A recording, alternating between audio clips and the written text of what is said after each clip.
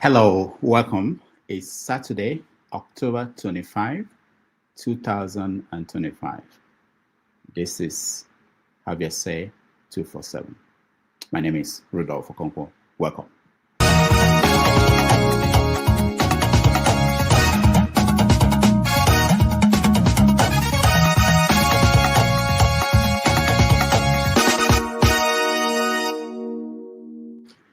Yes, it's another Saturday, and we're again going to look at issues in the news in Nigeria, Africa, and the rest of the world. Thank you so much for joining us. I appreciate all of you who joined us, those in the comment section, those watching at home, and those who are ready to join us in the studio. We appreciate all of you. Thank you so much for joining us and spending your Saturday morning or afternoon or evening to be with us. So in the news, we have so much going on as always.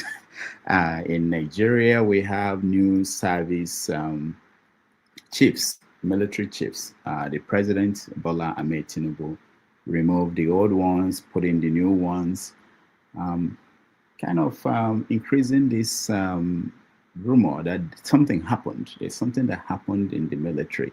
Why they arrested 16 officers and they're still locked up and we don't know details.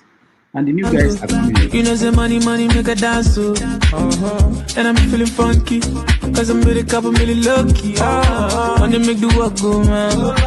You know, do me, I want more. A little magic, but they make it last. Yes, the new guys are taking over from the old ones.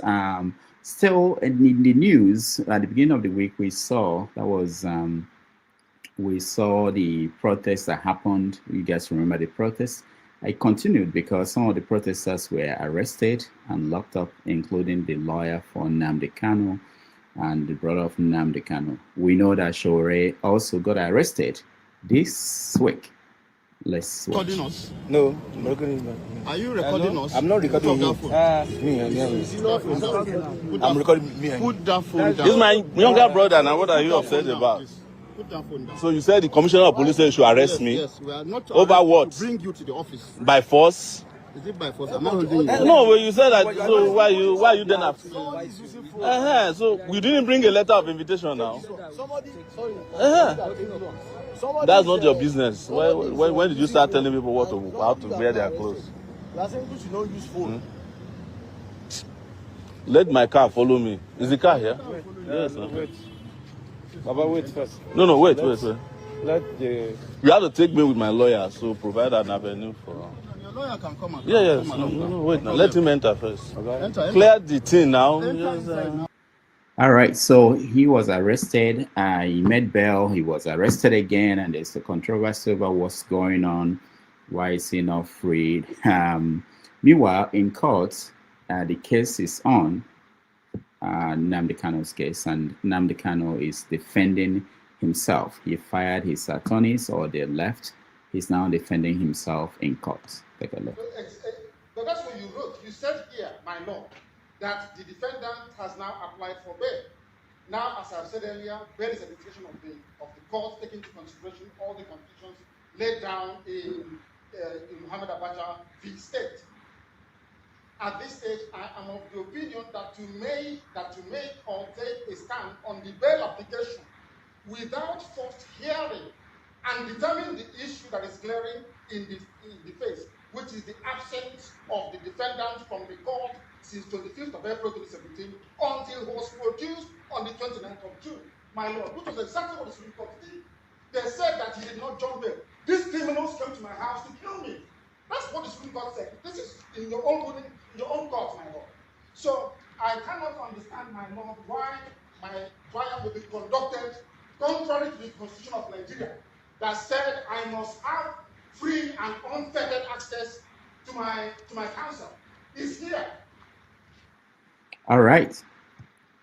Okay, so also in the news, we know that Anambra state election is coming up, and Charles Soludo, the governor, is riding the wave. And let's watch what's going on in the state.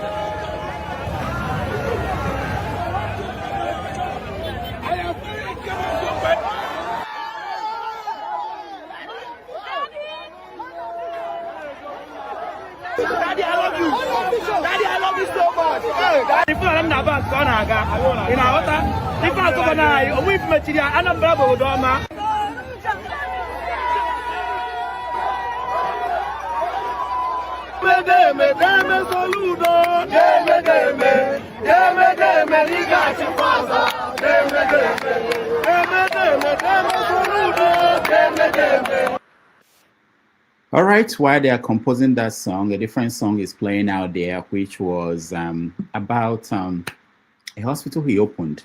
A lot of people are saying that the hospital has been abandoned. The people of the town where the hospital was, they are complaining that during the opening ceremony, they planted patients. Unbelievable. There's nothing you can hear in Nigeria. Take a look at this.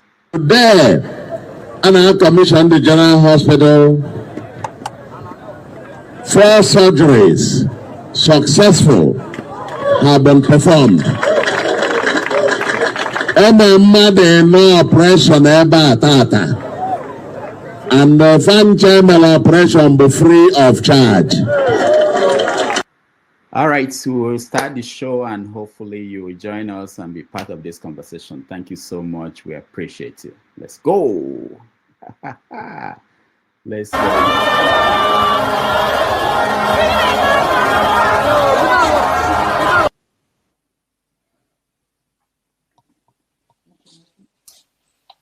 No, this rally make my blood pressure go up.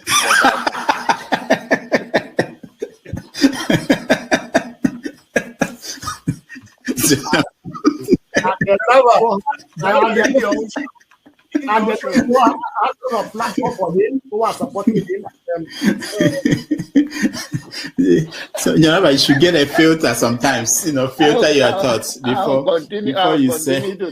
I'll continue to take blood pressure medication. Why are you getting high blood pressure, Anambra? Now, I'm not taking medication for myself. I'm taking it for people like Paul and some of you guys that after the January, February something, and then people like Soludo, that is a good spoiler. I thank God for his life. He's working for my. And I am ready to die defending Nigeria in whatever way. When it is God's time for us to go, it is you not took my going time to God. You are ready to defend Nigeria. I gave you my time. No, I'm coming. Alexi, hold on. You already started.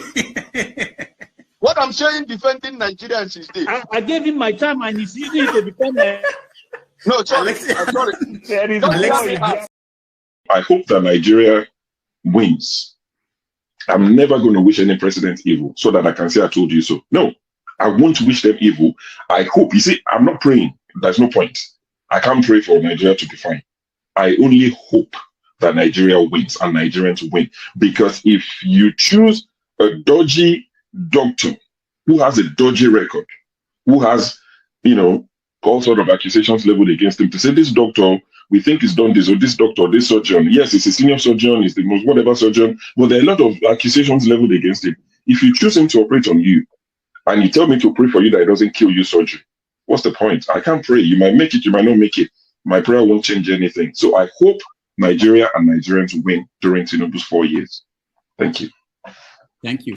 Uncle, right? I have the right to address Sowore the way I like. You don't know what Sowore did to me. So learn to control your emotion, right? That is the only thing I'm going to tell you. But if you don't want to control your emotion and you insult me here, I'm going to insult you 100%. Okay. You understand? You cannot insult me on a normal ground. Fiscally, you can't insult me, right? I will treat you like a child. If you insult me physically, I will handle you like a child. I don't care your age. Do you understand? You are powerful over the camera, so you can say whatever you want to say, but you can't yet say it to me physically. You understand? I will handle you like a kid. Can we arrest the meeting ground? Can we arrest the meeting ground? So learn to control your emotion. You understand? Please don't take him out. I also have a right to respond because you mentioned my name. There's no need to take him out. All you have to do is to meet them or something. And you're taking too long to admonish them. Comment. What did you say? comment. I know, but he mentioned my name, so I'm asking to respond to him. When he gets your time, then you make up. No. He mentioned my name. If you want to make it rowdy, I will take you out. Take me out, you son of a bitch. Take me out. You think you're a big boy because you're moderating. Take him out, please. Hello, come on, don't use such word now. Don't forget, that state is now oil producing state. So they now have derivation, if you are not aware. So if you want to speak for anybody, please do not defend a Kalata like a Yabelo. Please do not. Okay, let me respond to him. One second. Do not defend a Kalata like a Yabelo. Do not. All right, thank you, Mohammed. The people of that state. Can I respond to him? No. Then go to hell. Rudolph, go to hell. All right.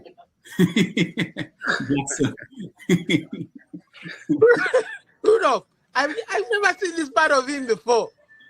Tinubu is a criminal, yes, of course, a categorical grade 1 criminal. The only person more criminal than Tinubu in Nigeria is probably Babangida. But he's a criminal, and is he fit for purpose? Absolutely not. Should Tinubu be the president of Nigeria? Categorical no. Is there a better option than him? That is subjective. So show me who he is.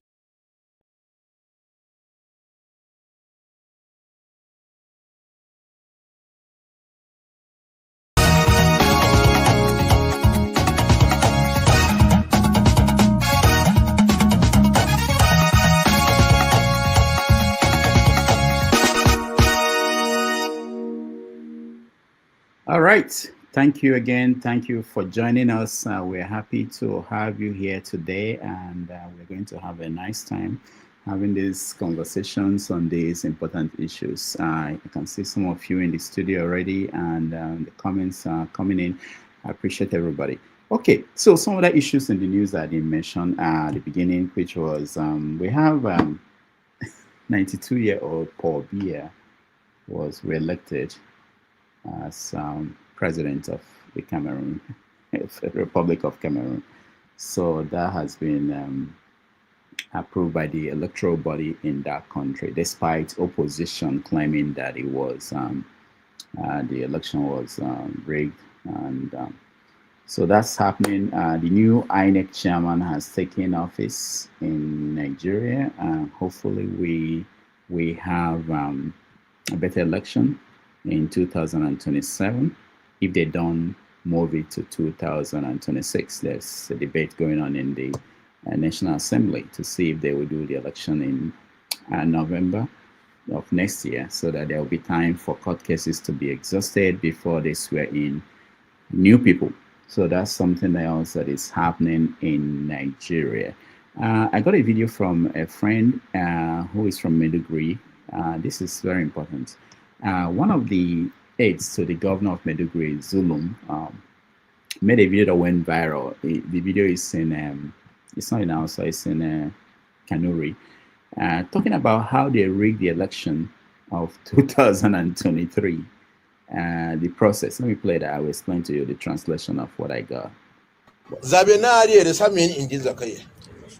Samin indin dia gaya da soja cikin da nalan ngobo kwara mo na lo isana go emrap satulu na langa na dina de tulro bundo boso amdu lore gonya ate montiro eke gontrok dio gonya ate montir crypto kiran am pdb ren karre bune sa ake je Allah uma sheda asuno mare karre luran nan ka soron karpiye polisaro ti uma nera do yerndi tuluke luni ke way kapade na sa gamboya son kunde no sa do gamboya har sorry umbe hibula ro manci de do da idea luran isbura kana kabula ala sai yake.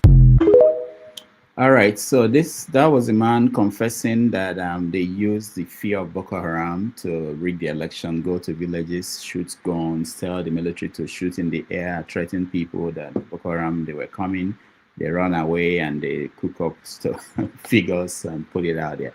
He's not happy now because he didn't benefit from the government that he helped to rig into power. So he put out that confession. One other thing I will share before I bring in people, there's this video that was trending. Say they are from Sharia court of Gudu, that their chief litigation and chief registrar has auctioned my shop. I told them that I don't have any case with them. Why should they auction my shop? I built this church in 2012. I rent their phone shop in number. I rent one to somebody. They said that person in the shop, we saw it their credit.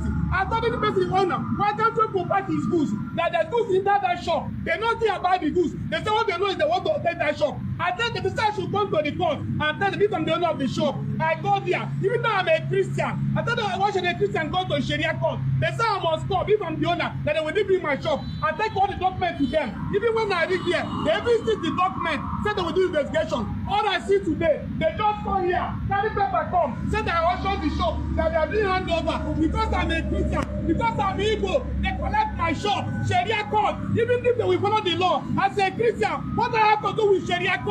They go to what is happening in Nigeria. They carry my case there. Even when I appear, they did not listen to me. They bring the other judge, the judge that wants to ask them what happened. They remove the judge, say that in charge of who the moving judge. They remove the judge. The judge collected my goods, my shop for nothing. I done nothing. Even if I have case with them, I would have said that with me. But I don't have any case with them. I have not appeared before their court. I don't want to commit anything. They just collected my shop. They said because I am nobody. Nigerians help me, oh. Nigeria help me, oh. My life will finish, oh. EDM help me, oh. They collect my shop because I am a Christian. They show the Sharia court. I'm taking my shop. God help me, oh. God help me, oh. God help me, oh. God help me, oh. God help me, oh. They collect my shop just to intimidate me. I have no case with them. If I had case, I would say that I win me. But I'm not being in their court and do any judge. They just collect my shop just like them. Just intimidation. Because of my time, I take the case to court.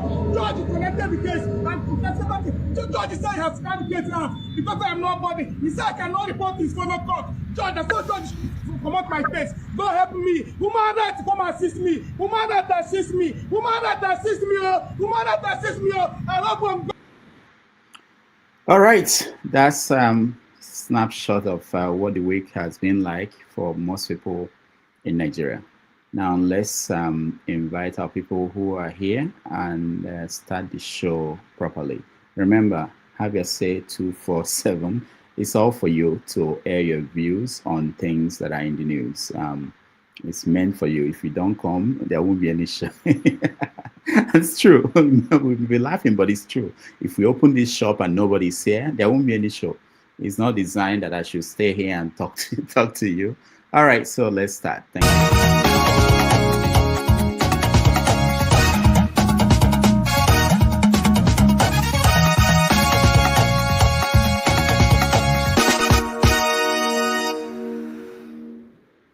Hey, Mr. James, how are you? Yeah, I'm all right. Good evening. Yeah, welcome. Yeah. How is the Gambia? The Gambia, well, so, very, very slow, very, very terribly slow. As long as it's peaceful, who cares about being fast? As long as there's peace, you are making a living and, what do you care? Well,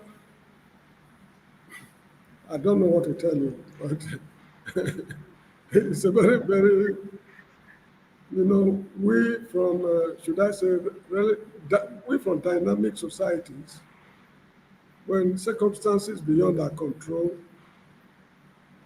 push us to a place that we are really not used to, at times you just feel so bored. And it's boredom that is one of my major problems in this country. The people are good. They are very accommodating. They try to see things from people's point of view, particularly if you are not one of them. But the boredom, the degree of boredom is beyond compare. Why don't you find something else to do? I mean, like write books. You can be a novelist and still teach. Yeah, I composed a book recently. I'm still putting a finishing touch to it. Okay, good. You see, I'm thinking well. Maybe I'll send you a copy when I get it published. Okay. Yeah, very, very, it will be very important, if you have the time and life is quiet, sometimes quiet places are good places for someone to come up with things. All right. So, what stories have you been following in the news in the last time? Of course, is it a phantom coup or a real coup plot? Or one thing I don't understand is people call it a coup. There was no coup. It was a plot, a coup plot that was hatched. And, Yeah, but you know that Abacha told us there was one coup that Abacha, he wasn't the head of state then, but he was the one that announced that they captured some plotters. And Abacha said, planning a coup and executing a coup, they carry the same punishment. So yeah, it's the same thing, whether we just planning. Technically, in law, to be a coup plotter, to plot and to execute the plot, they are two different things. Yeah. So when good, that's the point I'm making. But in the punishments is the same according to the military doctrine or whatever they have, their book. It's the same punishment because Abacha, I remember that coup. I don't remember who was there, who was part of it. They all face the same kind of punishment. Well, it's up to them, but my worry is that they should not use it as a weapon to disturb political opponents. Because from what we are seeing, they want to kill all the opposition parties to give them a free ride come 2027 general elections.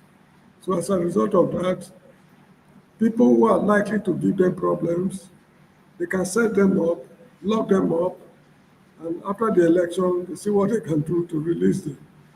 All these are remote possibilities, which we should not overlook. That's one thing. And also I heard that there's an unofficial list of the plotters.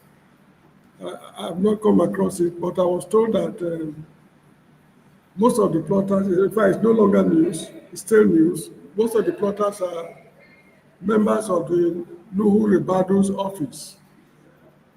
That is National Security Advisor's Office. Yeah, but I don't know if it is true or not. And I'm sure you know that Loquacious professor of bone marrow something. I was hearing him on YouTube saying that they're accusing Northerners of plotting the coup and was trying to play the religious card. Although he's a Loquacious, I don't have too much regard for him because when he was in charge of the National Health Insurance Scheme. Oh, you mean I know the person you're talking about, yeah, Professor. I'll find it. Yes. He could not account for how he spent the money. And where were they during Muhammadu Buhari's maladministration? Majority of them were quiet. Now they are making noise because Bola Tinubu is in office. Although Tinubu is not my star, but what is good for the goose is also good for the gander. So that's just how it is. This is Tinubu's time. It's now the chop I chop. When it's my time to chop, you chop. It's now what's it called? You chop I chop party. That is what we have in Nigeria today. So that's how I see it. So are you following what's happening in Cameroon? No, because the outcome is a foregone conclusion that Paul Biya will be declared winner. So there's just no point wasting one's time on those rubbish. But there's something he did that was surprising. I think I read somewhere that he offered the opponent the position of Prime Minister. I think he's aware that people are not happy about him being in charge for that long. So once they throw out the Prime Minister position in any country, you know that even the government is not confident in themselves. You know, they go and create that position. So he offered and the man said no. If people get the government they deserve, that's what Socrates said. If the people of Cameroon do not deserve that government, they will not even in the first place be able to declare him winner. Just like we in Nigeria, we deserve Bola Tinubu's government. Because if we do not deserve it, we know what to do to remove him. Did we not remove this man, Babangida, from office? We removed him after he postponed the handing over thrice. Nigerians told him enough is enough, and he was kicked out. So if the people of Cameroon do not want him, They know what to do to remove him from office. So if people get the government they deserve, that's my opinion. Okay. We deserve these rulerships in Africa. When it is time for us to do away with them, we will know what to do. All right. Thank you, Mr. James. KJ, how are you? Welcome to the show. Are you in church? Thank you so much, Dr. Rudolph. I'm not in church. I'm somewhere in the laundry. Oh, okay. But your the outline is quite interesting, so I wanted to just buzz in before I start going away from here. Yeah, so this is where we find out from viewers and people who are in the studio if there are stories I skipped that are important. There is a story of Ned Nwoko. Is that his name, Senator? The one that married? Yes, Senator Ned Nwoko. Yeah, that married Daniel. Daniel, yeah. That story, I ignored it last week. It's still going, but it's not very important. But at least I don't think it's solid. Yeah, I don't think we should discuss it. It's but we have to acknowledge that it's happening. Oh yeah, it's happening. And then the lady from Edo has been rescued. Oh, okay. I saw that headline. I wasn't even sure what happened. She was rescued. Mm-hmm. Yeah. And there was this drama that between the Oni of Ife and Laughing, and they said finally they settled their differences that they are going to work. Yes. And that it will still come up again because it's a question of superiority. Who is superior to the other? Every throne wants to be superior to the other person, and that has gone on for so long. Even when we were in primary school, that was going on, and it's still going on till today. So I don't think it will have a permanent resolution until one of the chiefs decides that is superior, and the other one is his subordinate. The question you should ask yourself: why should chiefs be subordinate? Why should we have first class, second class, and third class chiefs in Nigeria? What makes one tribe to have a first class chief and the other one has a second class chief? What is the rationale for that? So you find out that our systems are killed against the people, because you cannot decide that people from Nobi are second class chiefs, while people from Uzuakoli are first class chiefs. What can you do? Once you mention Nobi, my heart will jump. Like, are they after us? should I raise an army? That is what happens in Nigeria. The question has always been, why will somebody wake up one day and say one tribal or one set of people, their own chief is inferior to the other one, even though they may not even be from the same setup. They're not. Look at all the setup, how they try to make one particular set the dominant traditional ruler in Nigeria. Why the other set remains inferior to the dominant one. Okay. And not that we've not had problem with that, we've had problem with that over years, but we keep doing the same thing over and over. Yeah, I know it's an issue in some states where but they rotate it too. In some states they rotate it, but in some states where they have maybe the throne, that particular throne has been there before all the other ones. So they kind of give that person, whoever is in that position, as the head of the traditional chieftaincy people. But it's something that we have to decide down the road whether that should continue. Let me call out a few people who may be watching, if they are watching.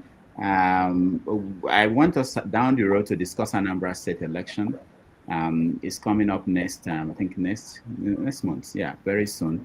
And there are a few developments. So if you are watching wherever you are, make out time if you can join us so that we can talk about that. There's this big story I'm looking at here that I think if Sho is watching, you might be interested in this story. I'm just kidding. I saw this headline, Yemi Alade.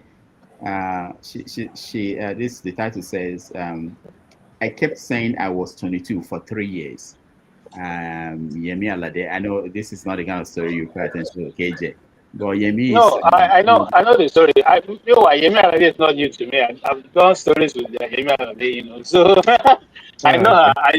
I I tried to listen to the interview, and I was wondering why she's saying I kept saying I'm 22 for 3 years. What does that? What the difference? What does it mean? No, the continuation said Yemi opens up about depression, so maybe it was connected to connected to the depression, you know. So sure, that's for you. Revolution now, welcome to the show. Yeah, good. I'm fine. Good evening. Do you hear me? Yeah, we can hear you. Yeah, good evening to you, to Mr. James and Mr. KJ. Mr. James, I greet you, sir. So, Revolution, where is Sowore? You see, that is what we've been telling the Nigerians. The fight we have started long time ago. Where Sowore is where he's supposed to be. You understand? It's not that where he is now is not somewhere we think that he is.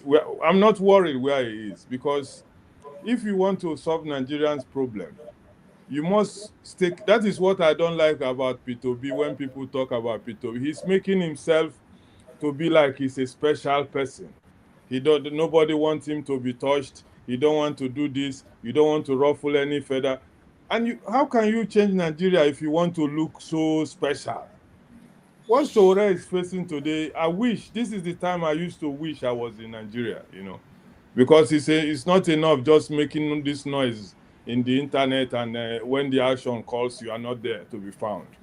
You understand? So where Sowore is today is where if I was positioned to follow my mind, I would have been there, you know, because what is happening in Nigeria is not a joke. We cannot just allow some couple of people destroy that country, enjoying that country, and we will just pretend as if it doesn't matter because we have taken care of ourselves, or because we are okay, and then we will just allow millions of Nigerians suffer. You know, so where Sowore is a place. Mandela was in prison, don't forget, for 27 years. So where Sowore is where he's supposed to be, because he's been put there to discourage people from fighting this system, you see. So where he is, we are praying for him to have that courage not to give up. They're just trying to weaken him, to discourage him, and to discourage any other person who want to fight the system. To fight a system that has destroyed one of the greatest countries in the world. It's not easy, Dr. Damiji. It is not easy to change these people. You understand? They feel that Nigeria belongs to them. They can do whatever they want.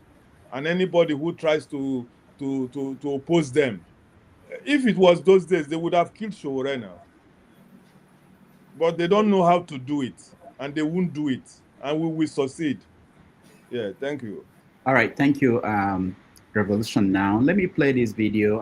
We are now moving over to a few things happening in America. From here? What's here? What country? Was you born here? Was you born here, man? What country was you born in? So this is what life in America has become. People are being pulled on the street and asked, where are you from? What is your, show us your ID. This is what's going on in America. And the interesting thing is that there were stories today of people, farmers, complaining that they cannot, there will be food shortages if care is not taken, because they don't have people who work in the farm and harvest the crops. There are people in service industries also complaining that they don't have workers that will run their restaurants and hotels, and so things are really getting to the point where the backlash of the kind of immigration that have been the fight against illegal immigration, the way they are doing it is something of concern.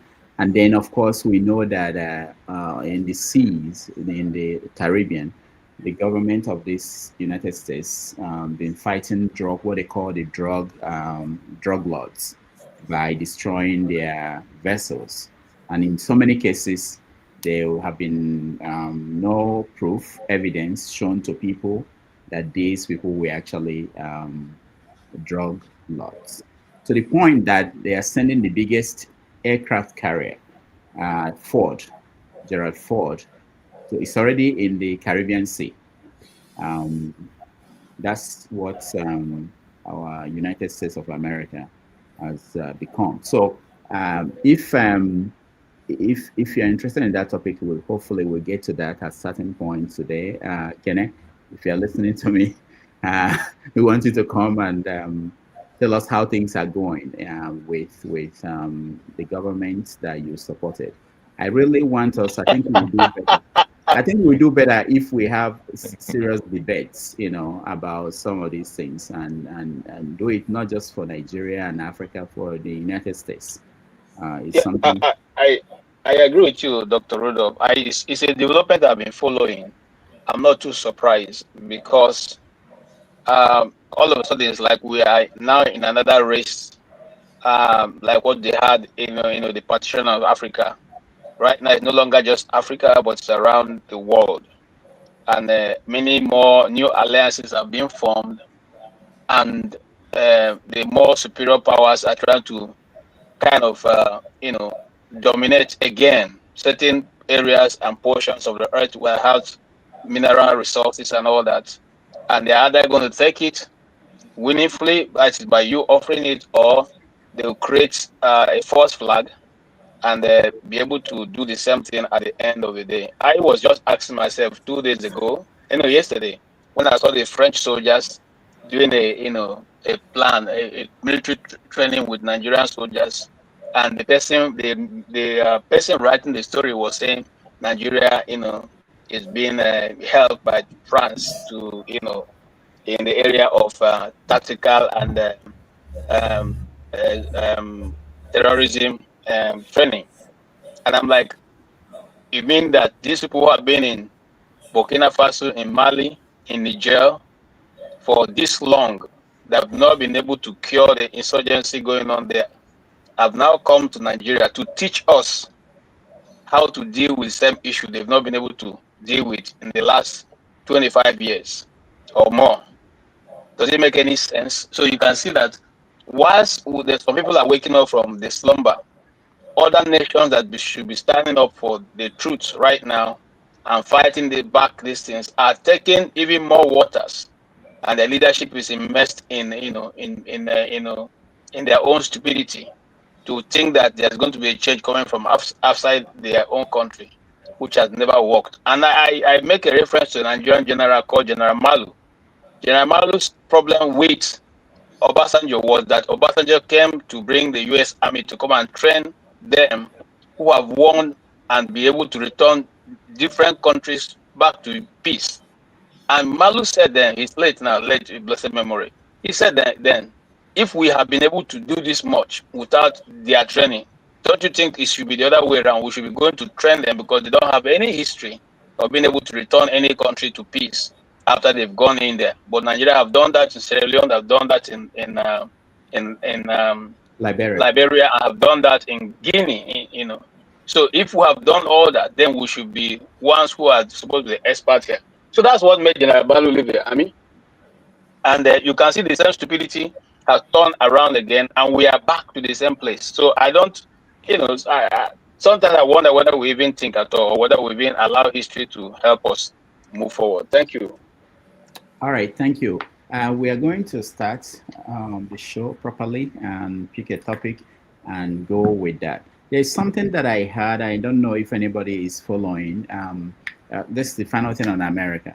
It's connected to the immigration thing. During the budget period, the government in America is shut down. Most people don't know, even people who live in America, shut down for 20-something days now. It's got to the point where they said that people may not have money.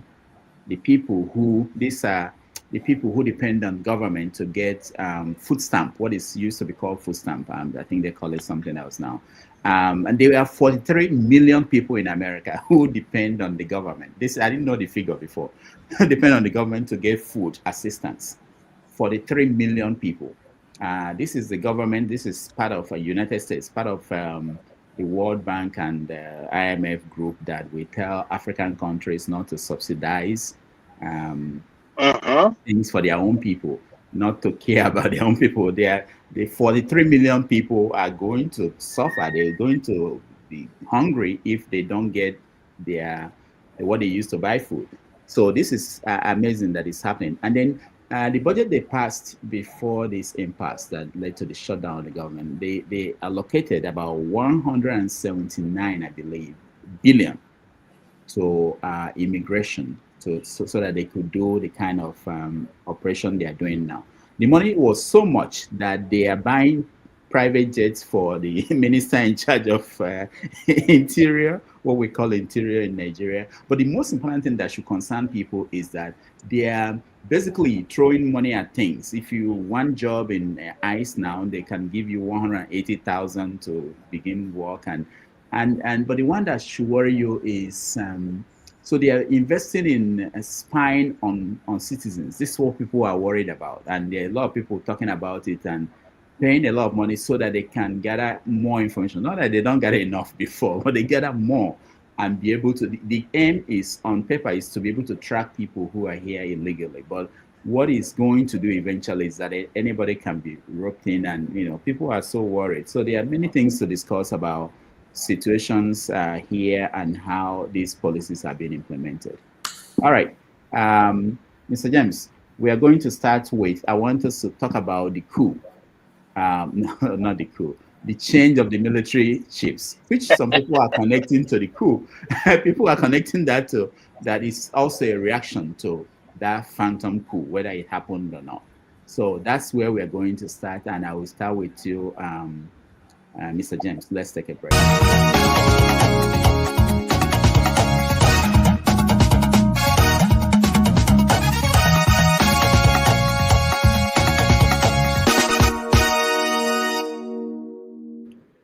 All right.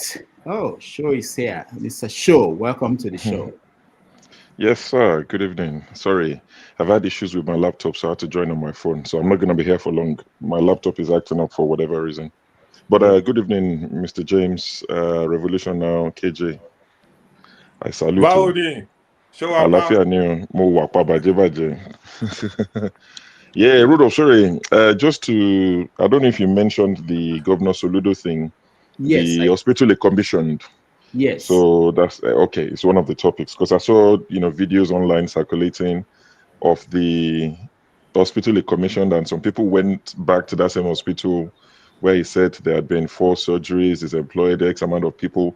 They actually had people there, patients apparently, who were giving testimonies of, I had hernia surgery done. I had this surgery done thanks to Soludo. They spoke 80% Igbo. But about 20% of it was English. But you could make up what people were saying and based on the tweets, the caption. So some guys now went to the hospital a few days later, and the hospital was deserted. It was empty. There was no single person there. Yes, you might have. I saw it. You have the videos, Rudolph. If you check your phone, you have the videos. Okay. So that's one story. I saw you about Yemi Alade. That's not a topic for public consumption. You and I will talk about that one after. It's not for public consumption. Then what else did I see during the week? Sheyi Tinubu met with young Igbo billionaires, millionaires. Okay, that's why they didn't invite me now. I'm an Igbo millionaire. That's why they didn't invite me.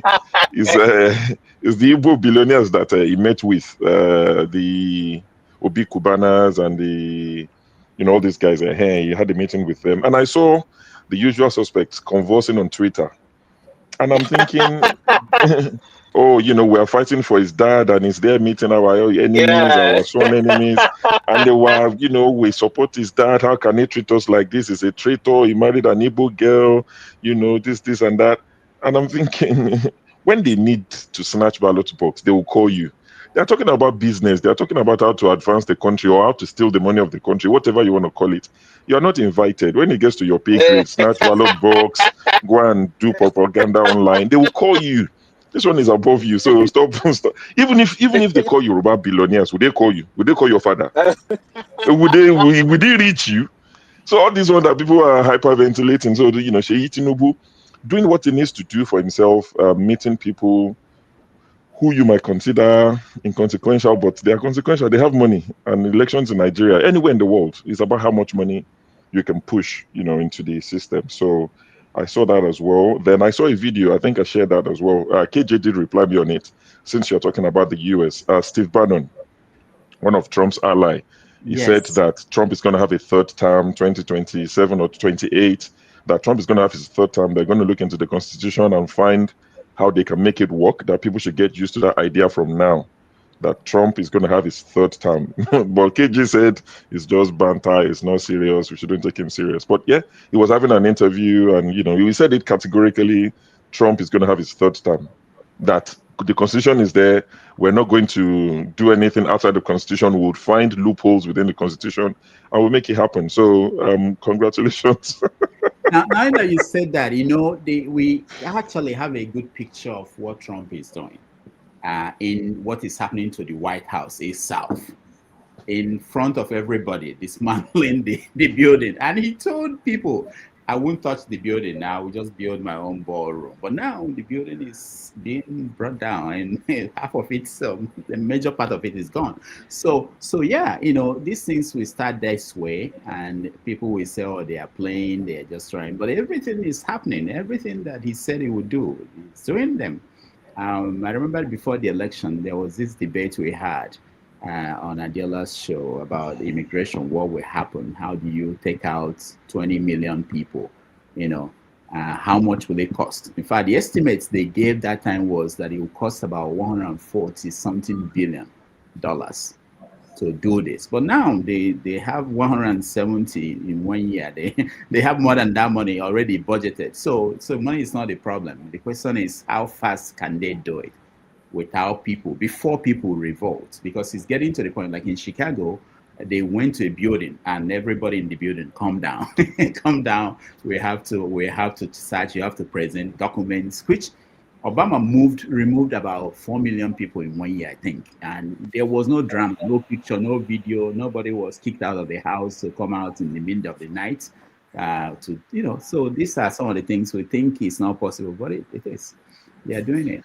So, if you need people to pick fruit, just get Kene. You will find the other magas. They are young. KJ is too old to pick fruit, so we can exempt KJ. Don't worry, KJ is forgiven. But Kene is young enough. Find Kene and Kene's friends. I'm not a maga. Me, I'm just a person who observes. Have a keen interest in observing what's going on. That is what you are forgiven now. But Kene cannot escape this. So he has to pick fruit. In fact, recently I wanted to call Rudolph, say I want to take some time off the media because I think I'm going crazy with what's going on in Nigeria. So yeah, but it's not just Nigeria, everywhere in the US. No, Nigeria only is too much. And Nigeria is, man, I can't believe what is coming out of Nigeria, I'm telling you. All right, let's start the conversation. Let's begin with, do you have any other thing that you're with? No. Regina Daniels. No, I'm not interested. For Regina Daniels, I wonder why people are blaming the mother. I mean, did there anywhere the mother ever forced her to marry Ned? No, she was attracted by Lamborghini Countable and Mercedes G-Wagon. Come on. I mean, wake up and smell the coffee. No, not the mother. The mother couldn't have forced her into it. So, but in media, as normal as we are in Nigeria, we will always leave the issue and go and tackling things that doesn't matter. Was she not a minor when they started dating? Because I think they got married at 8. She married him when she was 18. So was she not like 16 or 17 when they were dating? No, she was 17 according to the story. And so 17. But so she still needs consent. She never. Hold on now. She never got married until she was 18. And the mother said in her own interview, because I watched both interviews, and she said she tried to discourage her, and she refused. What's she going to do? Is she going to force the daughter? So she tried to align with her daughter, which is what anybody would do. Some of us don't wanted to go and marry. The parents of didn't, some people's marriage never started on the good note. But what just played out is the bad character that the girl has had. If the husband's statement were true, I mean, you can't be doing drugs in my house and I expect that I will keep quiet about that. And apparently, so that's the problem. Apparently, they had an issue a while ago because it's not one of the stories that interest me. As much as I like the small stories, apparently, when they had an issue a while ago, she must have said to people when she reconciled with her husband that it's better to cry in a Lamborghini or Ferrari than to cry in a keke. I only found out that last week that she was telling people that it's better to cry in a Lamborghini than to cry in a keke. So people are telling her, just go and cry in your Lamborghini or Ferrari and leave us alone. Nobody's interested in your drama. But look at it, sure. If you ask me to advise any young person, I'll probably tell you that too, because the world no longer loves anybody. It's what you can put on the table. And according to the present political class in Nigeria, what money will not do, more money will do it. So that's where we are now in the world. I mean, especially in Nigeria context. Nobody cares whether you are suffering. They want to see what you are driving. Once you come with a G-Wagon, you are made, man. Everybody follows you. That's the truth. So Mr. James, you see how they keep themselves busy, following Ned Walker and Daniel, Regina Daniels. So that we don't go mad, Mr. James. So you don't go. James, let me shock you. The Ned now is up to another social media influencer now, another young girl. Ned, money na water. Yes, now. You know.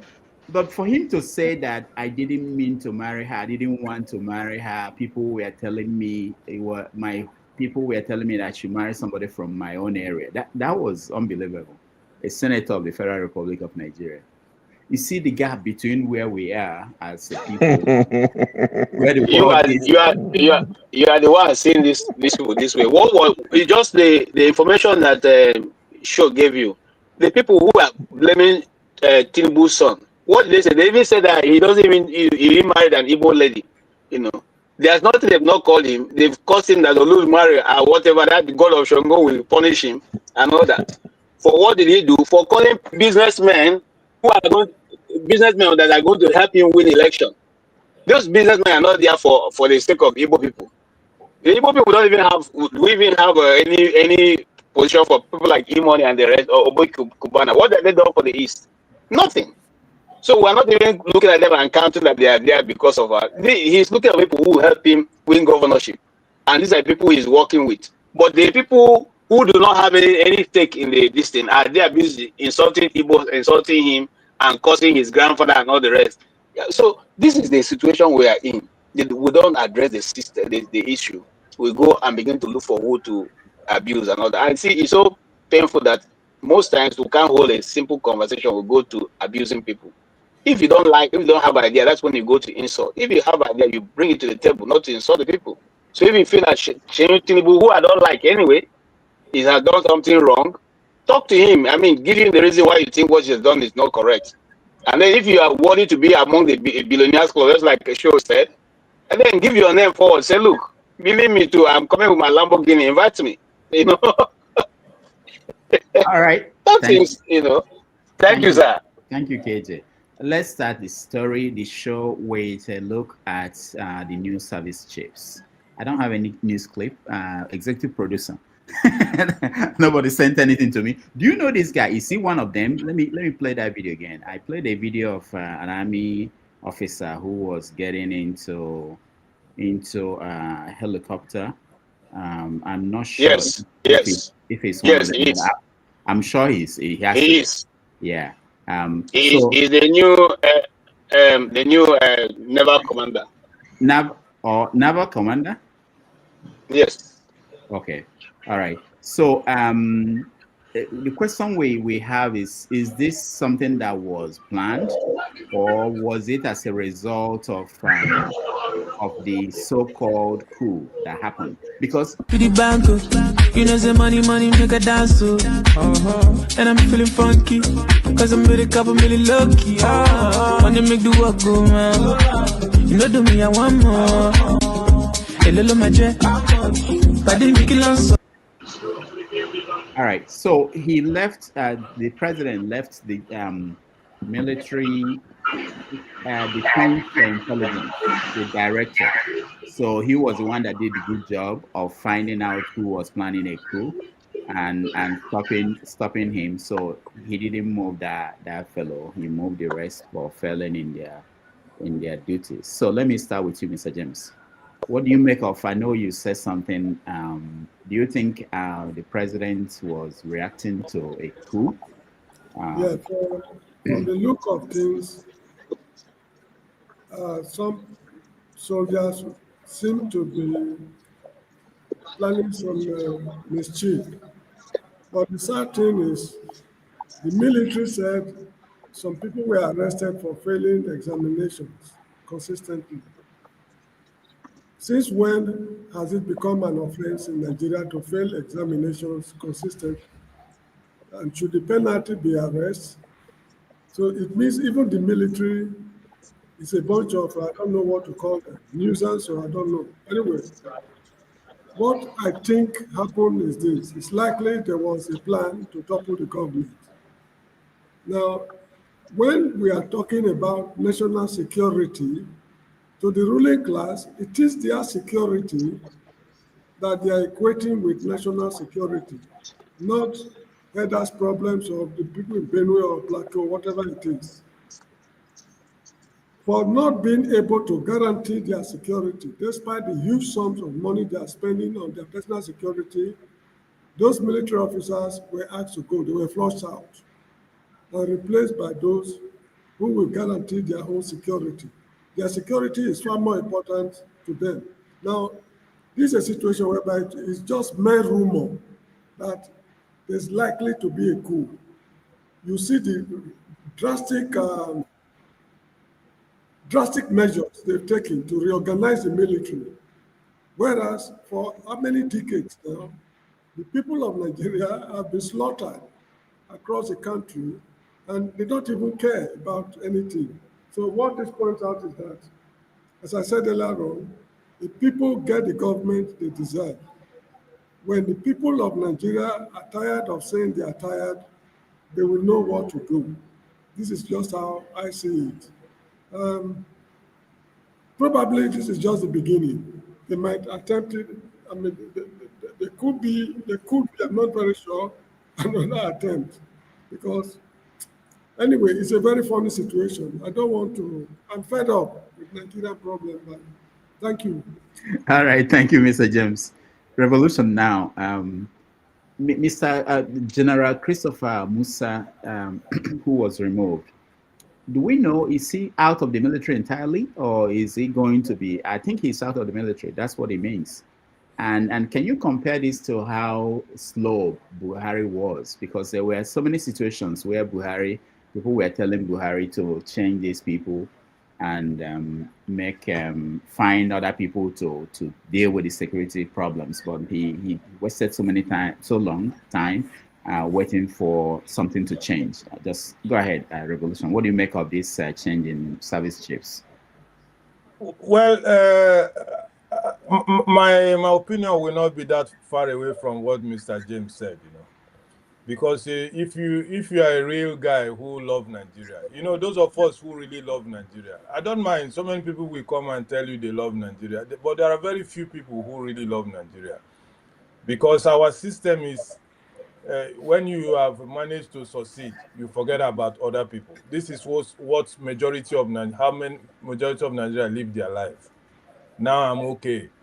Even Obenizo Obe sang those songs those days. He said,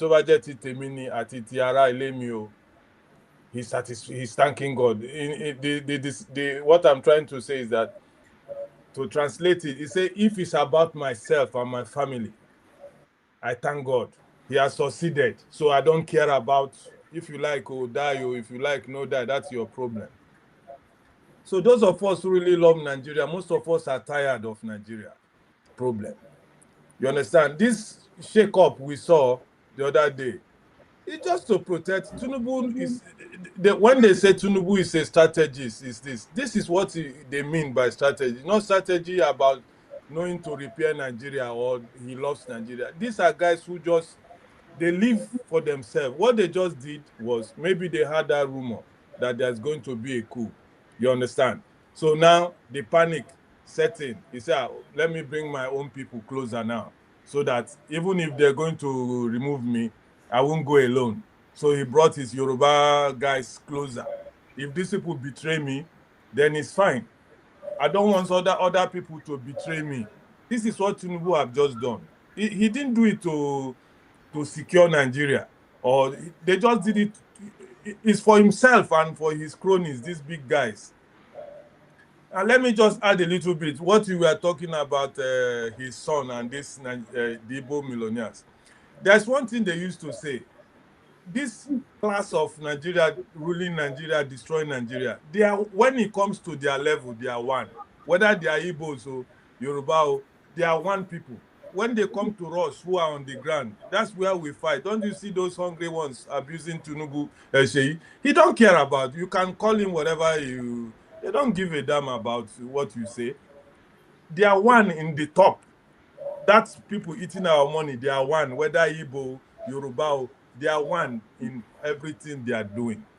So this shake-up, to answer your question directly, I don't see any. Me, I was even praying, but it is a start of what will come. This coup will happen. They know that will happen because they know what they are doing is wrong.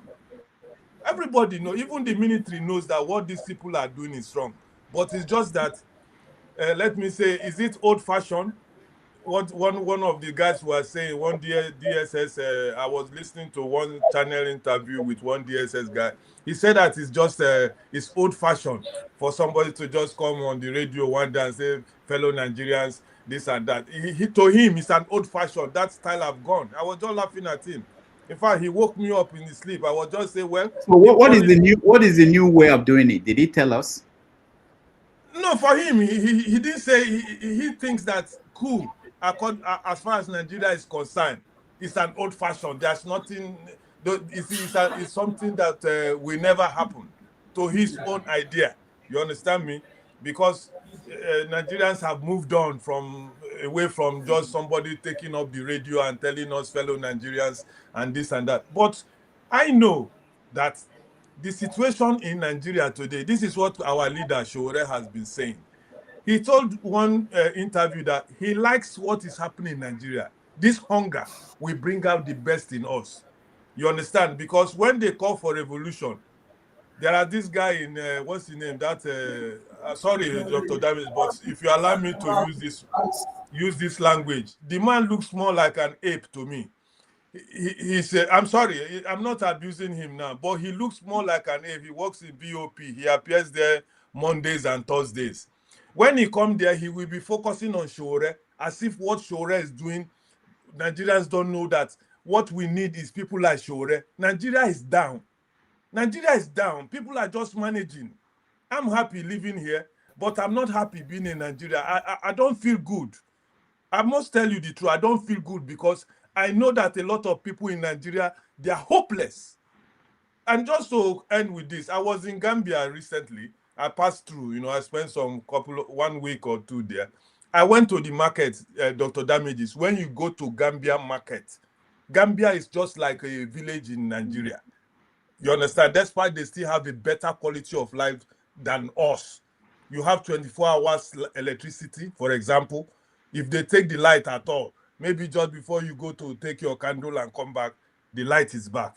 So I went to the market. You will see Nigerians pushing wheelbarrow. Wheelbarrow. You will be surprised.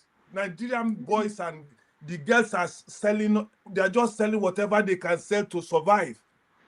When you know people like us, they don't believe say I've been Nigerian. When I tell you now how far, hey, bros, so Igbo only Igbo. Say I'm only Igbo. Then I start careful name. Pushing wheelbarrow. When they are talking to you, you know that these guys at least they passed through secondary school. Is that what we are supposed to be looking? People are just running away from Nigeria instead of staying here and there. If Gambia self, make we put head. Thank you. All right, thank you, Revolution. Now, Dexter, welcome to the show. Thank you, Dr. Damages. So we're talking about the sacking of the service chiefs and the new people that came in.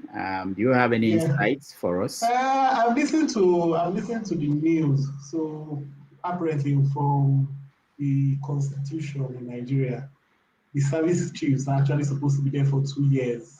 After 2 years, the president, this is decision whether to remove them or not. That has been the reason that has been given, the political reason. So you can take that in one breath and believe that.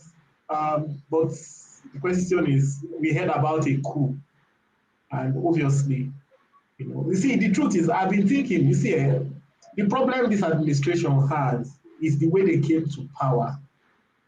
The truth is, if the election was fair and fair, and there was no rigging, and people could see there was no rigging, and Tinubu won, I can be sure the administration will be getting the support it needs. But unfortunately, because that did not happen, this administration has been ruling based on propaganda, and that is also their reaction. And that's why at the slightest, first of all, there was rumor of coup. They came out and gave the flimsy story that, the people they sacked was because the officers that were arrested is because they didn't pass the exams. Officers that don't pass exams, they tell them to retire. That's the policy. I know once you are an officer and you don't pass the exam after, I think it's about 3 times, they'll tell you to resign, to retire, because your juniors will be coming to become your seniors. So they now brought their propaganda and say, the guys didn't pass exams. Then all of a sudden, within 1 week, they are removing the service chiefs. However, historically, it is well known that coups actually, the top brass actually are not actually the ones that actually push for coups. If you look very well, many places, example, Burkina Faso, the guy is a captain.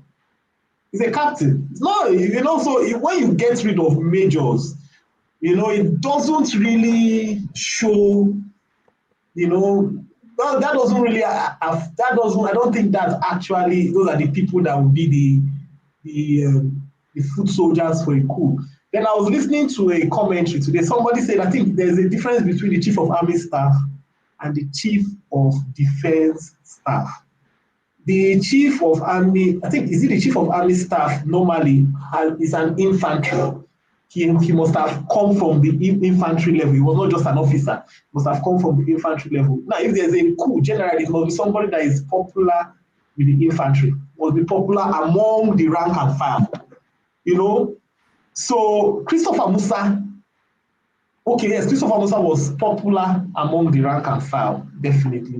So maybe that's a way of, we heard rumor, we need to get rid of these guys. But the sad part of it is that this administration did not, you might say they are trying to do some good things, but it beggars belief, because they didn't come the right way. They can't get the support. They are ruling with propaganda. It's just a whole mess for me. So was there a planned coup? Maybe even during the let me ask a question. During Buhari's time, wasn't there a planned coup? During Buhari's time, the coup was that Buhari was supposed to die for Osinbajo to take over. Let's not behave as if we don't know about that. That was a common belief. That was a common belief about in the south of Nigeria. That Osinbajo is there. Buhari is very frail. Buhari will die. Osinbajo will take over. In fact, when Buhari was out of the country for almost more than 70 days or so, there was already that belief there was already that jubilation in some section of Nigeria that Osinbajo. So is that not a coup? But this administration is so scared, that they cannot govern, and they are, so it's not helping the Nigerian as it were. That's the sad part of it. That all this is not to the benefit of the Nigerian citizen. It's not to the benefit, and I don't think no Nigerian is going to support a coup. However, we have mismanaged our democracy. We must agree to that, because the young people that were born after independence, were born after 1999, all they have seen is rot, chaos, corruption, and they will start asking themselves, is there something better? That is what is happening. They will start asking, is there something better? You can see that among the Nigerians, people that say, no to coup, are people who experienced maybe the Murtala and Babangida days. But if you go down to the next demography, they don't care. Because what they want is accountability. That's what they want, accountability. So Nigeria is in a divide, and this government was supposed to come in and make sure that the generation, that generation is giving something to hope on. But they have nothing to hope on. They try doing Yahoo to get money. You arrest them. They've tried all that kind of things. You are stopping them. Now you want to, next year, you want to come and collect their money. You know, they are saying you're going to tax them when you have not given them anything. So you find out that they don't care whether it's cool or not. But that is the sad reality of it. Thank you. All right.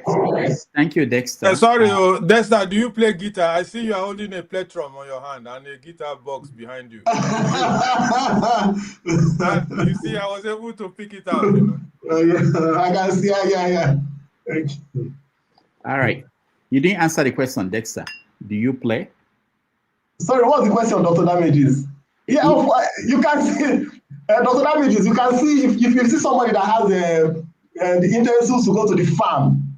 You ask whether he's a farmer. But there are people who take pictures with this is not picture. This is not picture. When you see someone taking pictures, sitting on Okada taking pictures, most likely they don't ride Okada. It's just for show. So when you were coming here, you knew that revolution would be here. You wanted to show off. Anyway. But doctor, really, anybody you see who keeps his spectrum always with him, he's a real guitarist, you know. It's one of these characteristics of people who really play. Okay. They even sleep with it. They sleep with it. They put it in their hand and go to bed, you know. I used to, let me tell you the guy, this is aside. I used to show on Dr. Damages, I would do this. Like this to illustrate someone who is smoking. They say, no, that's not how you smoke Igbo, that this is how they smoke Igbo. The guy that told me that, I said, it's good to know, because I was just in this thinking that I knew what I was doing. He said, no, this is how you smoke Igbo. Comparable facts. Welcome to the show.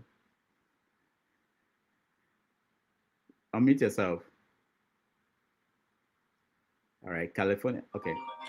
Yeah, greeting. Hold on, please. This is CNN, high level show. Let's move on to that one is now. Okay, wait for his take his call. KJ, Wayne, KJ, what do you know? What can we do? What do you know? Yeah. Let's KJ talk. Then I come next. Let's KJ talk. Okay. This is okay. Why do I have okay? This is what I know. I don't think. I think it's all like the process of grabbing power and getting ready to align themselves for 2027 or 2026, as the case may be. I don't think there was necessarily a coup. I say that because no matter what you say, whether you are in a modern time or not, the other day I explained to you how you can have a successful coup and the ingredients that must be involved. You cannot tell me a soldier man who is in the office of the NSA, who does not control the troop, has no armory in his possession, has no command. How is he going to do it? Who is he going to call? Who? It's not done that. We see it's a very delicate issue. You don't discuss with everybody. You discuss with only those who you trust. You are far away in the office of the NSA, outside of the barracks. You meet in your office working with civilians, and you tell me that a redneck officer will sit with you to discuss about coup. That is totally impossible until otherwise. That remains my position. As for the present chief of army staff, and just like the chief of defense staff is a political position in the army. You command nobody. You are just like any other politician. The only difference is that you seem to occupy a position that you can speak to the top brass of the military. But aside that, you don't have any command. See, the army is structured in such a way that it is those who have command, who have officers and men under them, that really carry the authority.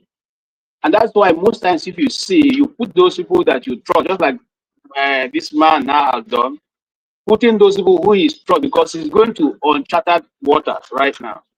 So the people who are manning those positions now are people who have men under them and have armory under them and have the Air Force under them. Because with the Air Force, you can do a lot of damage. With the artillery and you can do a lot of damage. With the armored division, you can do a lot of damage. With the transport and logistics, you can do a lot of damage. Communication, you can do a lot of damage. So with all this now being well manned by his people, he's hoping to go into 2026 very, very sound and able to continue to, consolidate power to himself. As for the people he has appointed, fortunately, the Army chief of staff right now used to be my junior in secondary school, so I know him fairly well. Very brilliant guy, gentle guy at that time when we were still young. I don't know about now, and yeah, he brings a lot to the army. At least one or two people have spoken to me this morning who are also in the military spoke very highly of him. So whether the army is going to be going professional from him or will now continue to play politics is yet to be determined. Time will tell. As for Christopher Musa, I'm not surprised because last week he spoke extensively on the politics that the army has employed in a system of trying to rehabilitate Boko Haram or terrorists. He didn't agree with that. He doesn't think it was working, and he thought that more action should be taken. For me, if you ask me as an observer of Nigerian politics, I will say he was totally removed because once you go that way, the hierarchy of the North will come after you. Because he has openly again spoken so much about the way that people are being rehabilitated into the society, whereas the communities that these things are affected are still living in IDP camps. He felt it was not right. By the way, since I left, I've not written any articles, but for this one, I think I've written one. I'm going to put out very soon because I was a bit surprised for him to have taken that position. I knew that he was already, he's going to come in confrontation with the government because that is a government policy which they are asking the army to implement. And if he does not agree with it, that means that he himself will be a stumbling block to the military or to the government in power. So I'm not surprised for him. He has done well to defend the government, which is not supposed to be his position as a professional army man. He's not supposed to be the one going around talking about how they are rehabilitating people and what the policies of the army should be against all this and all that. It's not the army's position to begin to give us briefs of what is going on in the nation and all that. That's for the Minister of Information. He is the Minister of Information of what is going on in government. But you see, because the system is not working properly, you make a chief of defense staff to now come be holding rallies and holding talks here and there and granting interviews. No chief of army staff, no defense chief of staff has done that in the past. If you look around, they always concentrate dealing with the army and handling the army issue. But for this time, we are working around. We are in an uncharted space, so things are not working the way it should be, and that's just what it is. It is what it is, and that's it. I think he has brought people he knows he has under his arms, and they are going to deliver 2026 for him. And I don't think he was sure of what Christopher Musa will do, and so he has to be sure now. But I think for me, if I was Christopher Musa, I think I will. Apart from a few lies he told about the IPOB people, I think he did a very good job for the government. So he can as well go home with his head high. Thank you. All right, thank you, KJ, for that insight. It's always good to have people who know someone who is now the chief of army staff. So hopefully, KJ, next time we bring you in, you give us breaking news. All right, comparable facts. Welcome. Yeah, good evening, everybody. Morning and afternoon, everybody. So think I was able to get part of the topic. So now we're talking about the recent military shake-up in Nigeria, right? Mm-hmm. I got you right. I follow it vividly, but I can still comment about it. I mean, it's come with different dimensions, because we are here speculating. We don't really know the reason why they happen. I mean, the shake-up could be means of, tightening the wing, I mean, because of the recent, maybe because of the some of the military, they are complaining of career stagnation. That's why they participated in the coup. But we don't really know. It could be because of the coup. It may not be because of the coup. And it may be a way of punishing the former chief of defense, Musa, for not improving the security. So that could be. We are just speculating. Is it the normal thing that has been done previously in Nigeria? So, but the main thing, they have to put the right person there. That's what I'm saying. Something like more. Is it going to make any difference? I don't know. Like I said, I've not read much about it, the intricacies why there was a shake-up. I don't know. I can only comment about what I know. So it may mean anything. I don't know. That's what I have to say now in reference to that. All right. Thank you, Comparable Facts. Ike, welcome to the show. Yeah, good afternoon, good morning, good evening, everybody. It's happy to be here again. Yeah. Dr. Damages, my position or my opinion has not changed. There was no coup in Nigeria. That's my position last week, and I still maintain that position. So the question is not about the coup now; it's about the change of the military leaders.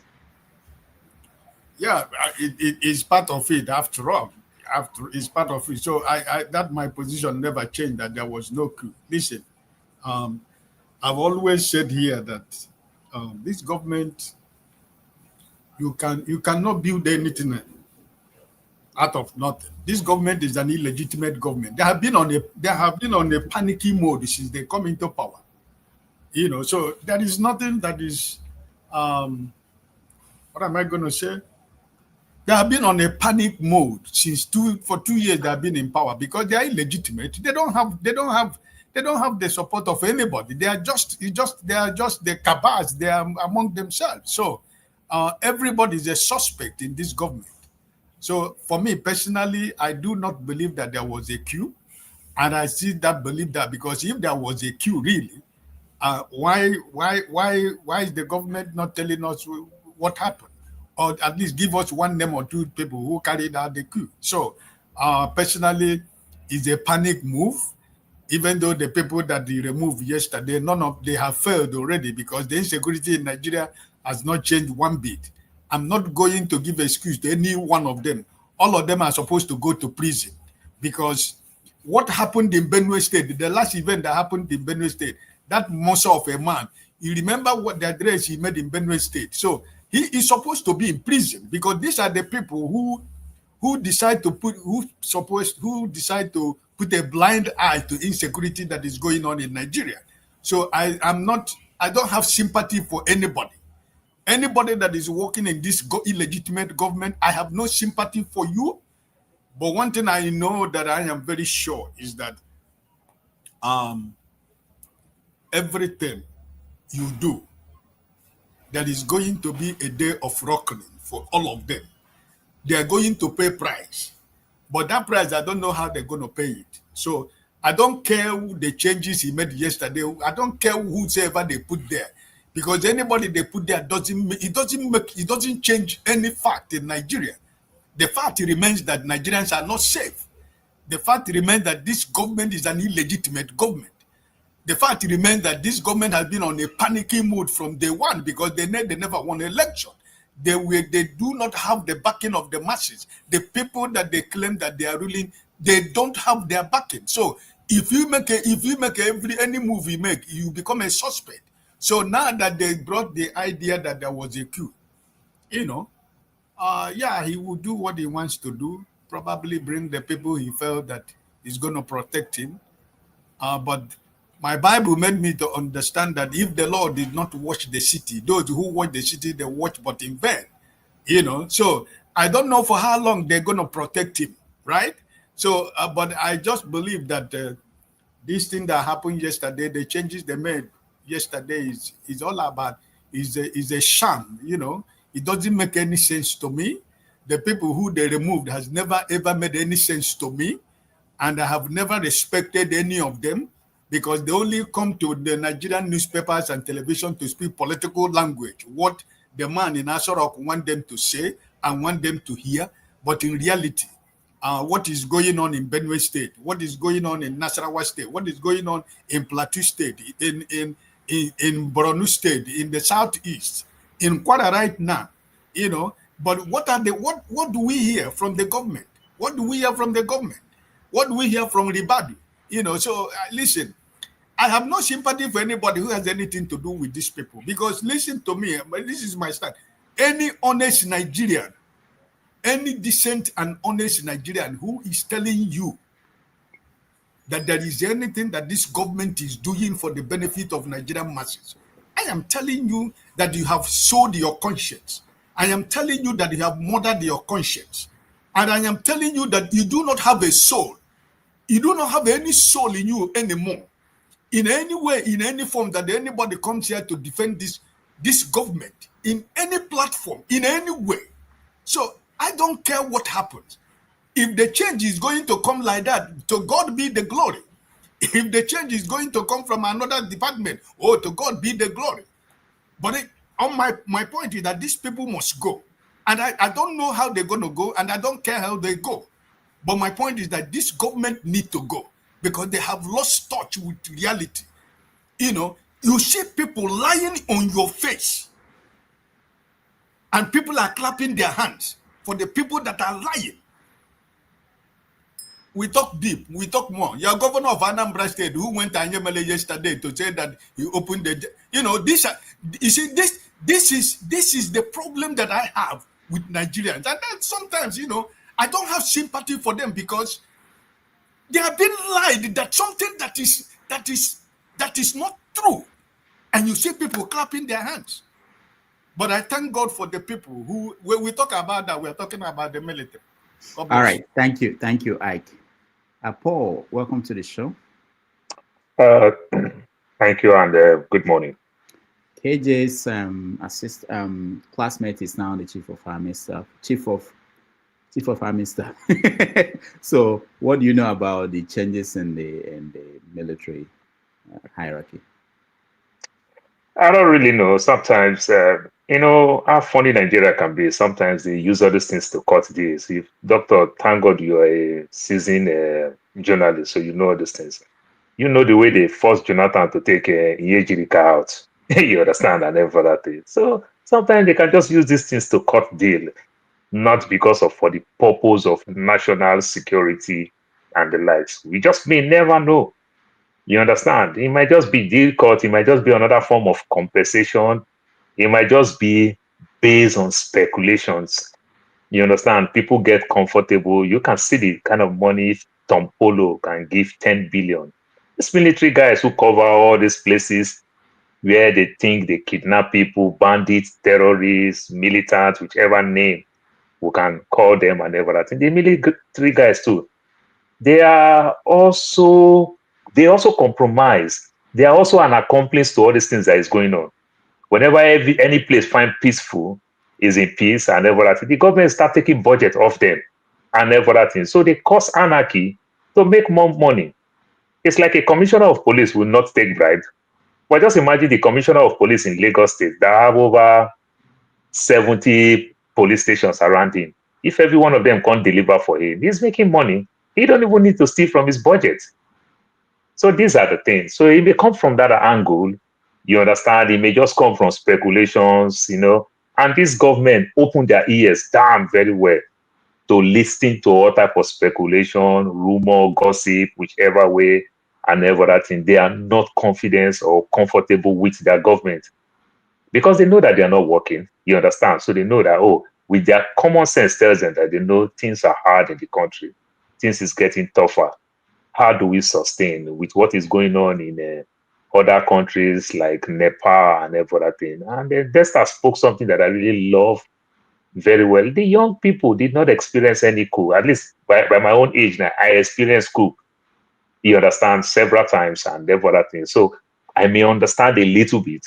But the young people will never understand, just understand that we need to let this government go. You know, if I grow up in Lagos in one local government, my thinking faculty wired around my community.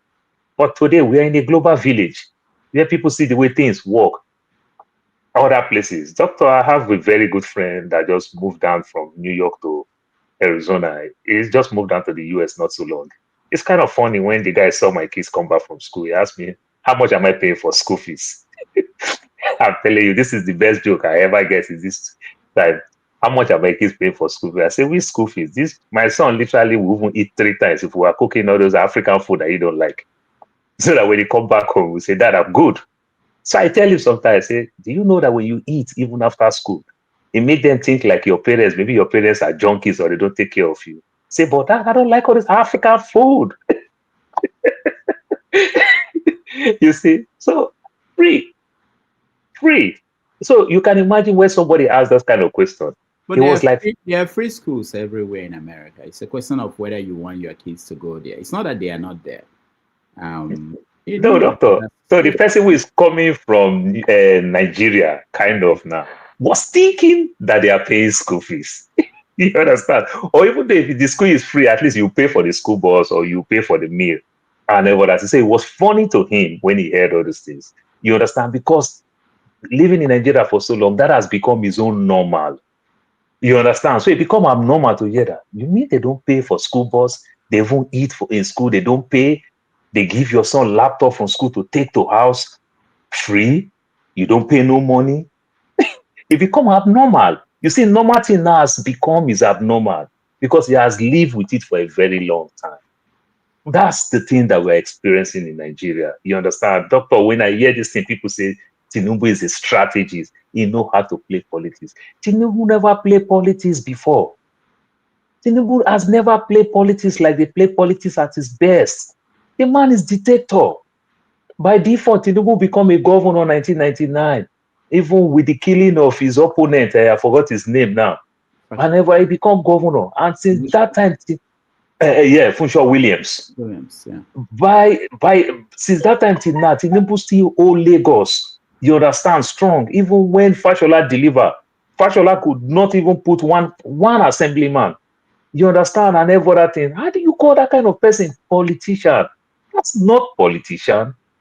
That's a dictator with Agbada, as we will call it in Nigeria. That's not politics. And you can see it. You understand? Somewhere along the line, they just stand up for the history of Nigeria.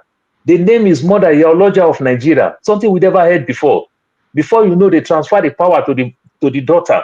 And the daughter become Yoloja General. And when they do the election, we did not hear where they conduct the election from Edo State, Delta State, Imo State, Zamfara. But she is the Yoloja General. You understand? Look at what the son is doing. These are dictators. You understand? These are the type of people that Trump is watching, that is causing this type of problem we're facing in America. I want to believe that Trump is watching Nigerian politics closely. You understand? Tinubu is not a politician. You understand? So they just fear. They just want to hold on power. That's what he knows how to do. They strategically, from what you said about KJ's classmates, Tinubu know how to play when you read the 48 laws of power. Tinubu know how to play those politics of bring somebody that knows that they did not deserve it and give them power. You will give that person all your allegiance. You understand, doctor? If they take me now tomorrow and go make me Minister of Aviation that I know I don't deserve, what do you think I will do to the government? I'll give my best. Like Okpebolo in Edo State, you must wear Tinubu. You understand? You will give your best. That's exactly what is going on. We will never know the truth. We can just speculate here and there, but I don't think when you come to those service chiefs, we will never know the truth. That's my thing. Thank you, Paul. Odi, you are the last on this topic. Welcome. Oh, thank you. Hello, everybody on the panel and the comment section. It's nice to be here again to get the monthly therapy or weekly therapy. I'll just second my friend Paul, I think we will never know if there was any coup threat or anything, but, we can only speculate. But at least we can, there's some circumstantial evidence all over the place about things that are happening that we know for sure. We know there's been a hurricane, engulfing Nigeria regarding Christian genocide, whether one side, either side where you're. That's Tinubu's major problem now. I'm like surprised that people are not talking about that. The Tinubu is under a lot of pressure.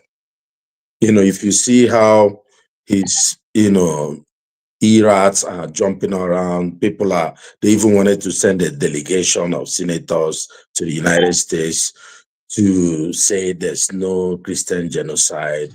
They're sending even the Middle Belt Christians, the ones they're not killing us. So they just killed my mother last night, but they're not killing us. No. They killed my brother yesterday, even on this platform. Some of them, they say they are pastors. Say, no, there's no Christian genocide. No, leave Fulani, for bearers. Look at people. They just kill small. It's not genocide, really. But when it's Gaza, they're all jumping up. Oh, these Israelis kill all of them. They have killed everybody. It's a joke. Nigeria is a joke, If there is any coup or threat of coup, parade the suspects, right? Nigeria, there's nothing Tinubu will enjoy in this world more than parading, people who want to remove him. Of course, if the idea of the Christian genocide, is what they are scared of, the only way America does their business is change government, right? So it makes sense that they have to do something. That's my own theory. I think if you look at what they have done recently in Nigeria, right? So Tinubu has sent out Sowore and his boys to go in and now pitch IPOB and Nnamdi Kanu freedom, to muddy the waters. Sowore, imagine, going on the anniversary of NSAS to announce that he is trying to release Nnamdi Kanu. He went to the rally or the protest. They arrested everybody. Somehow, he was the only one that they didn't arrest. He went back to the police station, the man that arranged the protest. He went back to the police station. They didn't arrest him. When people started speaking out and saying, oh, how is this possible? You arranged protest and you took people there and they saw you. How come they didn't arrest you? They now arrested him. Now, VDM now went to China. So they are throwing people things to confuse them. Look, this, just like how Israel or United States, how people started talking about the Christian genocide to divert from Gaza, right? It's the same thing that Nigeria is doing to divert from the Christian genocide, because Gaza war has ended, or has it ended? Now, the only thing we have on board is Christian genocide in Nigeria. That's what is cooking everywhere online. If you're on Twitter, you know what. So there are senators, there are bills in the Senate floor and in the House floor in the United States to get back Nigeria where they were under Buhari during the Trump's first term. And this is why they are cooking up genocide. They are throwing Sowore, around the whole place to confuse everybody. They are throwing VDM. It's a joke. But the truth is that by the day the coup will come, they won't even know, or whoever. They will just be comfortable in their houses, just like rapture. They will all be raptured. Thank you very much. All right. Thank you, Odi. I will let Revolution now respond, and then we move. If he responds to whatever I said, I have to respond back to him. I'm waiting for him. All right. Revolution. Let me just say, before you say anything, let me just say that Sowore and Nnamdi Kanu will be the topic for the next segment. So don't the next after this, that's what we're going to. So don't waste a lot of time on that because we are going to go in. Yeah, but if he says anything directly to me, I'm responding back to him. I'm waiting for him. All right, go ahead. Revolution now. Okay, I don't want it to be confrontational. Like maybe let me wait for when we talk about Sowore. Okay, all right. All right, thank you. Ovie, do you want to say something before we move to a different topic? I'm trying to avoid when people come in and drag us back. Ovie, go ahead. Yeah, assalamu alaikum, Jama. It looks like there's something going on. Who is the girl? Ovie, where the party there now? They like free food, though. You know, so I not get wait for body. This is this is private party. Party for 2, 3 is a crowd. Oh, that Pebolo they host to that. I know. Where is we? We are in we're talking about the change in the military hierarchy, not the command itself. What about it?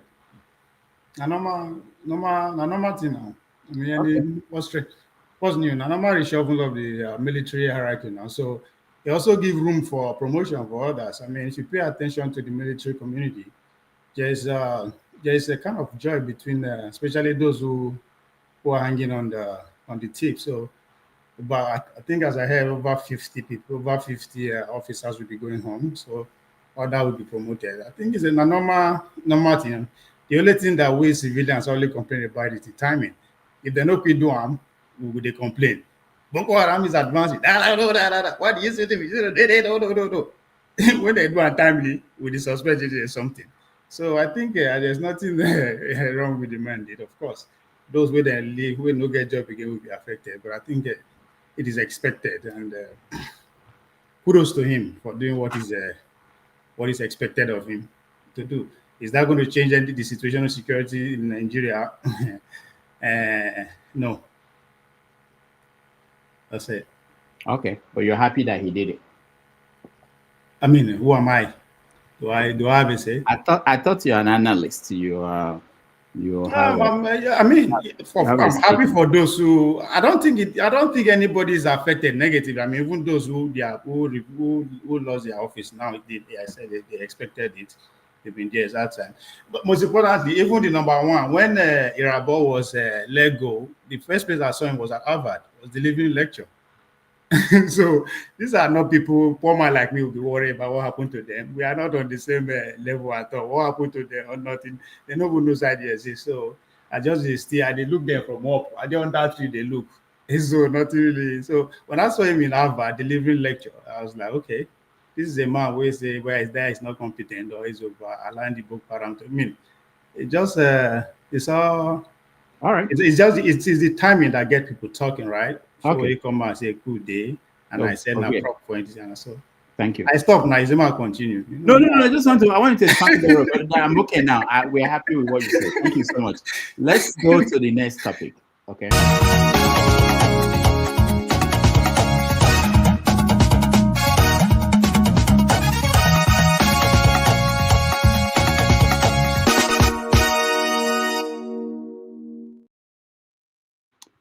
All right. So during the week, we saw a protest, we saw arrests, and then, of course, we saw Nnamdi Kanu in court, where he is now the person defending himself in court. Let's take a look at Nnamdi Kanu delivering his own defense. Okay, I don't have the video first. Let's go to Sowore. Okay, I got it. But that's what you wrote. You said here, my lord, that the defendant has now applied for bail. Now, as I've said earlier, bail is a discretion of the court, taking into consideration all the conditions laid down in Muhammad Abacha v. State. At this stage, I am of the opinion that to make or take a stand on the bail application without first hearing and determine the issue that is glaring in the face, which is the absence of the defendant from the court since 25th of April 2017 until he was produced on the 29th of June. My lord, which was exactly what the Supreme Court did. They said that he did not jump bail. These criminals came to my house to kill me. That's what the Supreme Court said. This is in your own court, my lord. So I cannot understand, my lord, why my trial will be conducted contrary to the Constitution of Nigeria that said I must have free and unfettered access to my counsel. It's here. This is the law.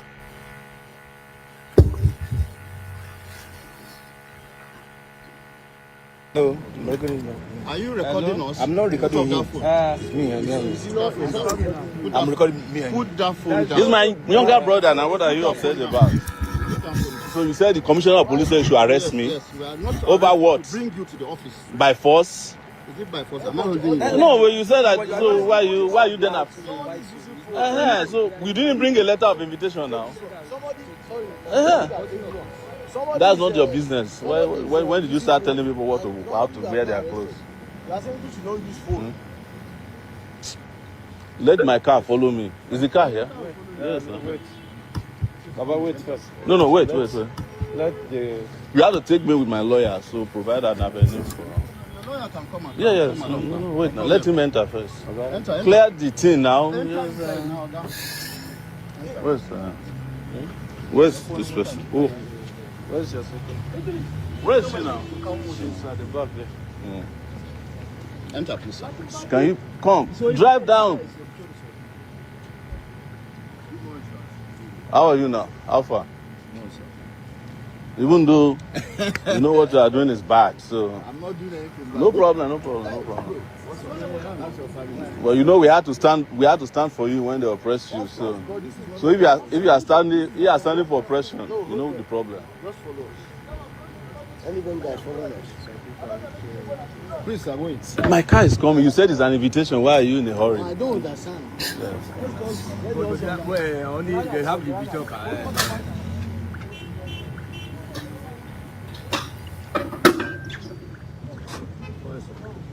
How are you? Is this your car? Yes. So they follow us from behind. Let me give them my stuff.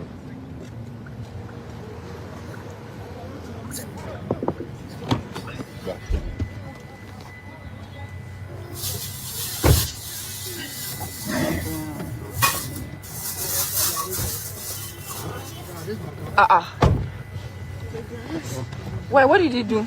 They said they shouldn't wait for the time that I was able to capture when the police was saying I should drop. Yes, follow them.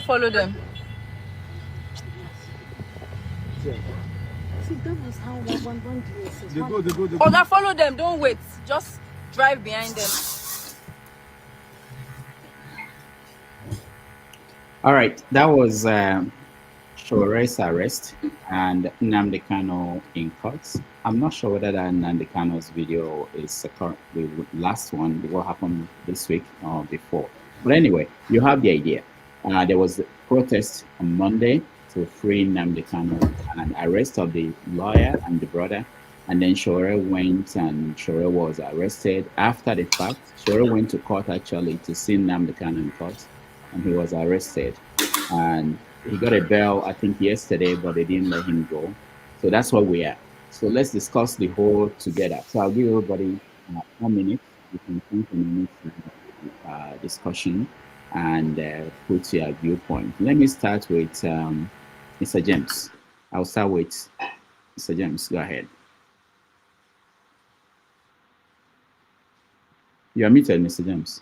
I know you are tired of Nigeria, but what can we do? We have to. Precisely. I was just saying I'm sorry. I don't have much to say about it. But Mr. Paul utilized my time. All right, Mr. James. Okay, you can listen to people who are not tired of Nigeria. Let me see. Let's go to you, Revolution now.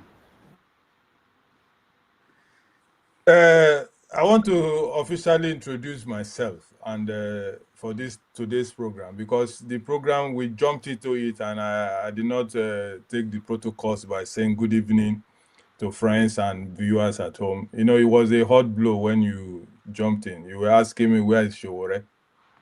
So I lost my manners and then I just went into the topic. So let me start freshly, because you see, Dr. Damages, I'm a Nigerian.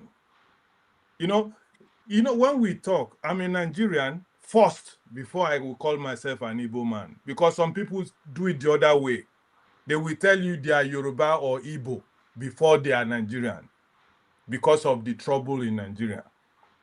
Where is this trouble coming from? When I call myself a street boy, if you live in the street of Nigeria, you will know what Nigeria is made of. Somebody can just come now, lie to you, tell you, say, this person do this, and the person no do am. Now Nigeria be that. If you want to be honest with yourself, if you be somebody who move with Nigeria, can't suffer with how Nigerians be. If you know the characters of Nigerians, no matter which part of Nigeria they come from, if you know the game Nigerians play. And let me tell you, the biggest success I made in my life was to move away from Nigerian style. And since I took that decision, it was many years ago, my life turned around. I was able to live freely. I don't walk looking at my back. I wouldn't cheat anybody, because Nigerians knows that game. Oh boy, the guy na Mugu. They will do you bad, they go call you Mugu. So I changed myself completely from that type of Nigerianness, of saying something that you know is wrong. What the English people or those of Nawe go school, they call speculations.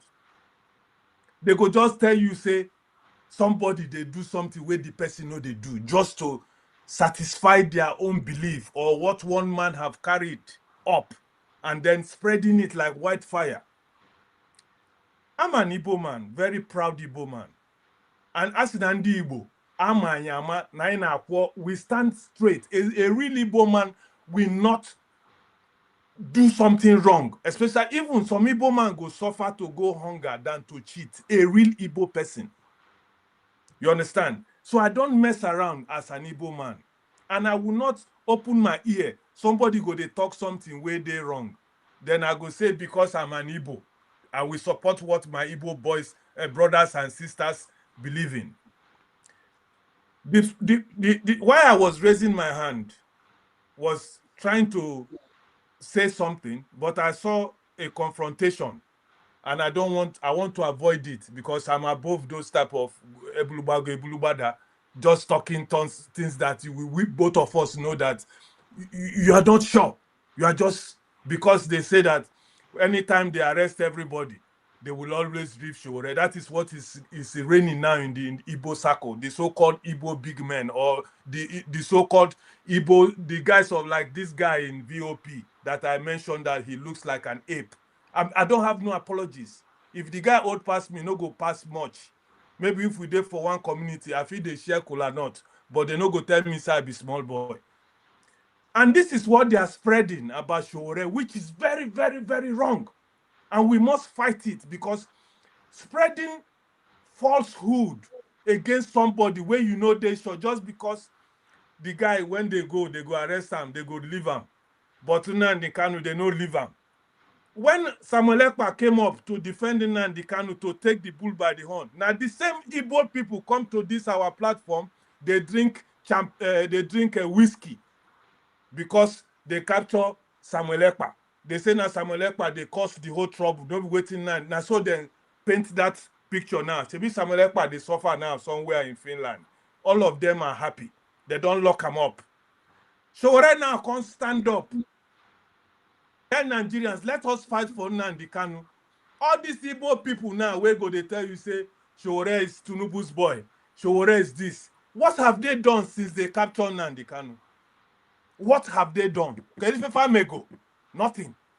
Now Sowore, as a freedom fighter, took it upon himself. All these people were there, and Sowore, before he was going around on interviews saying that this is an Igbo thing. They are punishing the Igbos, which we know. You understand? So when somebody come now, Sowore is doing his job as an activist, trying his best to help this brother, at least to get a mouthpiece for him, to make it international, to make people know, people will know, to say, this guy won't lock here. They lock him here because of Igbo. Not say they know they lock him because waiting he do, other people no do him. You understand me?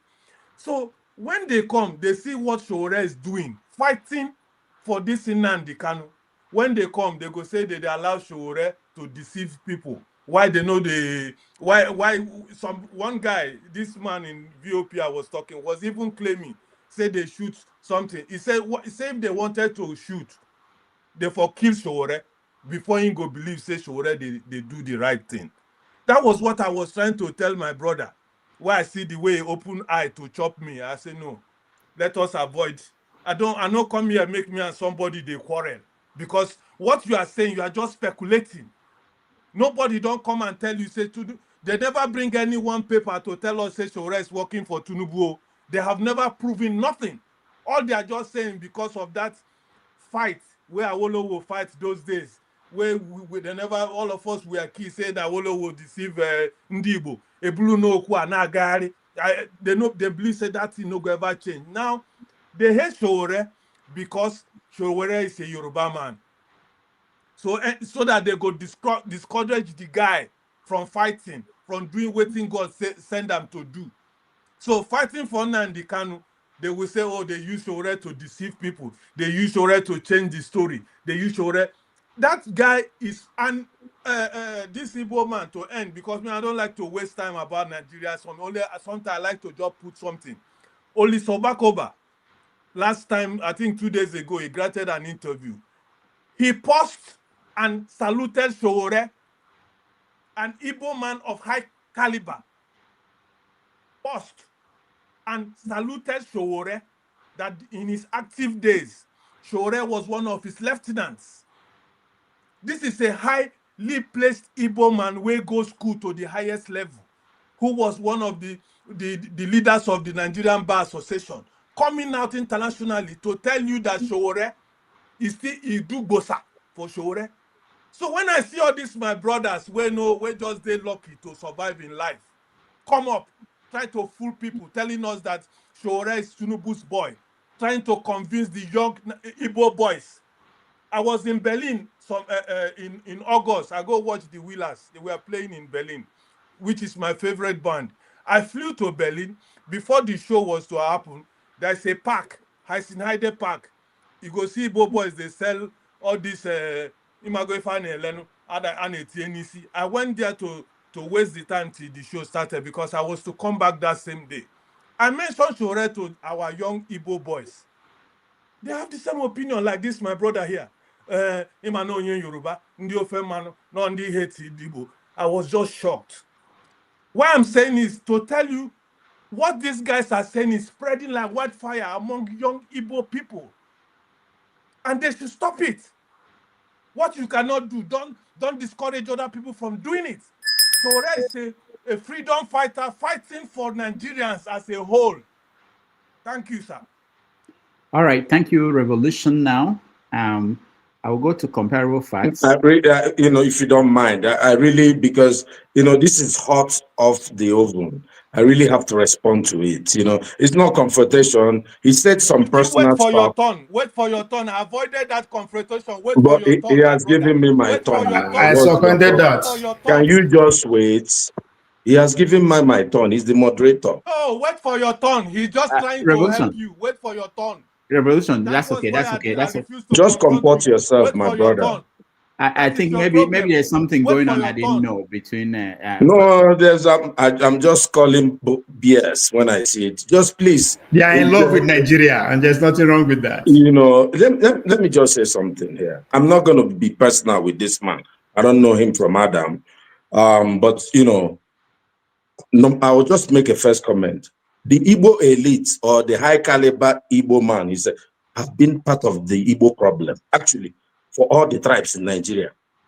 All our elites or high caliber men, as he was quoting one of them, they are the main problem. Including yourself. Don't exclude yourself. You see how I respected the man. I didn't say anything. Can you control him? People, include yourself there. Revolution, let him speak, okay? Let's control him. He said he hates to talk about Nigeria, but you see, he's the one even more gingered to talk about Nigeria. Because when you talk, you see, the Igbos have an adage. When you're carrying somebody's brother's dead body, it's as if you're carrying nothing. You see, now I'm talking about where his sore point is. You see, he's jumping around. He can't even control himself. let me tell you something. What you think we do on this show is speculation. Dr. Damages talked about coup. What we did from beginning to end, nobody had one fact. We are commentators. When I comment on Sowore, Doctor, you know that I don't like to disturb your program. What's going on, this man? guy should This talk is for himself. very, I'm not very, speculating. very, I'm very telling him reality. disrespectful. I'm telling him reality. So if he's speculating, let him know that he's the one speculating. He's telling lies. Okay. Well, Revolution, let him finish. Okay. Then if there's any need for you to come back, I will bring you back. Go ahead, Odi. So I'll tell you something. We are commentators. We comment on issues. We bring facts as much as we have. And that's what we can do. Let me tell you something. I never brought any tribe. I didn't mention, everybody heard me very clearly. I never mentioned one tribe throughout this thing. The man injected tribe in this whole discussion. You know, I don't know why. If he has some type of personal friendship with Sowore, and don't mix Igbo people with Sowore. Sowore has had a cause that he's fighting, or where he's making money from Nigeria, and he's been making money since Abiola. He's been friends with, or frenemies with all the governments in Nigeria till now. You play the video about Sowore. You see what they call the arrest. Have you seen Nigerian police arresting activists or people that have you seen? They'll put you on the floor and cuff you and throw you in the car. See how they were inviting you, come, If anybody, go and ask Nnamdi Kanu what happens when you insult leaders in Nigeria. Sowore called Tinubu a criminal. He's walking around in Nigeria. Dr. Damages, go to Abuja, make a video of yourself and say Tinubu is a criminal. Then you understand the difference between Sowore and you. This is it's animal farm, right? There are two rules for these different sets of people.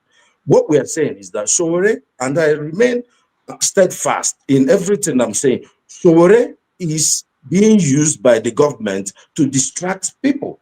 And don't bring any tribe into this discussion. The idea that anybody is calling Sowore or Femmano or something. Sowore should be, Igbo people should be liking Sowore now.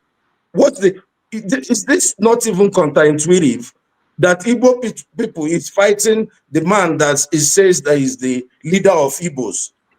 Igbo people should be clapping for him. But people are saying, no, you're not one of us. You are for the government. And the events are playing out. I don't know why people get upset when you bring evidence and say, this happened. Can't you put it together to say this? And don't bring Igbo, when you first of all went on a rant saying, oh, Igbos, Igbos who have morals are not, but then you went ahead and insulted the whole tribe. I don't know the kind of Igbo man you are, but I think people will really be ashamed of you. All right, thank you, Odi. Let's go to comparable facts. Revolution, I can come back to you later. Thank you very much. Let me begin. I don't want to indulge myself into what Revolution and Odi was talking about. The way Revolution narrated. I think I disagree with Revolution, so I'm gonna leave it at that way. But having said that, let me go on with let me start with the protest. Because Nigerian place is a very complex situation. Because you don't really know what to believe. Some people say we're working for the government, and every day he come here and lambast the government, call him a criminal, drug dealer, and something like that, and nothing happened to him. Like somebody properly said, if you go to Abuja right now, anywhere in Nigeria, and call the president a criminal or whatever, you're going to be arrested immediately. They have the intelligence to arrest you. It doesn't matter where you are. You can be in the village, they're going to arrest you. But they don't. The problem I have with Nigerian military, they don't have the intelligence. They won't be able to gather the intelligence to go and arrest all these terrorists in Nigeria. People are talking about whether it's genocide or not genocide. But I don't mean to pivot this way, but I have to say it. about what's happening in terms of genocide or whatever. The record said it. I mean, the statistics, the empirical data is there. There's more Christians killed in the north, than the Muslim. Is there, particularly in the Christian area. So let's call it what it is. So all these things they are talking nonsense and everything, they let the foreign people, particularly the Americans, define their country. Because if there are people like the Christians and some other people had decided to sponsor it, nothing would have happened. Nigeria would be like a lame dog. Nothing would happen. We wouldn't be talking about it. So I'm glad, they are talking about it. Are they going to pronounce Nigeria, a country of concern? That I don't know. But whatever they get, they deserve it. I hate to say it, not to say that. But anyway, in reference to the protest where we are talking about, I think what Sowore is doing, he's playing a very smart politics, in my own view, whether you like him or not. I like him to a certain degree, but as of right now, he doesn't have any kind of political knowledge. He's more of an activism. He has not pivoted away from that activism, background that he has, thinking that he can be president by just being an activist. So anybody can get mad. So whether it's not there, the road that he's playing, Nigerian politics is very, very complicated. But what he's doing, I agree with him. The protest was good. I don't know what kind of momentum did he gather, but did he amplify, the Nnamdi Kanu situation? Yes, he did, on international level and local level. Because I was looking at the crowd, it's not a lot of people in the crowd, but that doesn't mean nothing that he's not making a statement. He had made a statement. Then I have issue about them arresting the lawyer and the Nnamdi Kanu brother. Initially, they said the lawyer is not supposed to be protesting, but they changed it because he said they break the rule of engagement. Well, you block the whole places. I mean, almost half of, if not more than half of Abuja was blocked. Where do you expect them to go? And you said they're breaking rule of engagement just because they come close to Afro Rock or whatever. It's not even there. So that's Nigeria. They deliberately did that in order to truncate the protest. Make no peace about it. It was an intention of what they did. And I have a doubt. Why did they arrest those two first? Until people started talking, then they go and arrest Sowore. You see, this is where baffles me about Nigeria, because I don't really know what's going on in Nigeria. I mean, they always do something that it make you want to crave. Is it a country? I mean, very complex situation. But that's where we are. But I heard about it that he was given a bail, but they didn't allow him. So I don't know how far. They said they dropped the lawyer away, and they took him back to the prison. So as of today, I don't know if he has been released, or he already posted there. So I don't have. I'm gonna invest. Do you know about that, Dr. Damage? About what happened in court? No, we'll get to that. I want to get so bear with me, Paul and other people. There's somebody. I'm not done now. Your time is up. Hold on. Give me a minute. I need to talk about Nnamdi Kanu. Your time is up. I said 4 minutes. You did more than 5 minutes. So I want to catch. Nigeria is a terrorist state. I think it's somewhere in Nigeria. So I'd like to hear people who are in Nigeria. If you can hear me, can you say something? Yes, I can hear you, Dr. Damage. Okay. Good evening from here. Yeah. Am I coming out? Yes.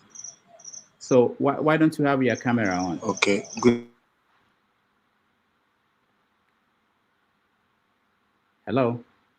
Doctor, that's a terrorist network. The network here is very, very poor. But okay, go ahead. We have. I'll manage it to pass 1 or 2 messages. Please, okay. My uncle, senior brothers in the house, please. From the look of things, I am calling from Nigeria, and from what I can see here, most of us in this space do not base in Nigeria. Yeah, go ahead. We can hear you. All right. So it's having internet problems. I saw More. It's been terrorized. I saw More also come in at one point. So let's go to Paul, and when he comes back, we can. Dr. Damage, I'm timing you now because you didn't allow me to speak about Nnamdi Kanu. So if you give Paul more than 4 minutes, oh, doctor, you have been timed. You're in trouble. Ghana is been timed. I'm panicking here. Paul, go ahead. That's a country we want. Okay, my time starts now. 2:09. Doctor, even though you see sometimes when people do wrong, they say 2 wrongs cannot make a right and everything. Arresting Nnamdi Kanu's lawyer, it's even the wrong thing. Where is he in our constitution? Since I've been watching, if that guy break anything, should be with around the NBA, the justice system, not the police. You understand? It is the judge that will say you are not supposed to do that. Maybe they can sanction him. My son forgot to take his ID card to school 2 times. They suspend him. He couldn't go to the cafeteria to eat free food in school. You understand? He has nothing to do. Where is it in our constitution that a lawyer protests? Because all I see, Ganifa Oyemi protests all my life. Femi Falana do these things. And now people are saying, oh, they arrest Nnamdi Kanu's lawyer. Why did they leave Sowore? Arresting Nnamdi Kanu's lawyer at the first place, is it the right thing to do? It is wrong. Where is it? There is something called the man and the spirit man. I can be a Christian for all I care, but I still function as a human being. I can still take certain decisions as a human being. I cannot wire everything as a spiritual man because I'm a Christian, I'm a Muslim, or an atheist. You understand? This is how I believe things work. People pray to get visa to America and give testimony. What about the people that were born here? Jesus. This is just funny when I hear all these things. It kind of make me get mad. The doctor, I will stand with Sowore. I said something on this platform last week before the protests and everything. I said to some extent, the government to some extent, they are thinking it in 2 different ways. They don't even know whether Sowore may be a CIA agent. So it kind of make the government a little bit panic. And everything. And you see that panic in the government. They don't understand. And Nigeria is losing that relationship with the US. Add to it, the president's hands is very, very dirty. They say he that goes to equity must go with clean hands. And everything, the Yoruba sing this song, they say, oh, you keep your hands clean. And everything, the government knows that their hands are not so clean. They are scared of sanctions. They are scared of so many things. You understand? So that's why they are trading Sowore to some extent, maybe with caution. But saying all these things that Sowore is saying and everything, doctor, there are cases I will have that I know that I have my evidence clearly and everything. I don't need a lawyer to go defend me. If you like, bring the best lawyer. I know I'm going with my fact. I'm going there to go win this case. I don't even need a lawyer. It is cheap for Sowore as an activist to fight for Nnamdi Kanu because the government failed tremendously negotiating with terrorist people and never in public. You understand? Put microphone on these people, give them microphone and everything. If I'm Sowore, why don't you think I will fight for Nnamdi Kanu? I have a good case. You understand? Some people will say Sowore on the Ufemanu. Sowore is an Ijoma. Yes, the mother may be a Yoruba person and everything. Sowore has never wired like that. Sowore has been fighting different governments and everything. This is what he knows how to do, and he keeps doing what he's doing. Then even though if Sowore is a Yoruba man, like they say is a Yoruba man, we take it or we leave it. You give it to Yoruba people. You understand? They are balanced when it comes to their criticism. Great people that fought for this country and everything. You cannot exempt Yoruba. Are we talking about people like Ganifa Oyemi, Femi Falana? You understand? I will keep make mentioning of names. You understand? The Fela Ransom Kuti, the Beko Ransom Kuti. These are Yoruba men. At a time, even though the so-called Wole Soyinka also fought for this country, it is all right and everything. Even fled to the US at the time, went on exile. He's a Yoruba man. You understand? Is it that an Igbo man does not fight for the country? No, Igbo man also fights for the country. Is it that a Yoruba one did not fight for the Hausa man did not fight? No, they do fight for the country.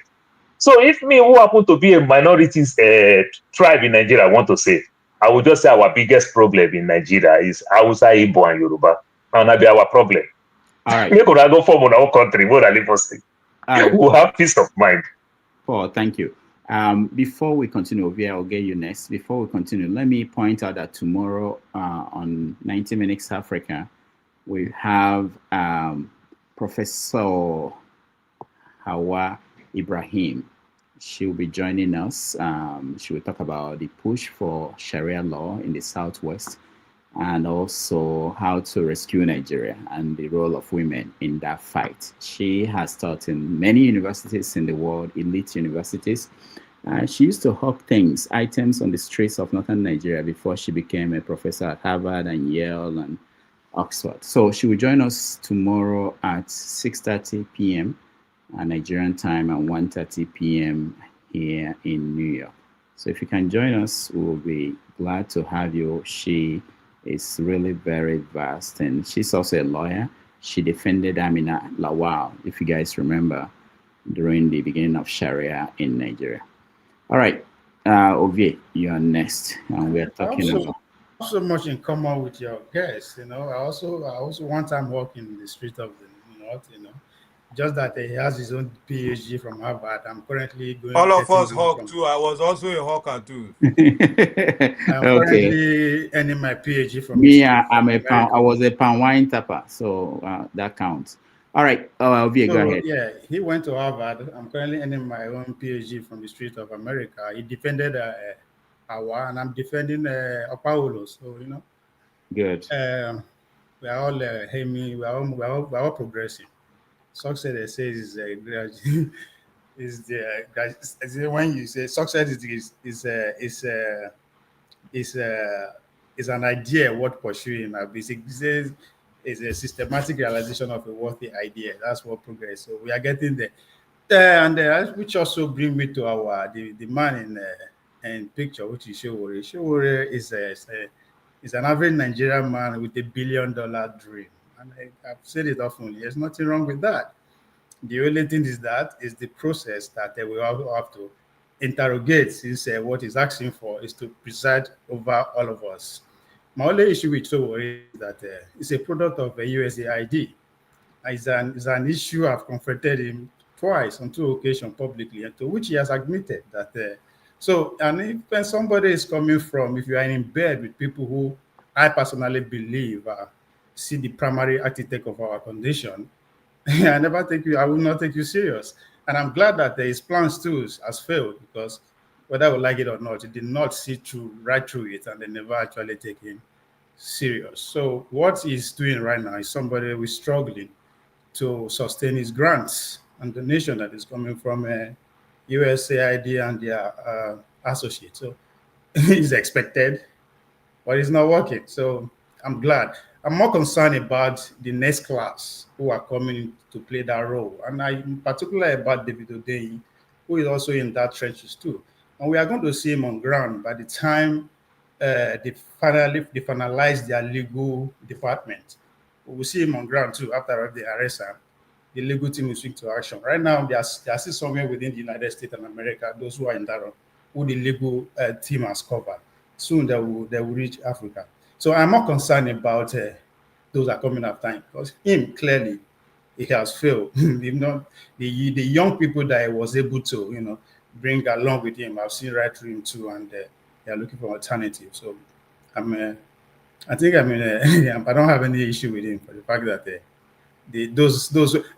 I'm not saying those who are blocking him are also sent to. They belong to the same. There are a lot of people who are there at the top echelon of our government who are playing the same role too. Everybody have a different way of playing this game, but it is unfortunate. It's the times that we are in. To Nigeria, they always shout, "Our people sell us before those days. Now make us like this." That's the same role these people are playing, distracting us. And I always use this phrase: necessary distraction. Its distraction might be necessary because the Nigerian young space is vacuum. We don't have any responsibility that any nationalist that is ready to use capacity, his influence and resources to actually organize the young folks. So everybody is just taking advantage of that space. So it is what it is. It's not going to be. We will grow by it one day. We are prayers. We are prayer warriors. Let's just keep praying. All right. Thank you, Ovie.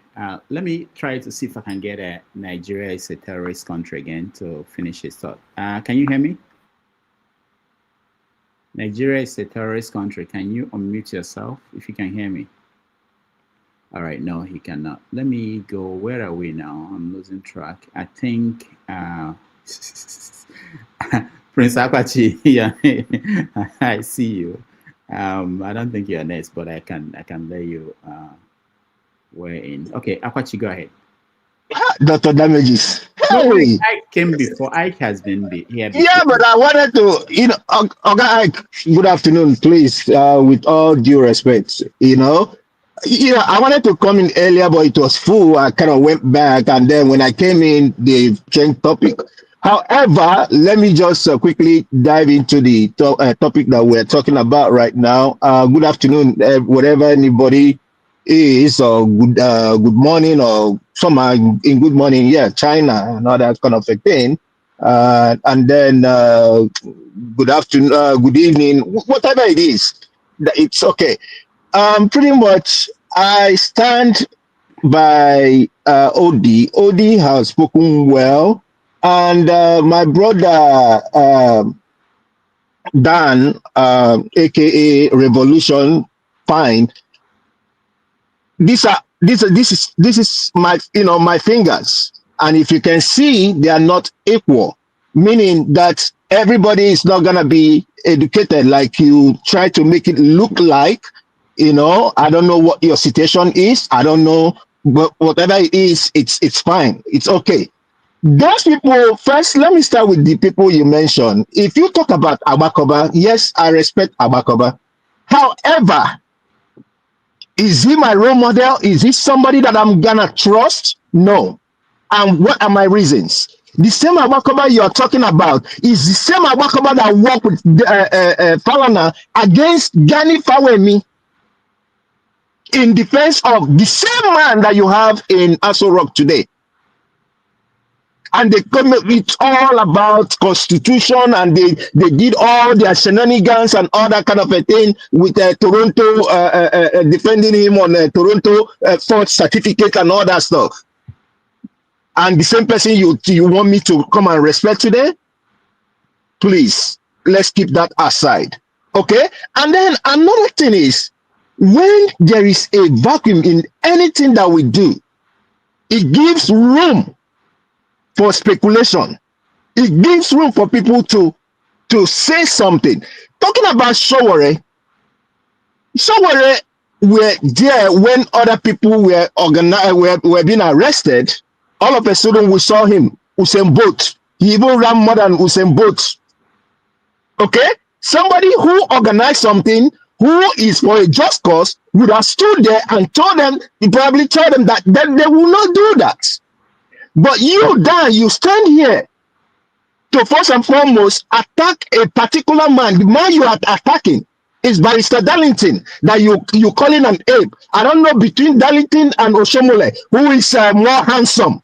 Okay, if you really want to look for ape between Oshomole and Darlington, I believe Darlington is fine. He's a fine man.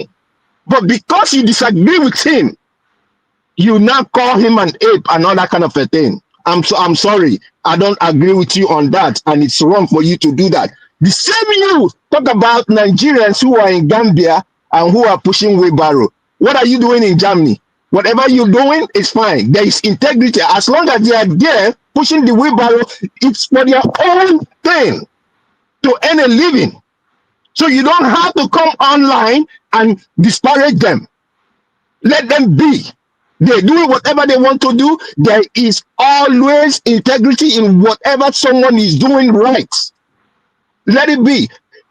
Why does it have to take the police for people, for days in order to arrest Sowore?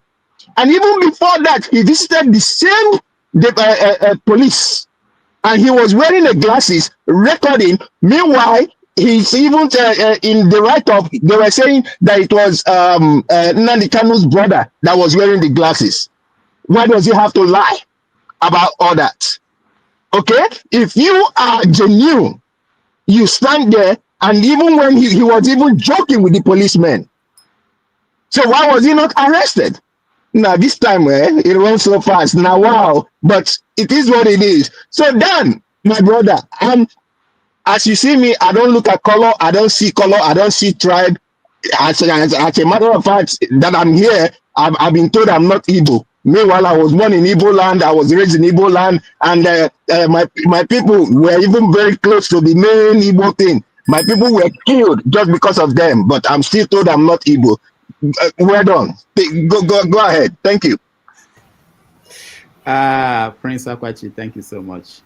Ike, you are next. Prince Akwachi, my brother, my brother. So many of them, even on this platform, they've told me,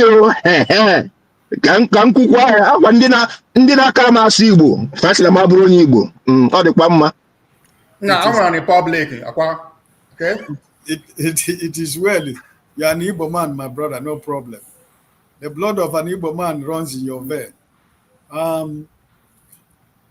Really, I see my uncle KG, don't get belly. America. I really what I wanted to say is to make a kind of advice to my brother, Revolution, who I respect a lot for his faith and what he believes and what he stands on. You know, Igbo nation is over more than 60 to 70 million people. And if anybody speaks ill against Sowore, an Igbo man or Igbo woman speaks ill against Mr. Sowore, it shouldn't be painted with the whole of the Igbos. Politically, we might disagree. I might disagree with Sowore the way he plays his politics and the way he does his things. And I've always said here that he should choose between being an activist and a politician, you know. But I don't say it or don't do it because where he comes from. Because I used to say in this platform, while in Nigeria, 90% of my friends are from Edo State, Yorubas. I have only few Igbos as my friends. Most of my friends are from different parts of Nigeria, the Hausas. So I see myself as a detribalized Nigerian. But that does not change the fact that it doesn't stop me from speaking the truth when I need to speak the truth. And when you see me here in this platform, whenever I'm talking about the Igbos, I mention the names of the people that are our problems. I don't paint every Igbo man with the same brush, you know, because we're almost 70 million people. So every 70 million people cannot be against Sowore, you know. So please, I want us to always remember that it's not all of us, you know, don't like what Sowore is doing or the way he plays his politics, right? The same way, when we are talking about the man in Asoro, it's not all the Yoruba that are supporting the man in Asoro. There are millions and millions of them who doesn't agree with what he's doing. Ovie is for Obelo. It's not all Edo people support Obelo. You know, there are millions and millions of Edo people who doesn't like what the governor is doing. And I can only speak about Obelo. I cannot speak about Ovie because Ovie has reason for supporting the man he's supporting. So that doesn't really necessarily mean that the whole Edo people are with Obelo. No. So please, my brother, I know how emotional you are, and I know what you stand for, and I know what you believe in. But I'm only just trying to chip it as an advice for us to, you know, let us not paint a general picture as if the whole Igbos are against Sowore. It's not. You know, there are some of us here, you yourself, KJ himself. There are other people who love what Sowore is doing. So it doesn't necessarily mean that it is all of us. I have no personal problem with Sowore. What I disagree with is the way he plays his politics. And nothing changes that. It's not going to change tomorrow until I see him doing what I think that, you know, the choice I gave him. Either you be an activist, or you be a politician, you know. So this is where I stand. So I just want your emotion, my brother, Revolution. Just don't take it personal from what Odi is saying. And my brother Odi, don't try to take it personal what he's feeling, right? We are just here to share ideas and opinion. At the end of the day, we take the one that is good and we leave the one that are not good. Thank you, Dr. Damages. All right, thank you, Ike. Before KJ, let me just remind those watching at home, please like the stream so that more people will see it. And we are still looking forward to people supporting us so that we can take care of things we have to take care of here. Please. Thank you. KJ, you are next, and that will be after KJ. We'll take a break and then we will come back for rants. Thank you so much, Dr. Damages. Yes, please, if you are online there with us, please like, share, so that we can have more viewers, and the more the merrier. Yes, I will not, I'll just go straight to what you asked. Sowore, as far as I'm concerned, is doing a great job. Igbos have a proverb: if the father dies, if the first son cannot bury him, let the second son bury him. It's not the first one that killed him. So if at this point, people have not, or we as Igbos have not been able to rally around, those of us who have said the Nnamdi Kanu's approach is not good, or have not been able to rally around to bring a better approach, and then somebody from somewhere decides to put his life on the line. Mind you, if you used to be an activist, or you know that each time you step to the street, your life is literally on your, on the line. Anything can happen to you. So, if Sowore could step to mobilize the number of people he mobilized, because of that singular mobilization that Sowore did, the federal government of Nigeria blocked the roads. All the roads coming into Abuja were blocked. From the one I saw in Kogi side, it was blocked with Dangote trailers. And so I heard of other sides. That means that government was visibly not sure of what was going to happen. And they were out there to make sure that it doesn't happen. I don't think that Sowore, as whatever you call it, is trying to chase crowd. I don't agree with that. I don't think also that he was brought to come and call out Igbos. That is totally fallacy. I say that much because I know that if you are an Igbo man, the government doesn't even have to get any excuse to arrest you. All they need to know is that your name is Chukwudi, and they just frame up something and put on your head, and that is it. So basically, based on that, I would say that I think he was genuine. Not I think, I know he's genuine, and I think that whatever he was doing, he meant to do it. And like I said in another platform that I was invited, this person was able to put that's what we call the media blanket.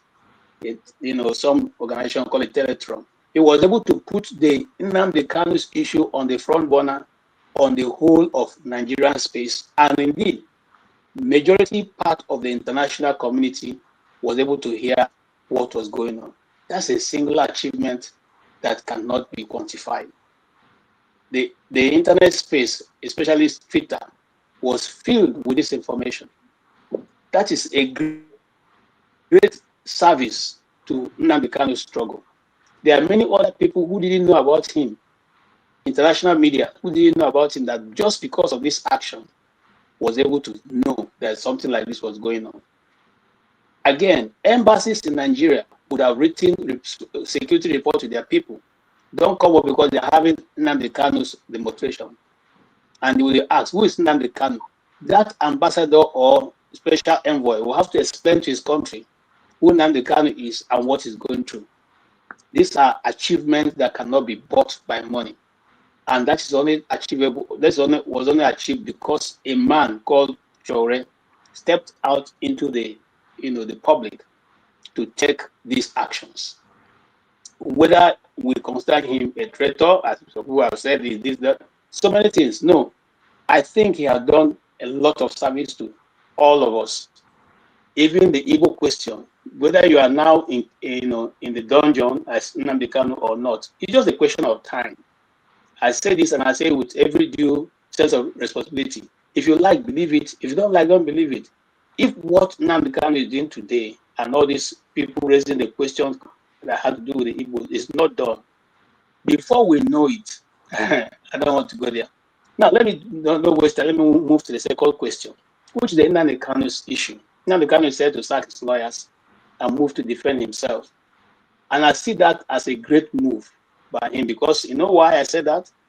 Now, in the issue concerning Nnamdi Kanu, where you know that the system is skewed against you, every document needs to be, that is, thoroughly investigated, and every single mistake on that document should be elaborated and expanded. But I'm surprised that a lawyer, his lawyers, with almost 7 senior advocates, could not see the date difference between the medical submission. The medical submission was written on the 23rd. Meanwhile, the lawyer, the judge gave the judgment for that medical examination to be done on the 26th or 28th. So you can see the disparity in the dates. That means that somebody just took an old document and doctored it and brought to the court. And senior advocates and lawyers could not see this. No, I think that's it's a big, too big to be forgiven. That's one. Two, we also know that there is a desire to, we said this here on the last week, there's a desire to rush him and quickly pronounce him guilty and sentence him to maybe, life imprisonment or whatever. So, because if not, tell me why for 10 years you have been trying to prosecute him, you could not. Now it gets to the time of Nnamdi Kanu to defend himself. You say you are giving him 6 days. Based on what? You don't even know who he's going to call. You don't know his weakness. You don't know his line of questioning, what he wants to do. You say you are giving him 6 days for something that took people almost 10 years to bring to this point. It is very disheartening, and some people cannot still see the injustice in it. You are telling him also that you will not accept the fact that he pointed out to you, the judge, that this letter was forged, that these are the disparities in the letter. You say you have already ruled. I don't understand. They have already ruled, meaning what? That has become real?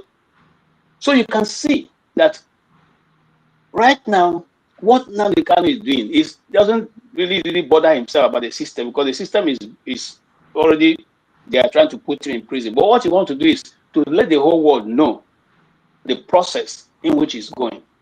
And some people have, some people who are, naysayers have said, why is he calling this person? Well, there's every single person he has put on that list has a question to answer. And around that, if you have been following this development, you know that each and every one of those persons played a major role to where Nnamdi Kanu is today. For instance, I'll just mention 2 people and I'll leave it at that. One, the AGF, Malami, will come to court and tell us how he got Nnamdi Kanu, because he said he did a collaboration with the international police that now went to bring him from Kenya in collaboration with the Kenyan government. So he's going to submit for us document that proves to that, and vis-a-vis the judgment that came from Kenya. 2, the action that have been, remember in Imo State, they said it was the IPOB that buyed Goodluck. Now, it's on record that the governor of Imo State has said that it was political opponents who did that. And there's a videotape on which the man himself was talking about, if anything happened to him, this is the person to hold. So that tape is there, okay? And then, of course, remember that he was written into his their evidence against him, that he was the one who organized the NSAS. But you know that the Lagos State government has a white paper on NSAS, never mentioned IPOB or Nnamdi Kanu anywhere. So the question now be, how come you brought all those into court, knowing that these are false evidence which you have brought? So it is good, it is a welcome development, and I pray that they will let the media have a bite of this. You guys will hear the truth that is all of us are afraid to hear. Thank you so much. All right. Good job, KJ. Now we're going to take a break. When we come back, we do the rant, which is when we give you 2 to 3 minutes to rant about anything. Dexter, welcome to the show. I can see that you're back. And when we get to you, we'll give you a chance to weigh in on some of the things we've been talking about. All right. Take care, everyone.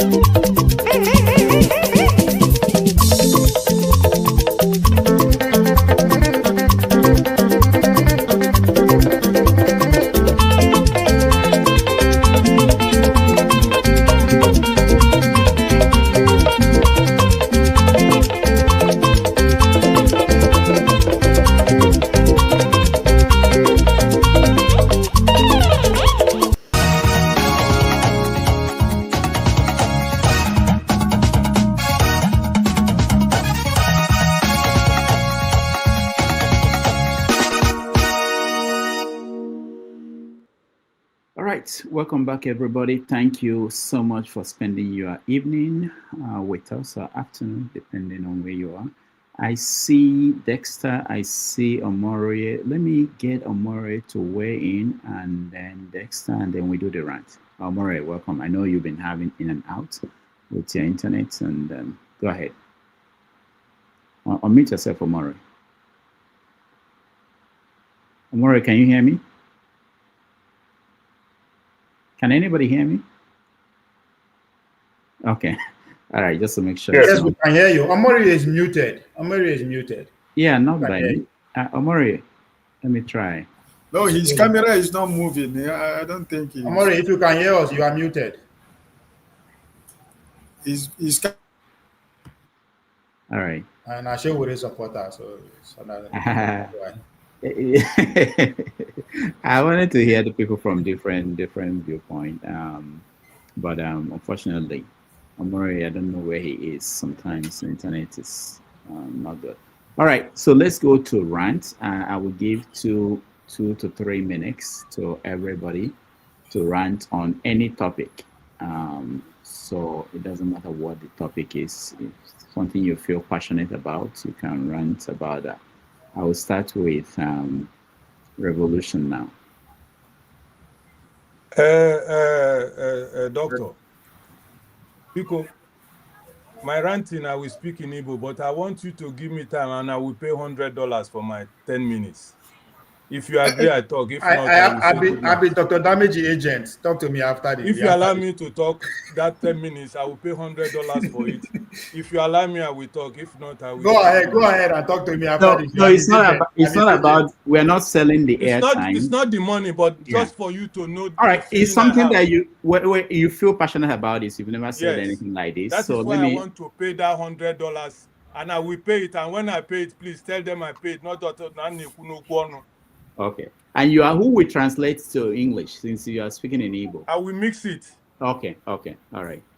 Go ahead. You see, doctor and brothers and sisters, especially in Igbo, only if you want to go to Oga Ike, only if you hate no one, you put an adumodu because that's my opinion.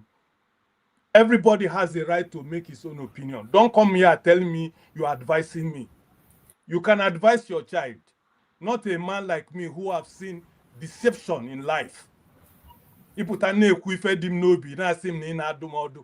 While I'm making my point, please let it be a correction to him. I respect him a lot as a senior, at least Nigerian level. But somebody to come here telling me that he's advising me because I did make my own point. In getting your own point to nobody advise him. When he reached my turn to make my point, he's now telling me he's advising. In advising me, because is that what you're telling me? So let me go to the point. I just want to correct him. Don't let anybody in this world advise me because I'm making my point.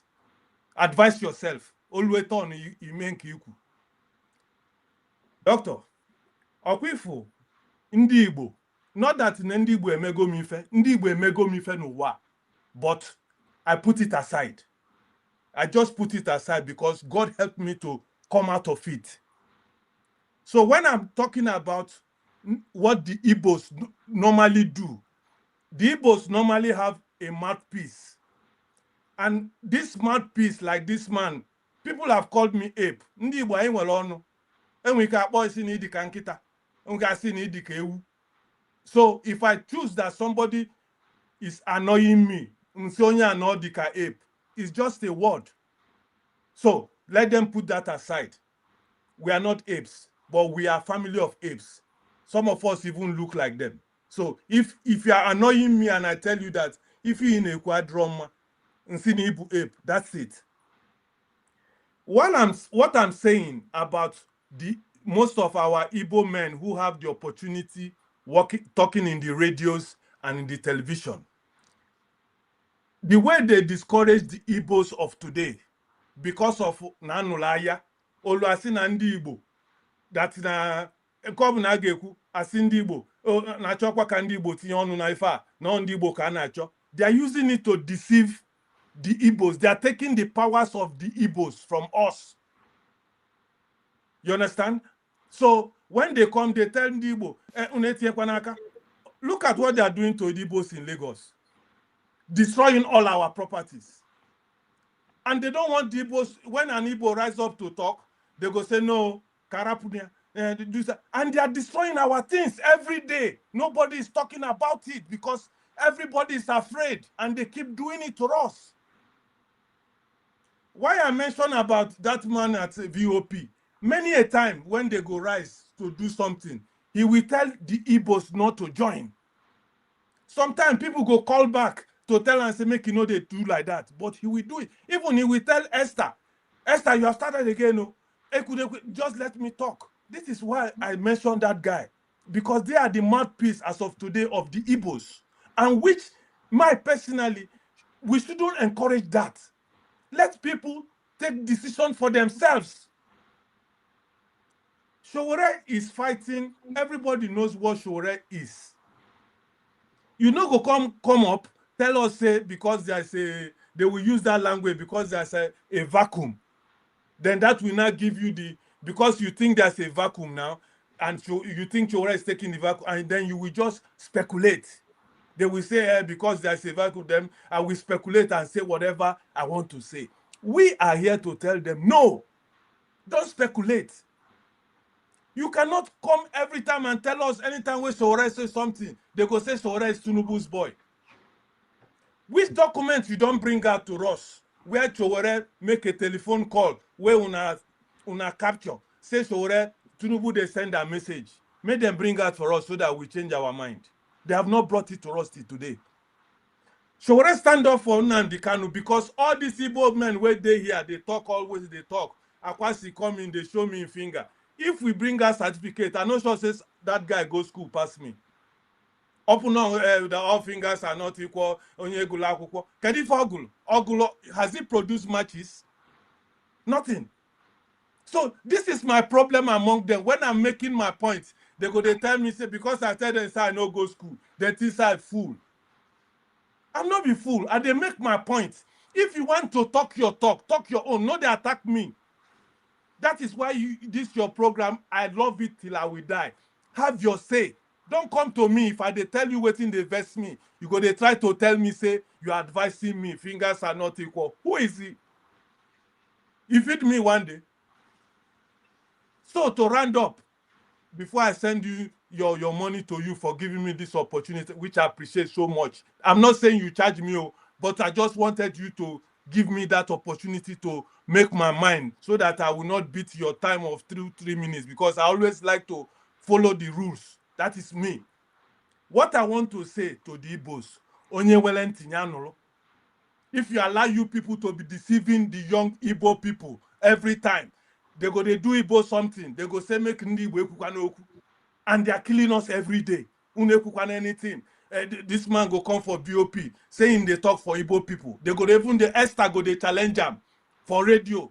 You go they tell Esther to shut up. Thank you. That's what I want to tell them. They should stop spoiling Sowore's name. Sowore is an activist fighting for everybody. If you don't like him because he's now fighting for Igbo, do you know what that man say? So now if Sowore go fight for Nnamdi Kanu, they can't release Nnamdi Kanu. That means what the Igbos have been doing since. Now Sowore carried the 9 win. Can you imagine that? That is why he's condemning Sowore, because in the fear say Sowore can protest and they will release Nnamdi Kanu. So they don't want to give Sowore the glory. That is my anger. Thank you. And good night to everybody. And I will immediately, before this show ends, you will see my alert of my money. Thank you, Revolution. Now, thank you so much. One thing you said that I really want to highlight is that this platform is have your say. It's intentional. We could have put up a program and asked you to watch, just like other people are doing. But we want you to come here and have your say. I hope that we'll be able to make that room for everybody to have their say at any time. Thank you, Revolution. Thank you. Good night, brothers and sisters. Catch your phone. Okay, thank you. So we go to comparable facts. We'll give you 2 to 3 minutes. Thank you, Dr. Damage, for giving me the privilege. You know, I know I went on you previously, but thanks again for giving me the privilege to rant. KJ is still part of my rant, but notwithstanding, I will still rant on that. You know, make it differently. It's about Nnamdi Kanu representing himself, which I think is is a right step in the taking, because the Nnamdi Kanu case is not anything about legal system anymore because of the way it's been going. I mean, it was a rendition in 2021. Yeah, in 2021. So that's almost about 5 years right now. Nothing has happened. So all this legal quagmire going on is, it's not going to solve the situation. I think Nnamdi Kanu case is a political, it's a political solution that will solve it. But this is where we are right now. I think he decided to represent himself, sack all his lawyers. Are they incapable? That I don't know, but nothing has happened from them representing him for a long time. So what he has done, if you're people here that follow football, is called Hail Mary. That means a situation of last resort. He has no choice, but he has to go with what I consider Hail Mary by representing himself, which is a smart move in my own opinion. Is he capable of representing himself? That's another question. But the guy called himself like a meticulous record keeper. It's not like Reno that is a meticulous liar. So none can do that.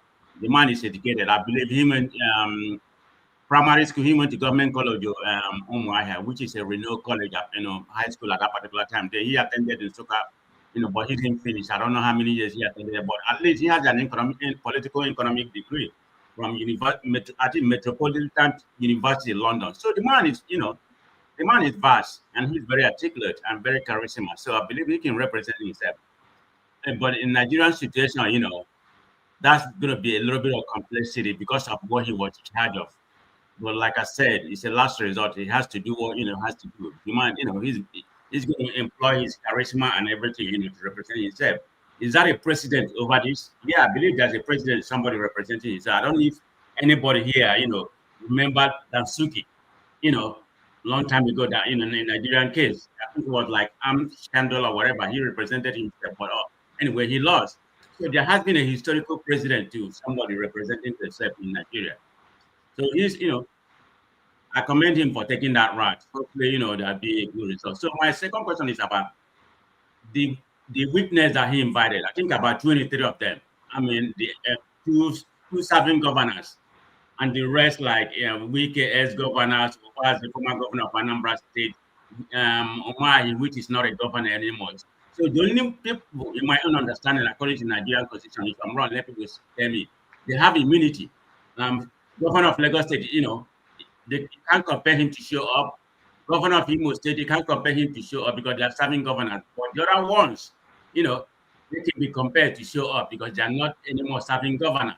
So, for my problem, why did he invite? Particularly, I'm very much interested about why he invited Wike. Is it because of what happened? They kissed a lot of IPOB in River State. So I don't know the reason why, but for Hope Uzodinma, I know the reason why he invited Hope Uzodinma. I hope he can show up. KJ already said what Hope Uzodinma said, and we know what happened in Lagos. So let me leave it like that. That's my rant. Thank you. All right. Thank you, Comparable Facts. Odi, you're next. Well, thank you very much for giving me the opportunity once again to say something here and have my say. I just piggyback from what the last speaker said. Number one, the Nnamdi Kanu trial is not a trial; it's a charade. It's a show of shame. If anybody knows what happened, I'm not saying Nnamdi Kanu is innocent or anything. I just want to lay my own. If Igboho is walking around in Nigeria and playing with government people, having escorts, then Nnamdi Kanu should be granted the same privileges in a country that is balanced. This also goes counter to the narrative that Revolution had mentioned, right? Because the truth is that some animals are more equal than the others. Since it's just a free time to say whatever, I'm going back to what Paul said, because why I'm trying to, let me first of all talk about KJ here. KJ's talked about Nnamdi Kanu blistering the whole internet with, the release in Nnamdi Kanu show. That's Sowore. Guess what? He was very successful because this was the 5 years NSAS anniversary. Who do you think it was in their interest? Sowore could have chosen any day to do that protest, any day. not to deny those kids of that opportunity to remember their colleagues that were massacred in Lekki and other places in Nigeria. And you say you call yourself an activist, and you go counter to what people who have at least who have died for freedom. What the day they go to celebrate, at least do remembrance. There's still kids who are still in the dungeons of Nigeria from 2020. They're still there. And he chose that particular day. Yes, it's called distraction, muddy the water. I don't agree with Mr. Kwabelo on many things, but we can see that this is the child of foreign governments, and Nigeria is using him effectively. So he's activist for hire. Whoever delivers, he has delivered. This was at the height when people were talking about ethnic Christian massacre, a genocide in the north. And he went in and he tried to use the media he didn't mention anything about, what has he said about that particular issue? He won't say anything, and let me talk about Paul now, because, Paul, we live in an unequal society, okay? There was a war, remind you, fought between 67 and 70. Yes, there are Igbo people speak their mind. The way you keep saying it, these Yoruba people, I don't like to talk about tribes and all this, but you've been saying it consistently, as if the only activists in Nigeria are really like Yoruba people. Guess what? You know why those people can speak? They speak and nothing happens to them. If you go to Google, type Yoruba activist, just those two words, do you know whose name will come out? Sunday Igboho. Do you know that in next 20 years, people will remember him as the greatest? He's waiting for Tinubu to leave. Once Tinubu leaves now, Igboho will enter. Activism will start. And he will not be remembered as a fearless man. And Nnamdi Kanu, is he not an activist? He's an activist. Nnamdi Azikiwe, was he not an activist? He was. Elechi Amadi, was he not? Chimamanda Adichie, Margaret Ekpo, Chinua Achebe, you don't talk, Flora Nwapa, all these people were not activists. Go and check what happened after the war in Nigeria. If you're an Igbo man, you speak, they cage you immediately. My brother, it's not a free space. People can see, you say you're guaranteed freedom of speech, but not what happens after you speak. No be so. So when you talk now, see, Igboho said his own. Nnamdi Kanu said his own. Nnamdi Kanu has been in prison since. Igboho is running around. They heard him for a little while.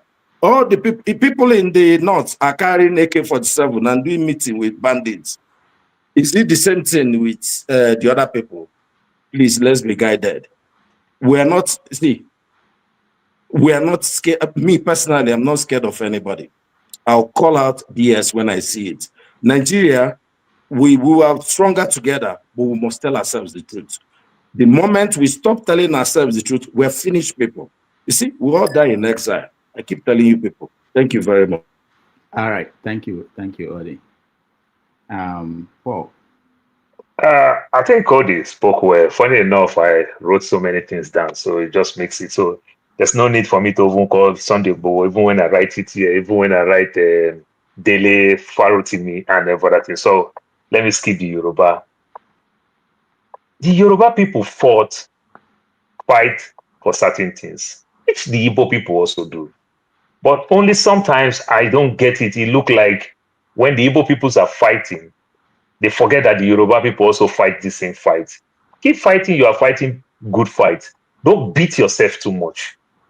A great man who fought and begged till he died, the last president of Ndigbo or Aneze Ndigbo, Emmanuel Uwanyawu, begged Buhari. That's an 80 years plus man. He begged Buhari. A great man like Emeka Anyoku begged. So who said the Igbo people hate themselves too much? These are great Igbo men. Many of them, patriotic Igbo men, also beg for this same Nnamdi Kanu. You know, so let's not think that the Igbo people just hate themselves. They call Zuzu, Soludo, and the likes. No, there are great patriotic men. People stand. The senator in Abia State stand for the release of Nnamdi Kanu as a shorty and everything. He's an Igbo man, an upright Igbo man. Fought for Igbo people. Please, my Igbo brothers, don't forget that part. Don't see yourself that like you are not fighting, like you guys hate yourself too much. That's a lie. That is the same thing. When Dele Farotimi was also arrested and everything, there are some Yorubas that are happy.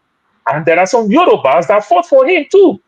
You understand? It takes the idea of Ife, you understand, to go beg that man. You understand, to say, release this boy. Release Farotimi. You understand? So even though the Yoruba, where they are fighting their just cause fight, they are also divided in nature. That's the same thing with Igbo. But when I hear these things, just like the Igbo man beat themselves too much. Oh, Igbo, wait ourselves. That is a lie.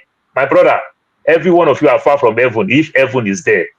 We all have our own divided mind. Every tribe, every tongue and tribe, we all have these things. Nothing is different and everything. But one thing, and I keep saying all the time, coincidentally, Nigeria started with North and South. Today, we have 6 geopolitical zones and everything. But coincidentally again, between the 3 majority ethnic groups, only happened to be 2 from the North and 1 from the North and 2 from the South.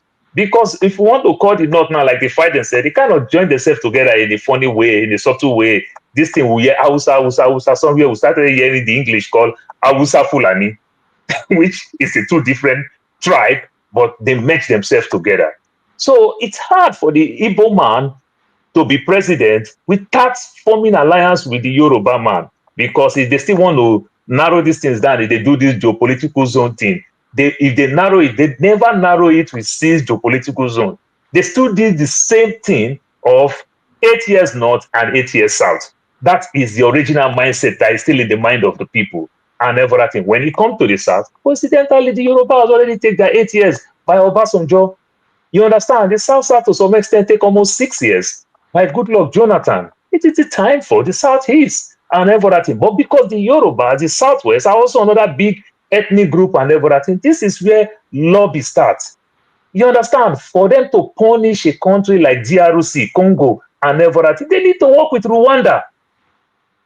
You have to understand that. If the Igbo man will work very well, you need to work with somebody from the South, punish the government with all the oil installations and everything.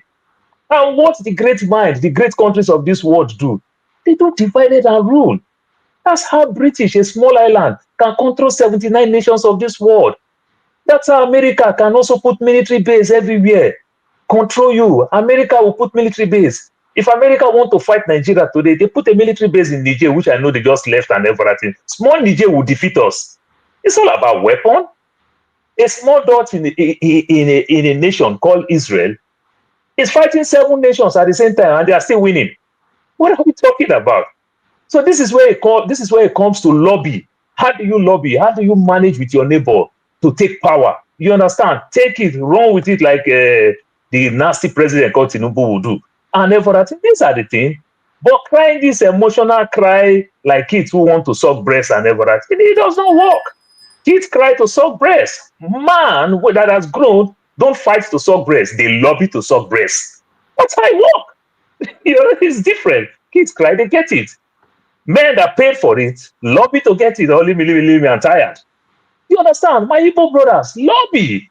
You must fight for it. Otherwise, every time this power comes to South, I keep saying it, South and North, they never plan Nigeria with the mind of 6 geopolitical zone. It's not there. It's going to be hard for the North Central to take power, except they will lobby.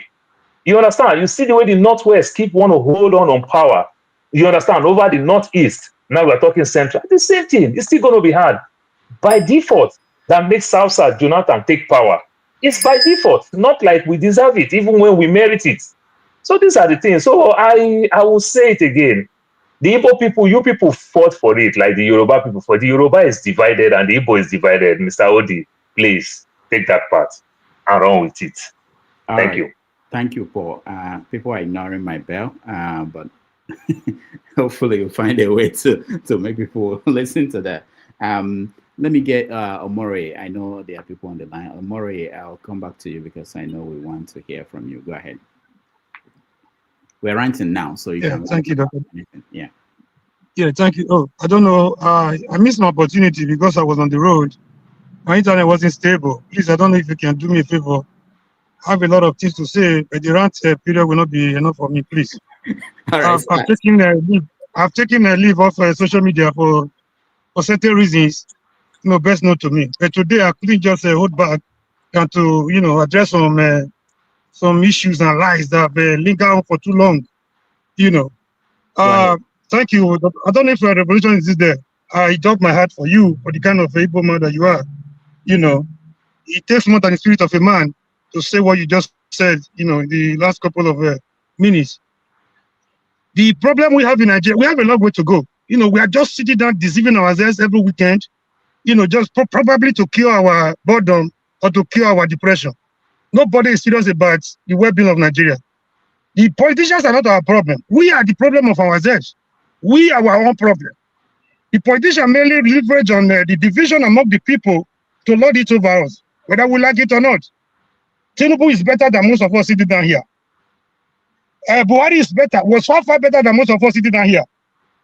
When it comes to tribalism, when it comes to religious bigotry, a lot of us are prepared to drink poison so long as it's up with the cup of, tribe or religion. They don't care. So, Sowore, I pity Sowore, we thought we're involved in the struggle. I don't know what gives him the spirit to carry on. Those that were telling us we were wasting our time as far back as 1990, 91, 92, 93, I'm beginning to discover that, they were like prophet. They were speaking to us like prophets. For those of us that were not collecting money from government then, the only thing that gave us courage was seeing the people you were fighting for, behind you. But for sure, I don't know where he's getting his spirit to fight both for his friends and his enemy. Those that he's fighting for are the ones castigating him, are the ones taking him to the slaughter every day to butcher him. And yet, I don't know the kind of activism he does. Somebody coming here to say, Sowore is a CIA agent. I think it's better to be a CIA agent. If he tends to be a CIA agent or a Tinubu's agent, the same government you are working for, they are the one beating you, taking you to prison every day. I don't know what it means to be a government agent. I think it's even better to be a CIA agent than to be a APC agent. When you are here somewhere in the West, you are busy looking for crumbs from the politician's table. It's better than you. Somebody came here to say, Sowore was trying to take the shine from Obi. How? They will not vote for Sowore. Sowore knows, they will not vote for him. They will not vote for him. He's not taking any shine from Obi. And the question for these people today, I just have some salient question for you, please. Pardon me. This is the same way they assaulted Joash Amupitan a few months ago. This is dummy generation. We don't know they don't know where we're coming from. They don't know the amount of bullet we have taken. They don't know the amount of tear gas we have had. They just come on social media and spew nonsense because it's comfortable for them to do so. They can afford this data. The same Joash Amupitan they attacked about a few months ago, the unit was actually on the side of Biafra. He started Ojuku. He went to prison because of Ojuku, because of civil war, because he said, I need justice to one, I need justice to all. He didn't side he's a Yoruba, he didn't side Nigerian nation. So Joash Amupitan went to prison. But this is the generation that didn't even know what the military, the immediate and problem causes of Nigerian civil war. They will come on social media and insult everybody. They are in their comfort zones doing what the rest of Sowore, what they cannot do. I referred them. I listened to somebody recently. His name is Kanayo Esilo. I'm talking to some of my Hebrew brothers on this platform who feel Sowore he's been playing the game. When he was 1993, 1994, when he stood like a Romo rock behind Abiola, he didn't know. He wasn't on the ballot. I'm not sure he was even aware that he was going to be a presidential candidate someday. If after 35 years, Sowore is still fighting, you are there talking nonsense. You just sit down and spew whatever you want to spew. You are free. Talk is cheap. Your opinion is free. The facts are sacrosanct. You cannot bend the truth. He's fighting for this, the government. He's been a government agent and for God knows how long. When he was between behind Abiola, we didn't want to take the shine from Abiola. He put his life on the line, everything on the line, and we fought across the length and breadth of Nigeria. We brought Nigeria to a standstill. Nigeria was crippled. IBB had no option than to step aside. Abacha came. Abiola was almost released from detention. Abiola died. Abacha died. They killed Abiola to balance the equation, according to them. You were nowhere. Probably you were in your Sabisa wallet selling Fura Doninu or whatever, wherever you say you were. You were nowhere to be found. Those that have never contributed anything to the well-being of Nigeria, they sit down in their comfort zone and castigate our heroes who are fighting for us. I'm not surprised. Even the Ojukwu, they worship today as a hero. They never supported him. Ganifa Wehimi came, they never supported him. The backupers of this world came, they never supported them. It's comfortable for you to say, Sowore is fighting because he wants to score a cheap political point. If I've been even asked, Dr. Damages, what gives people fame? What gives people popularity? What gives people wealth? Is it not ability to identify a need? Provide solution to that need. That takes you from level A to level B. So what is bad? If you as an Igbo brother, you are a brother to Nnamdi Kanu that has been castrated for close to 10 years. You've not done anything apart from coming to rant every day on social media. I watched one Revolution made mention of one man. I don't want to mention his name, whether Dalit or so. That is not Sowore that can lead. It's a shame on the Igbo people if Sowore is the one coming to lead what they are supposed to do. What have you been waiting for the past 10 years? You are a lawyer. You call yourself a lawyer. When Gani was alive, Gani was busy fighting for the north, for the east, for the... It doesn't matter tribe. Gani was fighting for people, for individuals and communities pro bono. You are a lawyer. You've not done anything. You've not volunteered to make yourself a part of the defense team. You are here blaming for Sowore for trying to take the shine. For trying to take the shine from you when you have been sitting down doing nothing. I mean, we have a long way to go. When we sit down it's easy for us to castigate people like Miloko, the president. It's easy for us to insult the president, to insult Buhari and all that. What we are doing to ourselves is more catastrophic and dangerous to what those people are doing to us. We are not ready as a nation. We come here every day to deceive ourselves. We talk from morning to night. Nobody is doing anything. The few people living in the lion's den, putting their lives, their family, everything on the line for us every day. We come here at the cheapest, opportunity just to castigate them, to bring them down. It's better to be a CIA agent. It's better to be the same government. So after fighting Dr. Dame, just 2 more minutes, I'm done. Please. So after citing Abiola, after the death of Abiola, he has not rested since he started till now. Even the students he fought for in Unilag almost poisoned him, almost killed him. He ran away. So somebody that was declared, that was blacklisted, he left his comfort zone in America, went back to Nigeria. He got arrested. Later he was released. When Jonathan had problem, when Yaradua was sick, Nigeria was in darkness. None of you could even know what was going on. He took the lives of Sowore through his reporters to break that gist. And in conjunction with the lives of late Dora Akuyele, you were nowhere to be found. So, do you know people were almost plotting a coup against that regime when Yaradua was incapacitated? None of you were where to be found. The corruption, the corruption issues that were revealed by Sowore through his reporters, the lives of the bodies of this world, the Winedu and others, allow me to say of the world, he took the lives of Sowore. In fact, he was even paying money, buying information from Aso Rock. You were nowhere to be found. After doing that for Jonathan, if you wouldn't want to have a free access to the corridor of power, not the one you are doing here every Sunday, supporting supporting APC so that you can get some crumb. Sometimes they give you $5,000. So the last one they give you was 2 million naira. You are here to you spill rubbish on Sowore. If not for internet that is a leveler, who are you to talk when Sowore is talking? What have you done? What have you done? What have you contributed? From the secondary school you attended, to the university you attended, to where you are right now, what have you done positively to impact Nigeria? Nothing whatsoever.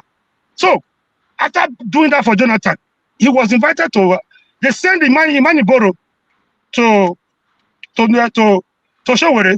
What do you want? Appointment? New York. If Sowore wanted to be a minister by now, he would have been appointed. They came with money, they came with everything. He rejected them all. He rejected them all. Somebody came on the social media one day to say they found something on his website that he got aid from an organization. So if you go, what is the Harvard of this one institution, reputable institutions of this one like Harvard, they also at one point or the other have collected financial aid from. It's not here. Can somebody steal money and put it on the website for everybody to see? You must examine yourself. You must examine your head if we are still reasoning like human beings. You know, somebody is doing what you cannot do for your fellow man. You are coming here to insult Sowore every day.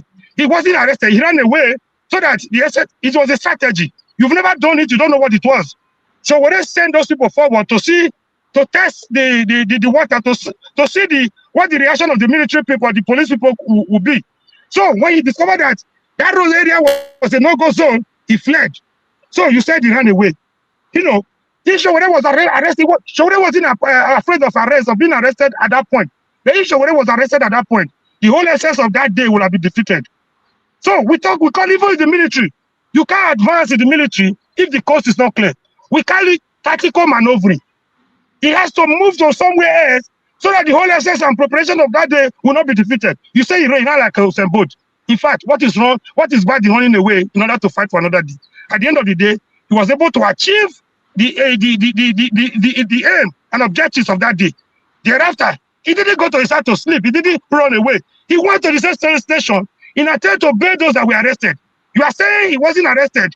You are saying he ran away. If he were arrested, the protest will not hold. You will still come here and say he was just wasting his time. He has collected money from Tinubu. What do you want as a people? What do you need? What do you want Sowore to do? Why is everybody even waiting for Sowore to do everything? Is Sowore, you see, why are you waiting for Sowore? So the state government is supporting. He fought the Abachas of this world, fought the Abibis of this world, the Abu Salami of this world, the Obasanjos of this world, irrespective of tribe and religion, he doesn't care. He fought even the same Jonathan he had when things were not going as expected. He turned again, he became a thorn on the flesh of Jonathan. Thank God, Dr. Ramejis were with him. Most of the work you guys did till tomorrow, he's still, nobody has been able to unravel the magnitude of what revelation you people made through Sahara reporters. If the same government that you are fighting for more than 25 years now, are the ones putting you in prison, killing your brother, depriving you access to your family, taking your business to court every day. If that's the way we have to support the government, I don't understand what you mean by supporting the government. Buhari almost killed Sowore. Then he was the Tinubu's agent. Now he's calling Tinubu a criminal. He's calling the government what it is.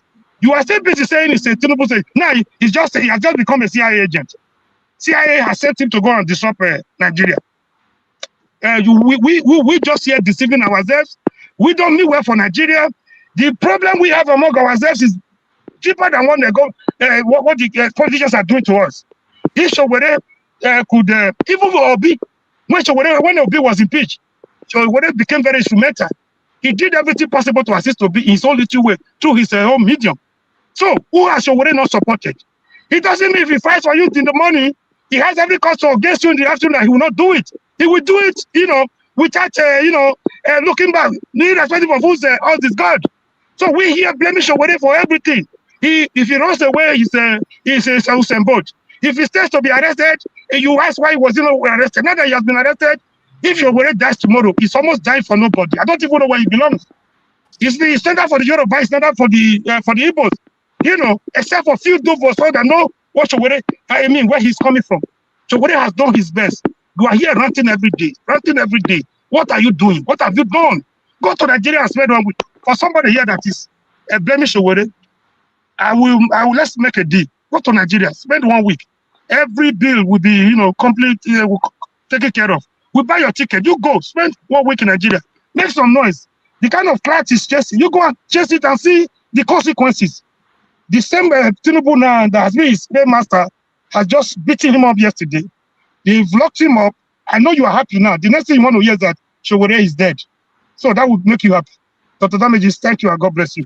I refer you guys to Ojukwu, the Ojukwu exile, diplomacy, and the survivor. That was a personal aid, a personal media aid to Ojukwu. His name is Kanayo Esilu. He was interviewed recently on Edmond Obilo. Go and look at revelation of what Yoruba has done to assist the Igbos, especially during the Civil War. If you come here to play your tribal card, you don't know what you are doing. Shame on you. Thank you, God damages, and God bless you. I rest my case. All right, thank you so much, Comrade Omori. Let me just say that Revolution now has redeemed his $100.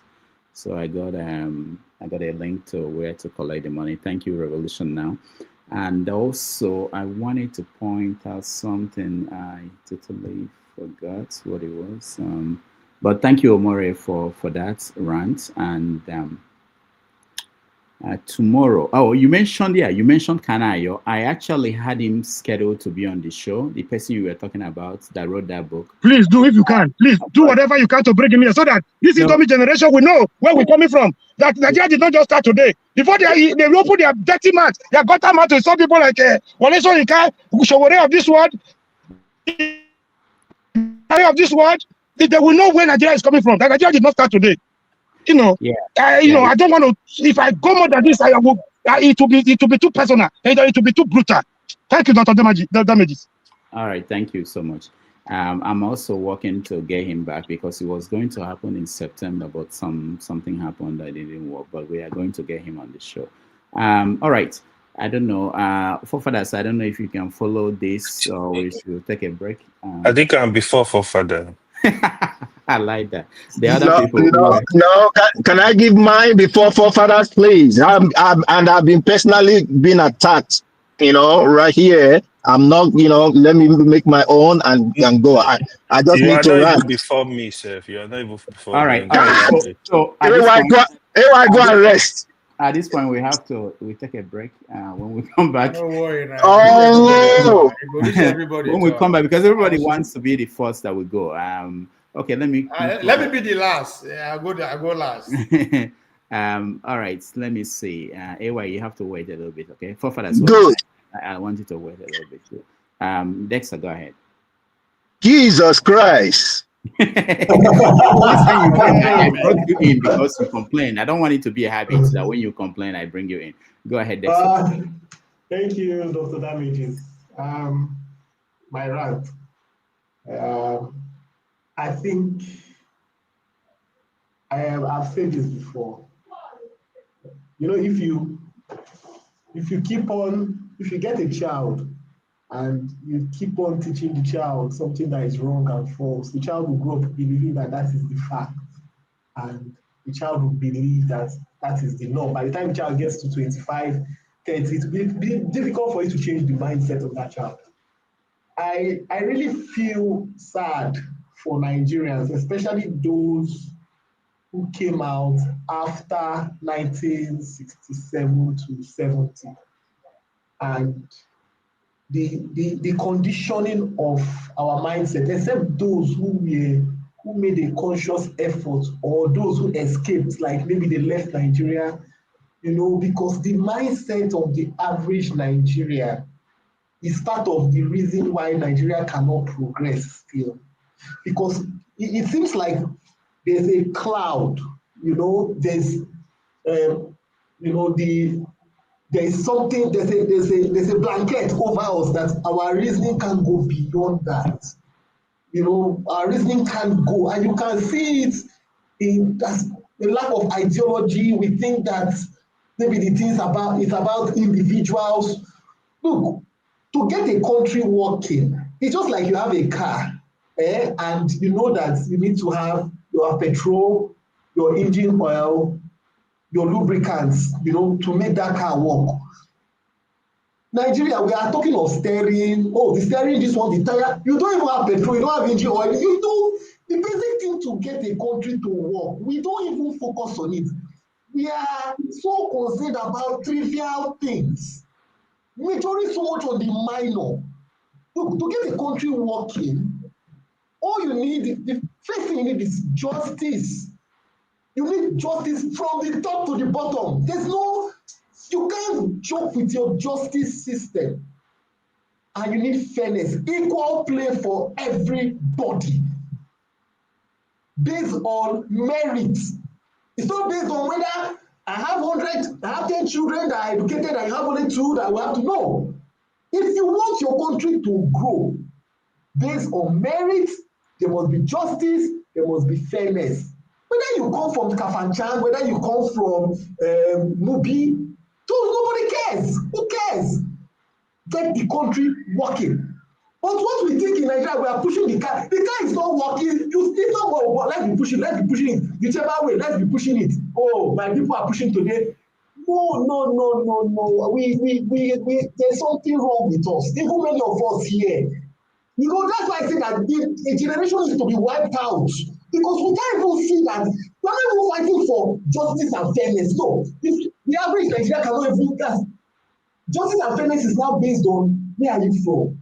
Who is no, that's not. You know, and the thing that you have people, you are in that kind of situation, and people will say you must be one, or we must stay together. Well, what is wrong with us? What is wrong? Like, don't we think? What is wrong with? What is wrong? When people come here, we're talking things that don't we think? Can't we just sit down and think? How can this work? How can we just have justice, fairness, equity, merit? Can't we just sit down and say, this is what we want? I thought, oh, it is this one. Oh, it is that one. Oh, it is this. What is wrong with us? See, I was talking to a professor today. The biggest resource, I've been saying the biggest resource. Look, California is richer than many countries today. The biggest resource California has is this thing between my ears. That is the biggest resource in California. Smart people are thinking and bringing out ideas, technologies that everybody wants to buy. All of you are using fiber optics today. Do you know how fiber optics came? By using fiber optics today, do you know how it came? Do you know the people that sat down and did the equations? Do you know how they laid fiber optic cables on the Atlantic Ocean, in the Pacific Ocean? Do you know that the solution to get fiber optics laid, cables laid on the ocean today was solved in the University of Southampton? People were thinking. People sat down midnight. They are thinking of oil. What is wrong with us? What is wrong with us? And we fall into the narrative the leaders want us to be captured. And we will come here. The thing amazes me. Like, it's not just that. That's like there's a cloud. Like, we cannot punch above it. We just, it's either tribal, it is ethnic, it is religion. Oh my God. Whoa, what's wrong with us?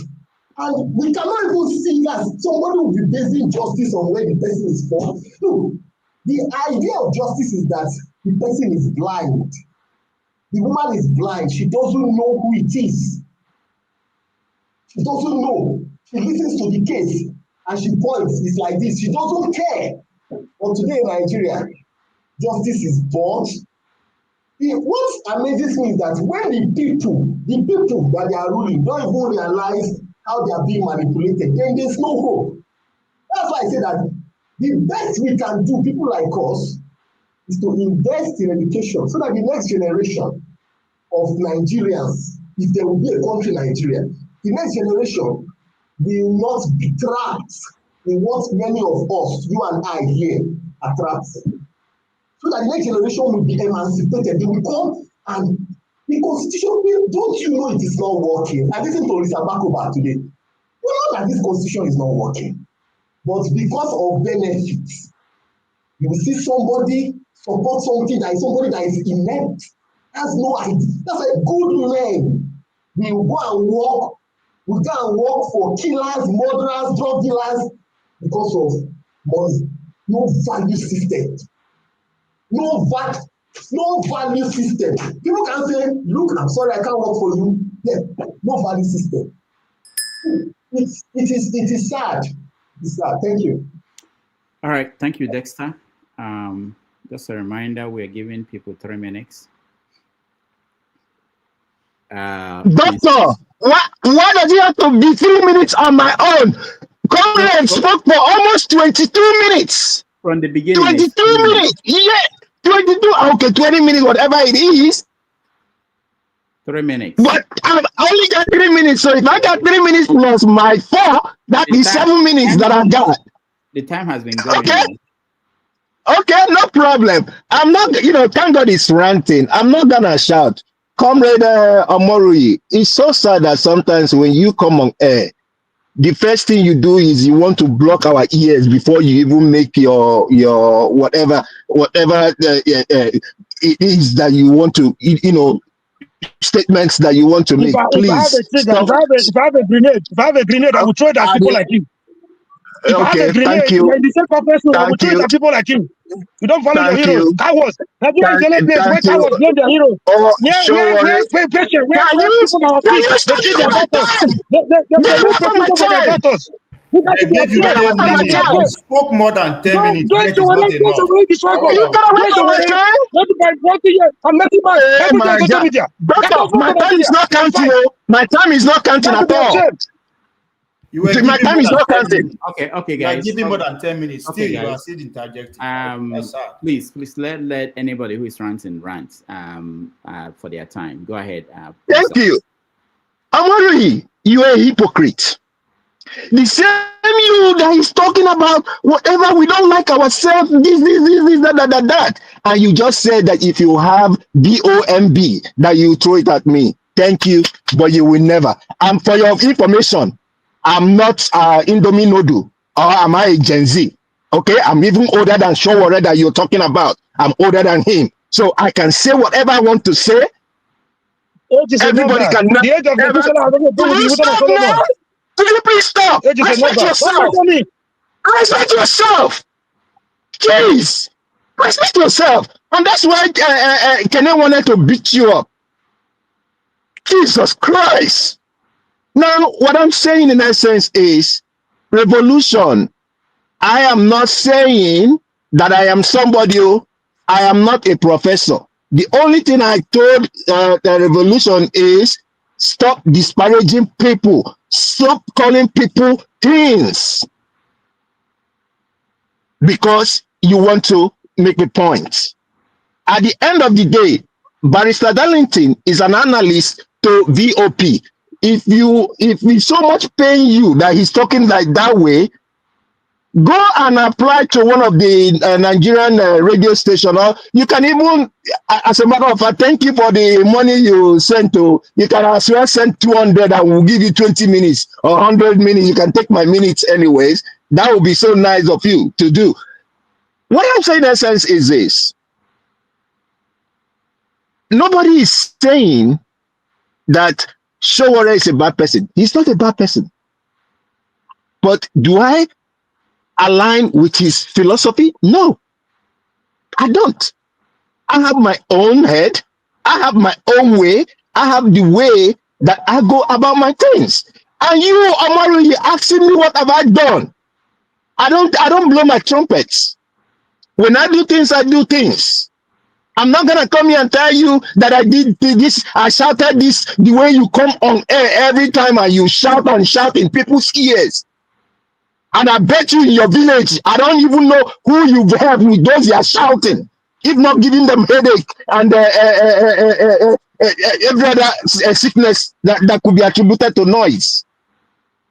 Nigeria, we have better things to advocate for. Kanu is a very strong advocate. He's standing and he is speaking for himself. I totally support what he's doing. I totally support those people that he has called. And there was a time he said, do not pity him.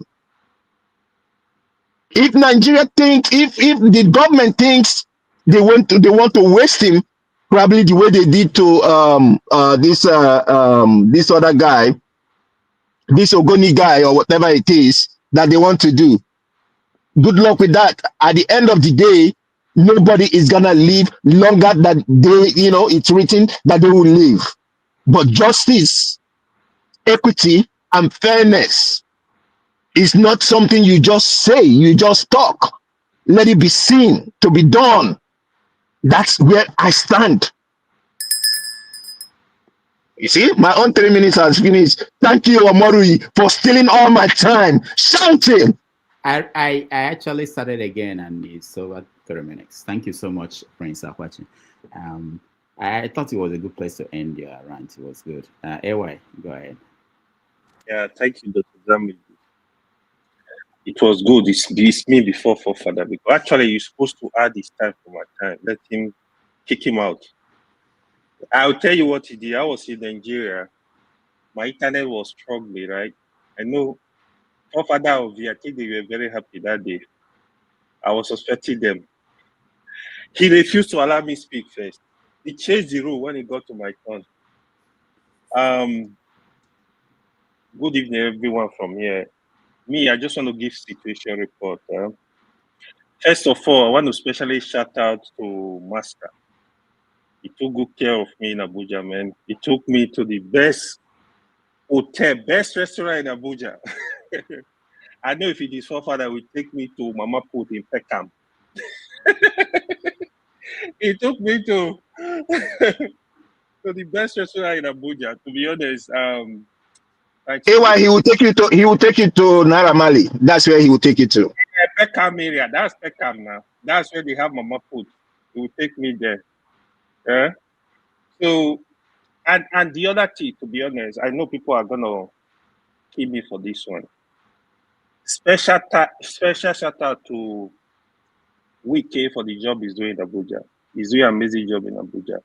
You see, when we see something that is good, we, irrespective of our differences, we have to give credit to some leaders that are doing good stuff. To be honest, Wike is doing a good job.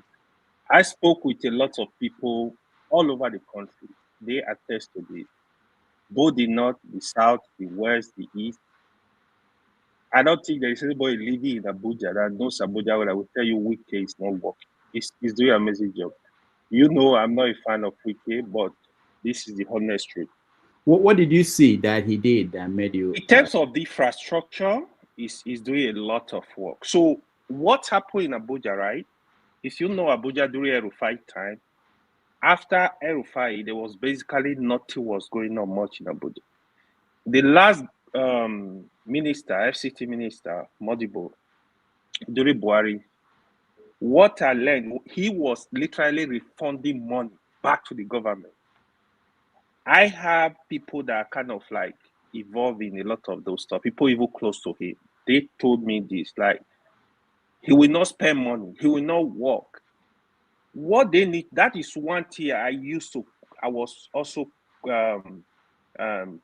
confused about Peter Obi when he say he refunded money to the government. I'm not a fan of that. You wasting our time. The country that are developing, they actually work day and night to develop their country. Don't keep Nigerian money and telling people you are refunding money to the government. In fact, borrow money, let people see what you are doing. We don't have that time. The last minister in Abuja wasted 8 years doing nothing. So they don't understand the importance of this time we don't have.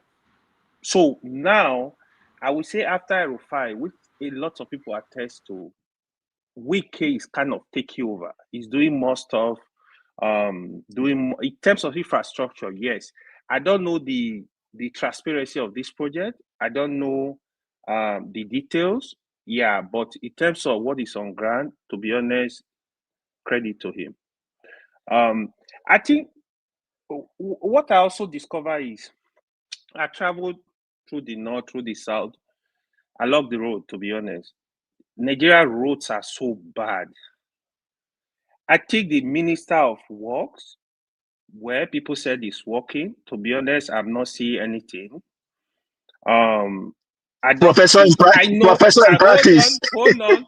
I know we need the what's the road? The road is constructed from Lagos, the coastal highway. I know we need it, but I sincerely think if I were in his position, I would focus more on internal roads, the road linking the interstate roads, because some of this road you will not even understand. I don't know who travel last.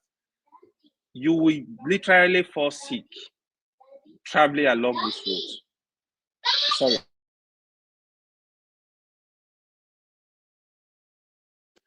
So you literally fall sick. That was sorry. So that was that.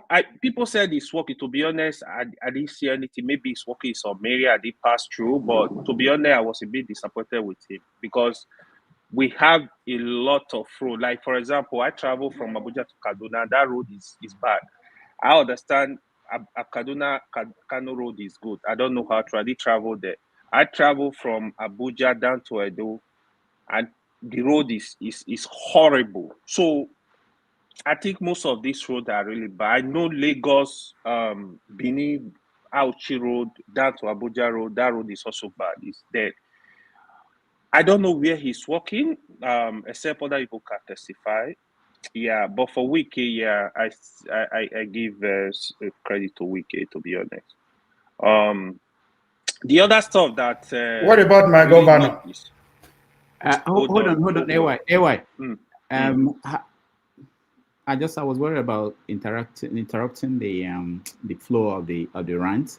But the way you're saying is also important. I'd like to hear on the ground reports, of someone who just came back. And also for you to know that people are listening to you. Somebody sent this to me just a minute ago as you were speaking, because sometimes we think that people are not listening to us. And this is what he sent to me. That road in Warempa Third Avenue, I have never seen this kind of thing since my mother gave birth to me. Look at the road, look at Dustbin. Dustbin is collecting the road. In short, once Dustbin block the road of this road for Warempa Third Avenue, what is Wike doing? What are people that is in charge of this thing? Why can't they come and do something for this Dustbin? This Dustbin is an eyesore. Nobody can. This is FCT, Abuja. This thing is happening here. It's a popular road. This is mess. I'm telling you, it's a mess. It's a mess.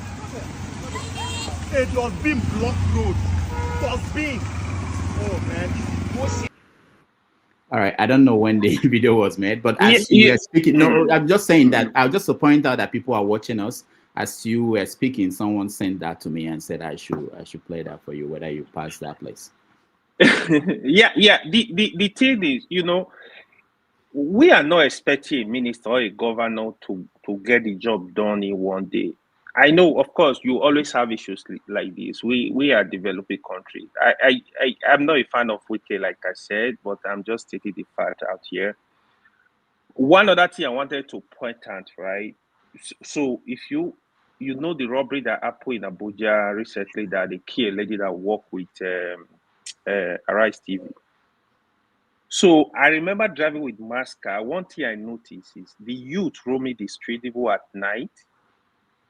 I think they should not be on the streets. It's a call for concern. So even at night, you see them even in popular area in Abuja, for example, like Guaripa is calling, like Katampe, all those important area. You see them like, I'm not going to be surprised if you see this kind of robbery, but I think those are security issues. I think those are the stuff ministers should look into as well. Those are things that are very important. Then in general, like I know for a long time we've had this issue because of unemployment. You see the youth roaming the street. Most of these youth are graduates, some not educated. They don't have jobs. I don't know. It's God that is helping that country, because it's scary to see the number of youth in that manner. I'm not a fan of criminality. Sometimes I tell my friend, I said, maybe because this Yahoo is engaging a lot of this youth. Otherwise, I'm sure by now you walk on the street, they will just pull your shirt. Because it's not good. I think they are taking this thing for granted. That look at Boko Haram. Just imagine they are able to recruit people. If you know how much they pay them, it's to keep people for free. They are threat. You got to create jobs, because if you don't create jobs, build schools for the young ones, the money you will spend on security is actually more. If you go back to 15 years where Boko Haram, all this banditry, all this crisis started, the money the government has spent on security, trust me, that money you that use it to build factory, to build better schools, to do more things that will engage the youth. But they don't understand it. You give more security vote to governors, they're doing nothing. So these are all issues. I think there are issues that the government needs to take very seriously, both the federal and state. You know, Okpewolo, don't worry, your governor is working too. Okpewolo is trying, to be honest, as a governor. I give credit to him.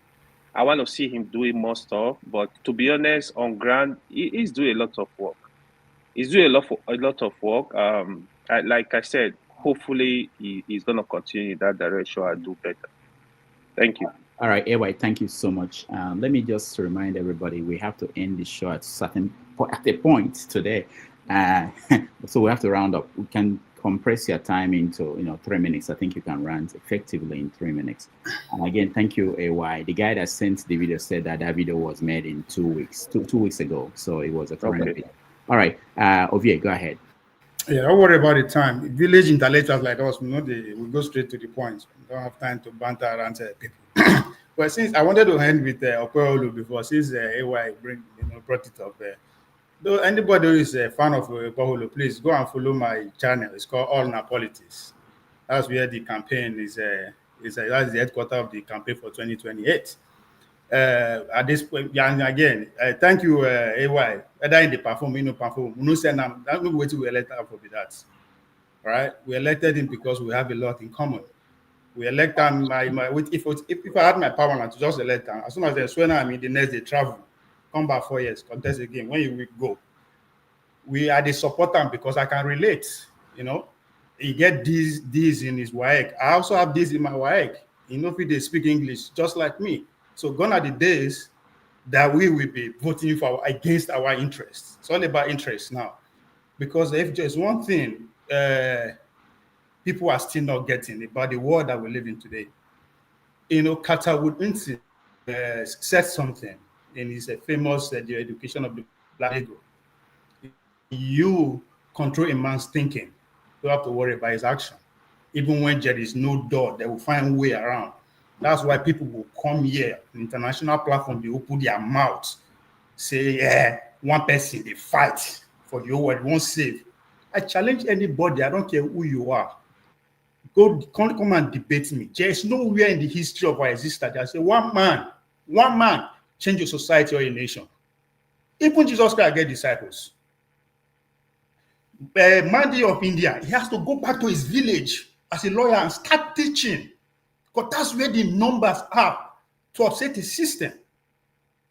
The likes of Martin Luther King, go deep and read your history. There are thousands of people like Martin Luther King who lost their life in making sure the struggle was achieved. People can't say, Sowore, they can fight for you, that's what you. No, Sowore is not fighting for me.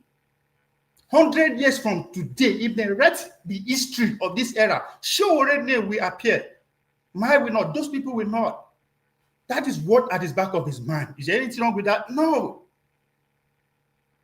If I get half of the resources that Sowore get via Sahara reporters, me too, I go to Nigeria, insult every Tom, Dick, Harry that I can do better. It's all about insurance. So it's not doing anything because he wants, well, you can say he won't save you. He's pursuing his own selfish interest, and there's nothing wrong with that. So now, because we know we think, we cannot reason beyond our education. Now we actually believe that one man will come and save you for your predicament. It ain't gonna happen. But it's okay. Just as I said, as Katawunsi say, you've already been programmed. You can follow any direction that was put before you. Now, internet now been the show where say, given this magic way they talk. So not the only show where stand for Abiola back. And I'm not criticizing him because he's not talented. All of us were there here, so if they carry drop for our body, we cannot beat Usain Bolt. Because there are some basic things that you have to have that separate you apart. Usain Bolt now 6'4". Speed is all about frequency and stride. So if they put all the drugs for your body, no go work. What am I trying to say? Those who are put us in economic slavery, they identify talent. Not be everybody that they use. So I understand what he can do or what he has, but the idea that he's going to save all of you now, good luck. But for you to not stand and they insult people just because you cannot think or reason beyond understanding, it's nobody's problem. In an age of information, illiteracy, ignorance is a choice. Whatever that is doing for you, that's you. And please, Mona, no spoil my market. They never pay me, then pay me when I go no. But that's not why I'm supporting Monday Powell. I said it. He's an illiterate just like me. If you don't understand grammar well, you know I don't focus well with my narrative. That's Monday Powell. That's why him. So the idea that just because they challenge people publicly and we don't know what we are doing, make him come out, saying they sue everybody, make him come to say, I tell us saying collect money for 4 foundations, he collect money for all those foundations. But as I said, if you don't understand, is it a crime? If you did deny, is it a crime? Is it a crime? Yes. See now, Harvard got it from 4 foundation. Is it a crime?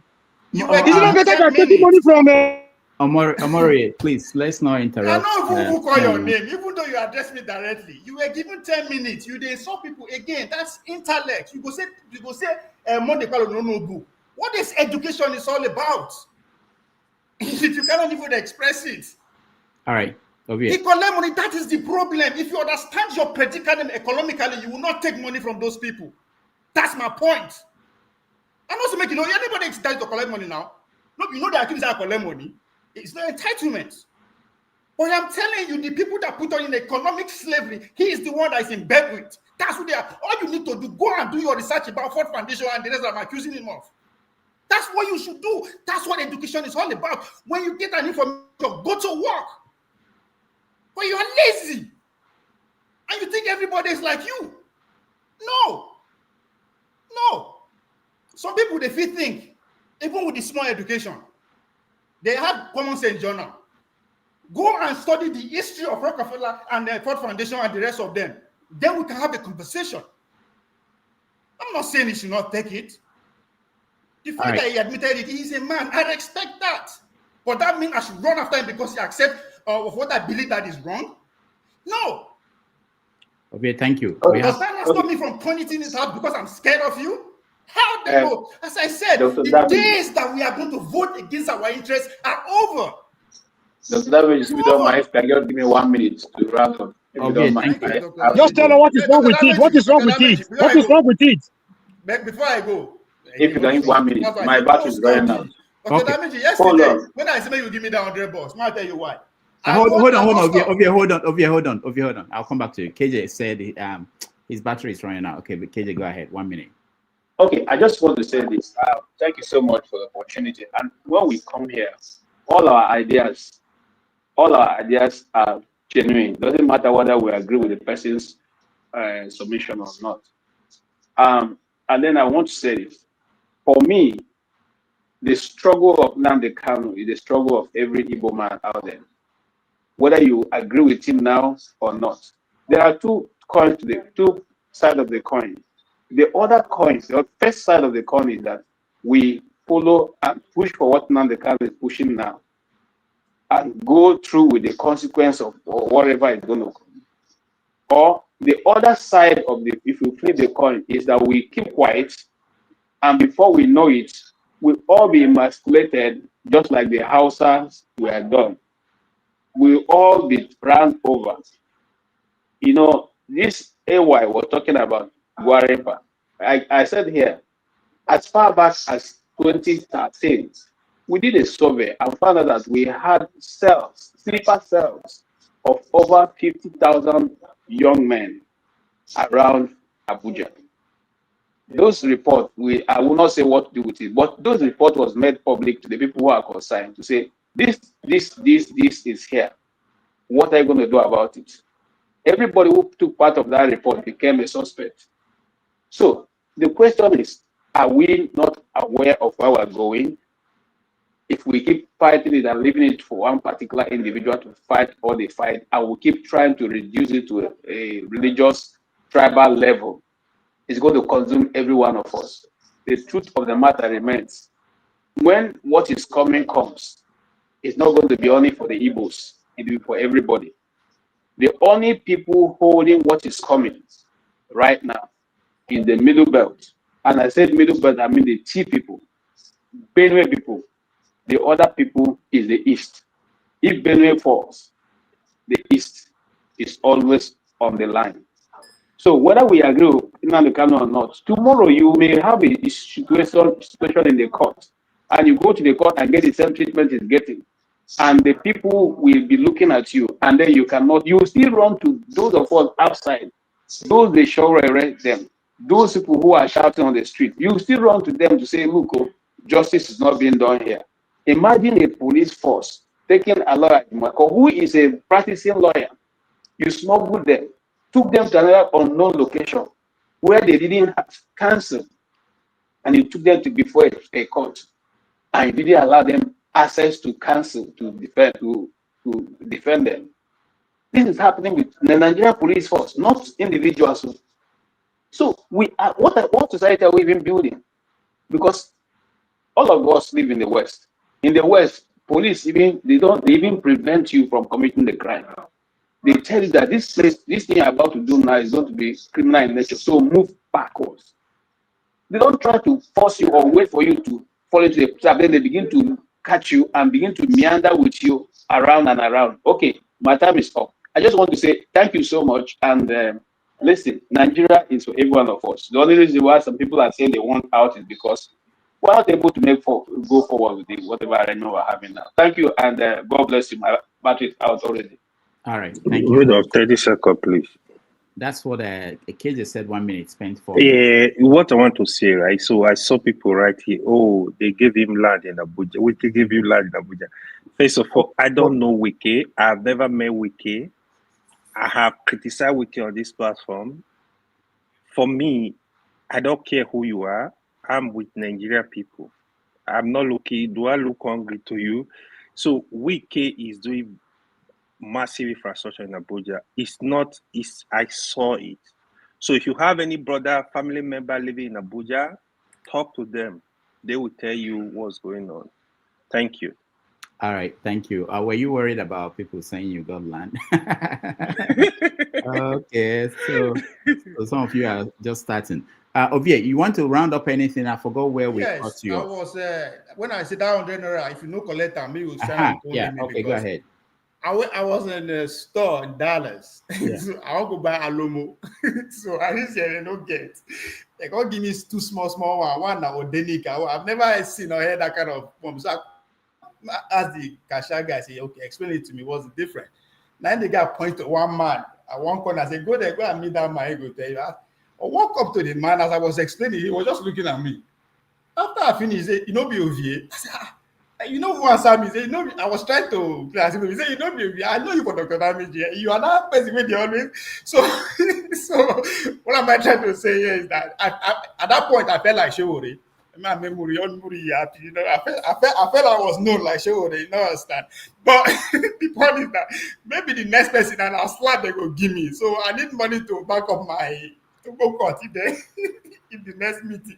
So that's to say they are real human who are actually watching us. Yeah. I know. I was actually shocked. I hear about it when I go out there. All right, Okija, you're next. Good day, everyone. Can you hear me? Yes. Okay. Yeah. I will start with AY. Where does he live? I think he lives in Canada. Is it? Canada? You know, I'm everywhere. Yeah, everywhere. No, I mean, so everywhere. you lived in Canada, so Nigerian mentality, you still have Nigerian mentality. You haven't evolved. You just went and drove on the road and you saw road. Oh, he's doing wonderful. Hospitals are not hospitals. You didn't see hospitals. You didn't see schools. You didn't see human development. You didn't see the quality of education you should have, the food people eat. You just saw road. Oh yeah, he's doing wonderful. You didn't go to interior roads. I don't know if you were if you watch TV when that woman, the Arise reporter was when she died. You saw the road to her street. That's Guzambe, one of the most expensive place in Abuja. You saw the road. Water. You just drove around, major road. It's fine. Did you get where you stayed? If you stayed in someone's house, was there running water? Did you have a chance to dial 911? I don't know what is wrong with you. Just went there. Just behaved like a typical Nigerian. And I'm ashamed of you. I'm sorry. Paul, you can't be talking to me in that manner. You need to behave yourself. It's my time. I'm not gonna take that shit from you. Don't take it. You've taken it already. Not ever. You've taken it already, bro. Shut up. I'm talking. Shut up. My time. No, wait. No. Time is going. Let him finish. I have to go somehow today. Paul, I heard Paul was talking about, in the Igbos, they have to do this, they have to negotiate, they have to build alliance. That's, piece of nonsense. Igbos, we wage a war against them. Babangida, was it this year or last year? He said that it was not an Igbo coup. They all knew in 1963 or 1966 that it was not an Igbo coup. You persecuted a coup, you persecuted a war against your people. On the basis that there was a coup, they did this, and then you said rehabilitation, reconstruction, whatever. You came, there was no rehabilitation, there was no reconstruction, nothing for how many years? The same in Nigeria. You said, what do you want them to do? And then June 12th happened, and the election equipment was in before June 12th, 1983. From what we have reports we have seen. They said that one of the reasons why that coup came, Buhari and co. They planned that coup was because they saw that Ekweme would become president one day. That's what they said. I wasn't there. Anyway, so then June 12th happened. Okay, even after that, they did say, he were Igbo people. Now it's time for them to be, for us to work together to have an Igbo president because we fought on just war and we overthrew equipment because Igbo man was supposed to be the president. Nothing. June 12th happened. Okay.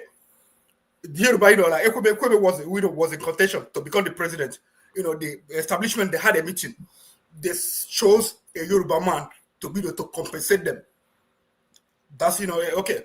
So, a Yoruba man, 8 years. Ijo man, 6 years or whatever. Then, the next election, you didn't say that, let's establish, now we have to compensate the Igbo. Let's work together just like we work together under Obasanjo to make Obasanjo president. Let him let us do something for Igbo. No, he did nothing. And then in Igbo, they brought one of the best candidates and they didn't vote for him. The election was rigged. And then what do you want in Igbo to do? I'm just trying to, how else do we, make it work in Nigeria, build this alliance? During Obasanjo, there was an alliance. Did the Yoruba people go to a minute to say that it's our turn? Did the Yoruba people come to East and say, okay, let's work together? Did the Yoruba go to North say, let's work together? They had a meeting. They proposed, yes, okay, let's compensate Yoruba people for June 12th. They didn't do that. They haven't done that for Igbo. No reconstruction. Since, nothing since Civil War. All the bombs. Like, I grew up in Onitsha. Okay, and sometimes as kids we play. You see, we dig up bombs, we dig up bullets. Last time I left on the chat, we see had more tankers in some places. Sometimes before that they used to the bomb would just explode. Or the exploded device would just explode. There was nothing, no reconstruction, nothing. What else can Igbo do? What else would they have to do for Nigeria? And after the war, they left. They go back all the way to Nigeria. You go to interior places, and Igbo man is, is the chemist, and Igbo man is, the baker. What else do you want them to do? I don't know. I mean, let me not say something. Let me say, Sowore, just like any other woman, Sowore is an opportunity. Sowore is guaranteed of his ticket in his party. Peter Obi has no ticket, and nobody knows if Peter Obi will get a ticket. Sowore knows what he's doing. His strategies, he's building, because he abused Peter Obi so much that the obedience and some other people, came against him. So that he has pipes low. He's working his way towards 2027 or whatever. So he knows what he's doing. Even if he gets money from anywhere, I don't care. What I know is that Sowore, he has his own agenda. That's what he's trying to fulfill. Anybody that tells you that Sowore is fighting for Nigeria, why is he, who is he fighting for? Why are they not voting for him? Why are they not voting for him if he's fighting for them? There are some people that fight for people in Nigeria. You don't know about them. There was this guy that talked, he fights for, kids, abuse kids, abuse women. I said I was gonna have Dr. Damages to invite him on the show. You see, people are doing the real fight. You got NGO, people are doing the real fight. Sowore just making noise every day. You know, he's making noise just like he's getting money for it's okay to get money. Some people are sponsoring his life. And he's happy. Somebody here that wants me to bow down to Sowore just because he's fighting for who. Please, let's stop that. Anyway, for people who are there, for Fondibo people who are there, I think Nigeria is rotten. Nigeria will not. I mean, in fact, sometimes I pray God, please punish Nigeria with all the punishment in heaven. Punish Nigeria until there's no more punishment in heaven. Nigeria is a stupid, messed up country. Every Igbo man, we have to plan, find way to get so that we get out of Nigeria. That's what I'm asking every Igbo man. There is so much injustice in Nigeria. Nigeria will never hold. Dalo, Rudolph. Wow. All right. She's the mention my name. Rudolph, you need to give me seconds. But I wanted Fofada, so okay. Please, before Fofada, please. Okay. You see, Okija, I'm not here to insult anybody. When you are speaking, you gotta be civil, you gotta be civilized at least. You can't be talking those gutter talk with me. I am respectful of people. Don't do that again. Okay, hold on. You see, I have to be optimistic about my country. When I'm telling you, if you know me, I don't come with propaganda. I don't say things I don't know. Some of the improvement you have in Nigeria today, in Abuja, Wike is doing massive infrastructure. Ask anybody in Abuja. I see some people are not interested in learning anything. I was not told. The electricity in Nigeria has improved, especially in Abuja. I know the area where I live, they say it's bad A. It has improved greatly. I got water from the tap 24 hours. The only problem with the electricity, which I have discussed this issue with Forefather, I have worked in this field. I know what is going on there. The cost of energy is too high. Where majority of Nigeria will not be able to afford it, even if you give the whole Nigeria 24 hours light, that would be a problem. Nigeria cannot afford it. Government needs to come in to still subsidize the energy. The area they call bad A, the electricity is quite stable. Ask anybody. See, we cannot just become here. It's all the negativity. What has it got to do with Wike? What has electricity got to do with Wike? Listen. You measure all those stuff. I'm explaining them to you. I don't know Wike. I've never met him. I've criticized Wike a million times. I'm not a fan of Wike. I don't care what Tinubu represents, but I'm stating the fact. It doesn't matter who is there. We need to learn to speak for issues. Okay, so we know. Give us examples. All the things you saw. Give us examples. Hold on. So we know where our problem lies. We can focus on it and be talking to government to get this job done. We can't just be coming here. It's negativity. The positivity, we need to speak up. What are you talking about? All right, thank you. So don't try that again with me, Okija. I respect you. Don't try it. Thank you. All right. Somehow we have to go home today. Fofadas, you go next. Thank you. Voila. I must say, revolution now seems to come across as the purest heart we have here. Because he seems to speak viscerally about what he sees. And he's the kind of person that even if I disagree with him, I know where I stand with him, and I'm willing to stand next to him from my point of view. What I see people do, I think he's right. Nigerians are very dishonest to themselves. I don't know whether it's deliberate or whether it's subconscious. I don't understand it myself. I try to, if you go online, you see it everywhere. And they don't seem to have made the calculation that if your nation work, your tribe works. They haven't even clocked that. That is strange for grown men. And maybe that's why we like to call grown men boys. And I wanted to say that we should stop calling anybody over 25 years, don't call them boys. They're not boys, they're men. And I don't like that time when they just say, oh, go and treat those boys as if. No, they are grown men and they should be given the privilege and responsibilities of grown men. But I feel like our people, they can't, like now, they're saying there's no, anything that happens to the Yoruba doesn't happen to Igbo people. If you ask me today, in Nigeria, the ultimate opposition leader that they have in Nigeria is Peter Obi. And somehow they forget him. That's a kind of disservice to what he represents. This is a man that has gone out there, done a lot of work, won over 6 million votes, and he's at the forefront. And some people still pretend as if there's no Igbo man out there, as if it's only Nnamdi Kanu. Qualitatively, Nnamdi Kanu's case is different from Igboho's case.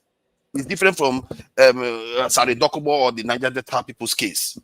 You have to take case by case on their merit. What it is, it's not like Nnamdi Kanu is saying that, oh, I want to sign amnesty, I want to sign peace. No, he's not retracting anything. You want him to be left out, then when chaos occurs again, then we say, oh, the Nigerian government is bad. If Nnamdi Kanu is saying, okay, I'm going to do it peacefully this time, I'm going to push for a referendum, there are certain things you're going to do. People are going to say, okay, let me back you. And that's why I find really strange about Sowore's protest. Did he protest on the basis that when Nnamdi Kanu is released, he signs an agreement to actually act the way he is acting? Sowore is not advocating violence. Sowore is not advocating attacking anybody. He's not threatening Nigeria. He's Sowore saying that by protesting, that is a condition he would like Nnamdi Kanu to come out with. No, he's not saying that. The Niger Delta people, when they had the amnesty, they had to renounce violence. They have to renounce certain things. It's a give and take. And when people say that, ignore that part, that is why I feel like people are quite dishonest. I don't understand. Maybe because somehow they are blinded to that fact. Like Shekau, Boko Haram Shekau, he's dead now. Because they tried to negotiate with him, he refused. He's dead. In the case of Abiola, he won an election. They cancelled, they jailed him, and he died there. Qualitatively different. He's not threatening Nigeria. He's not saying he wants to leave the country. Do you know, if you go to Spain today, the leaders of the separatist group, they're all in jail, because they carried out the referendum without the authorization of the state. They are in jail right now. And they will not let them out. See, my take with Nigerian government is that because they are so weak, they talk to everybody as if every sin can be forgiven. Not every sin can be forgiven, especially without renouncing that same part. Even Jesus Christ said, hey, go and sin no more. We have to try to be honest with ourselves and to say that yes, there's some unfairness to Southeastern, that's for sure. Everybody knows that. And we know, I've seen so many, my goodness, I've seen so many Nigerians, how hateful they are to fellow Nigerians. Nigerians are horrible. Sometimes I don't understand what happened to us, how we got this way. We are so hateful to each other. You see Benin man attack Igbo man, Yoruba man attack Igbo man, and all this because Igbo man dared to run for office, like Peter Obi just dared to run for office once. That's when all this started, though. That's when it got really venomous. Because it shows you how dishonest we are. The Yoruba people Igbo people have been trading in Lagos for a very long time. Now and again, get a little bit of skirmishes, but nothing serious. But suddenly, because Peter Obi ran, a big insult. How dare they? You go online now, you see them. I don't know who pays them. And some of them, they will have the current president's picture there, and they will be talking as if Igbo people don't exist anywhere. Like whom are the Igbo people? Are they even Nigerians? And like, what kind of madness is this? You're asking whether Igbo people are Nigerians? What kind of dishonesty is this? It's like, I don't know who created these people. What factory do they come from? I don't know. Nigerians say, whatever we are doing to ourselves, including Southeasterners too, whatever we are doing to ourselves is not going to get us anywhere. If you cannot translate the fact that if you are hurting the nation, you're hurting yourself. If you are hurting black people, you're hurting yourself, because strategically, most people see themselves the same. Most people, Europeans, the reason why they win so much is because they cooperate more than any other group in the world. even if they fight each other more than us. Why is it that they can translate after fighting, they can still recognize themselves? We barely have fought each other, but we can't even recognize ourselves. What kind of Mumuti behavior is that? Nigerians will go online, they will see Ghanaians attacking Nigerians. They'll say, no, don't attack all Nigerians. Is this tribe? They'll go to South Africa and do the same thing. That whole wickedness that Nigerians are portraying, they think it's going to help them. And I must say, okay, I like your point sometimes, because you do call out some of the things that you see in the Southeast. But to be saying this about stuff like Nigeria should fail and all this, it's not going to help you. It's not going to help you. I judge people based on what they are saying and what they are doing. You can say 1,000 things correct, but if you say one thing wrong, I won't say this is not the right path to go, because it hasn't helped us till now. As a matter of fact, because we are so separated, that is why we are so weak.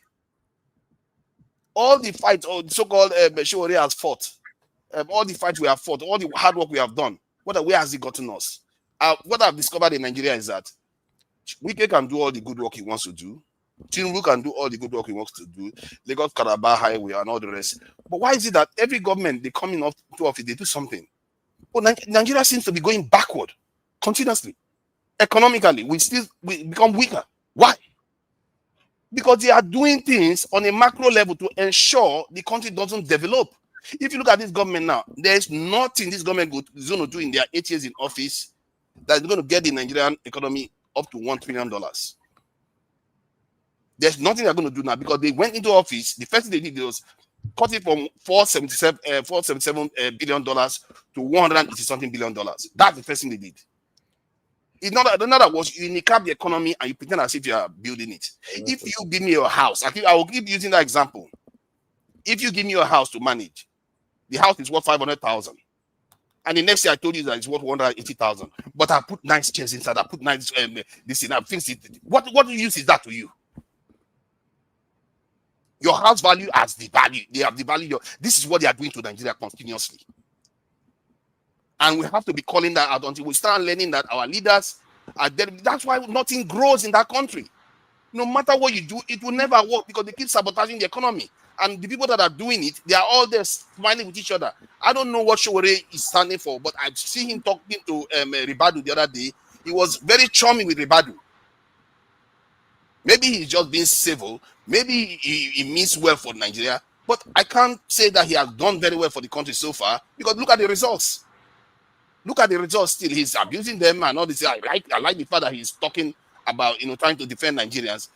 But I don't know where he stands. I really can't trust him, because he hasn't shown me any reason to trust him. I trust Revolution now more than him. I probably even trust Comrade Omoroyi than I trust Sowore. That is how I see it, because he hasn't given me any reason to trust him at all, because everything he represents seems to be like 1 minute he's saying this, the next minute he's doing something else that is weird. I don't see him. If he means well for Nigeria, why would he go and protest for somebody that I think he's going after P2B? That's basically what he thinks he's doing. He wants to win Igbo over. That's why he's doing that for Nnamdi Kanu. That's my thinking.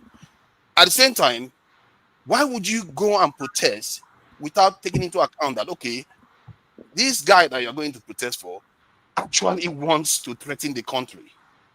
If you mean well for the country, why would you want that person out without that person renouncing that position? Looking for a peaceful path forward. We should be asking ourselves that question. I don't have anything personal against him. I like the fact that he's calling out the politicians anecdotally, the way he's doing it. I like it. But you can't say he means well, because you don't really know what the game is playing. I don't see anything changing in Nigeria as it stands right now. I'll leave it there. Thank you. All right. Thank you. Ike, have you? I don't think you didn't rant. Rudolph, my rant is to you. I know you have. I know you are well known and respected in your community. You know the way you come from, and I think I know in this platform you are not ready to show us your political leaning, but I should believe that the Anambra State should be your concern, because this latest 3 weeks or 2 weeks of your governor in Anambra State, is really frightening, and every Anambarian should really forget about political party and look at these men who are saying they want better for Anambra State. If Governor Soludo can go as far as what he did these few weeks, after 4 years in office, if he can go at the level that he has gone, oh my God, by lying with the life of Anambarians in a hospital that he commissioned the general hospital, and about 12 people was operated and they have gone home, and also 200 people came for treatment, and eventually it was an empty hospital that was locked with key. Nobody was in the hospital. No evidence of anybody treated anywhere. And he went as far as he gave them more transport money to go home. They didn't pay Anambra State any government anymore. Listen, listen. I'm sorry for the people. You see what we are going through in Imo State. I am telling you, today is 25th of October. If by any chance this man wins this election next month, the next week he's going to join APC. Mark my word that I said it here. Because Soludo is a complete sellout. And remember, I think we have an electoral law. This week he was promising every local government 10 million naira, anybody who can give vote. What is he not vote buying? Those who are lawyers, who did book a lot, who could understand what a governor of a state that had been 4 years in office, that should supposed to be campaigning with his program and what he has done for the Anambarian people. So why I'm saying I'm ranting for you, I know you have people back home who hears your voice or who listen to you. I think that people should think. Honestly speaking, Dr. Damages, when I saw this video of the hospital in Anyamele local government, really this week I lost every human sense of respect for this young man. Few weeks to the election, you are my grandfather was a young man when nothing existed. So that's why I say I'm ranting for you, because people like you, I know you have voice in Nnobi, and you have a lot of people who you worked in Nigeria before you moved to the West. So I think people like you should tell your people to take a pause, because I don't really understand what this man. I don't know what this man is really up to. So he's already giving bribe even before the election, 10 million. If you come second, you get 5. If you come third, you get 3. I think there is an electoral act about vote buying. I don't know what Soludo is doing now, if it's not vote buying. You know, and this one of the hospital, when he was trying to play with the life of people, doing such a thing never took place. My brother, I'm sorry.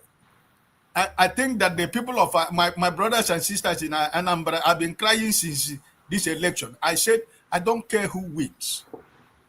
But if there is a way that this man doesn't come back, because what this man is going to do after November, if he wins this election, is going to declare to APC. All this thing is telling you that the election has been written already. This is the political gimmicks. You know, this is the political story he's going to tell you so that you have the opportunity to do what he wants to do. So my brother, Dr. Damages, and Okija, I am appealing to you people, talk to your brothers and sisters back home. This man, after 4 years, he doesn't have a program to give to the people of Anambra State. I think there's supposed to be a change. Thank you. Sorry, right, thank you so sorry, much. for 30 seconds. He's going to win. I mean, I've done investigation. Anambra people, you know, they're convinced. You know, I don't go to my community's WhatsApp group. They abuse me. They curse me out that I don't know what I'm talking about. That Soludo is, you know, the god. So he's going to win. Yeah, thank you so much. Carrying the condition for more than 5 years. There's no place they would have gone to do that. But today, we have done 4 of the surgeries.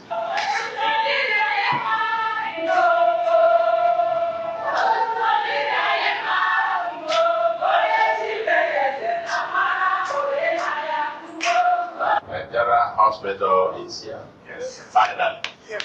Finally, Ayam local government now has a functional, very well built, properly and completely equipped general hospital. And today, history is being made. To the glory of God, a brand new hospital is on. Yes. And making it so much. Oh, today go on and I tema. Oh, on the category and another move go. And free of charge. Oh, what they go Maria? And making it Soludo. And woman one I near. Since Indian I got on one up all my favor, won't make a make you wait 3 years. See the kind of waste Soludo Anambra State. Wasn't following one my beer. What do you want Soludo where may I near free of charge? So the ocean can I get less Soludo. And the lawyer goes here. Or to say I will not thank God yours. You so I ask is forever and ever. Because what is Soludo? No motor. Na mụ nwa dị happy o, amụrụ ka m ga-esi kele Soludo. Ọ bụ na m bụ nwa ma m bịaba akwa, ọ dị ka m bịaba akwa. Anyị kwụ ya n'azụ, etu a na-eme ya, anyị ga-etinye ya akwụkwọ. Ebe ọ megide nwee dị ndụ, ihe nje ego for many years, ejigo m ọka, ejigo m ebe niile. A na-akpa afọ ego, ma anyị nwere ebe ego na ndị ọrụ ugbo nwere ebe a na-eme. Emegide ọ bụla dabata etu a n'ụlọ, ana m ekele Chukwu ya gbe ume. Unu afụgonie na obibu ndị a na-atụ sọpolina maka this new general hospital emepere ebe a. Soludo commission gị tata, and o fichapụgo ndị ogbenye anya mmiri n'anya. Let the solution continue. Well, that should have been my my rant, and I didn't know about this until few minutes before the show, and I was getting the videos. I had no idea. This is at the core of my fear about politicians, not just Soludo. My issue with Tinubu started when we had that fake pastors going out there. When he traveled abroad without telling, before he became president, when he was elected, without telling people where he was going to, there no accountability. I was scared, and people didn't see that. I was scared because I knew that if he could do it at that point, when he gets there, he will do more, and it will be the same. And this one, I couldn't believe it. There was no need for that. There was nobody challenging him in this election, that there was no way he could have lost the election, and he wouldn't lose the election. But for him to go to this level, if this is, I'm still going to confirm a few things, in the story, but it's unbelievable.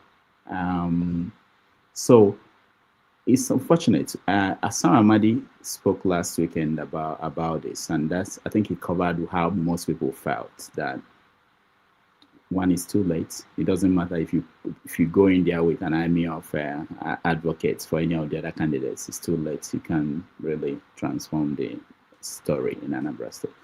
But I will talk to people. Maybe next week I will report to you guys. I will talk to people around the government and people in the state. But the point is that there was no need to do something like this.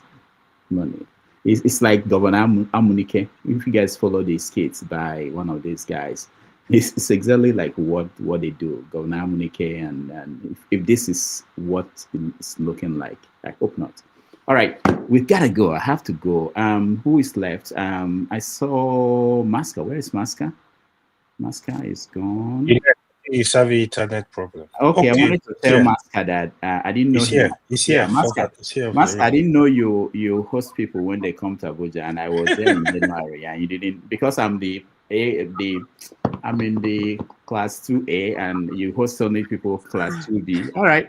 That's all right. Next time I will knock on your door. But thank you so much, AY, for that report, and Masca, thank you for connecting with our people. It's always very important. One of the things we don't talk about why we do this, we stay here and every weekend, is to get connected to other people, and maybe some good things will come out of it, other than taking them to good restaurants, very good one where they eat and they are happy. And anyway, Masca, yeah, next. I think you're the last person. Constance. Thank you, Rudolph. And it's surreal to feel people are looking for you and you are nowhere to be found. Meanwhile, you are there, like in front of people. But that's what internet can do to you. Yeah. Well, good evening, everybody. And I must start by thanking you, Mr. Rudolph. You see, you are absolutely correct. Thanks to you, I have three very good friends. I know, actually four very good friends. Black Beauty, Forefathers, AY, Righteous Man, you know. So thank you so much. It's not easy to link up with very good people.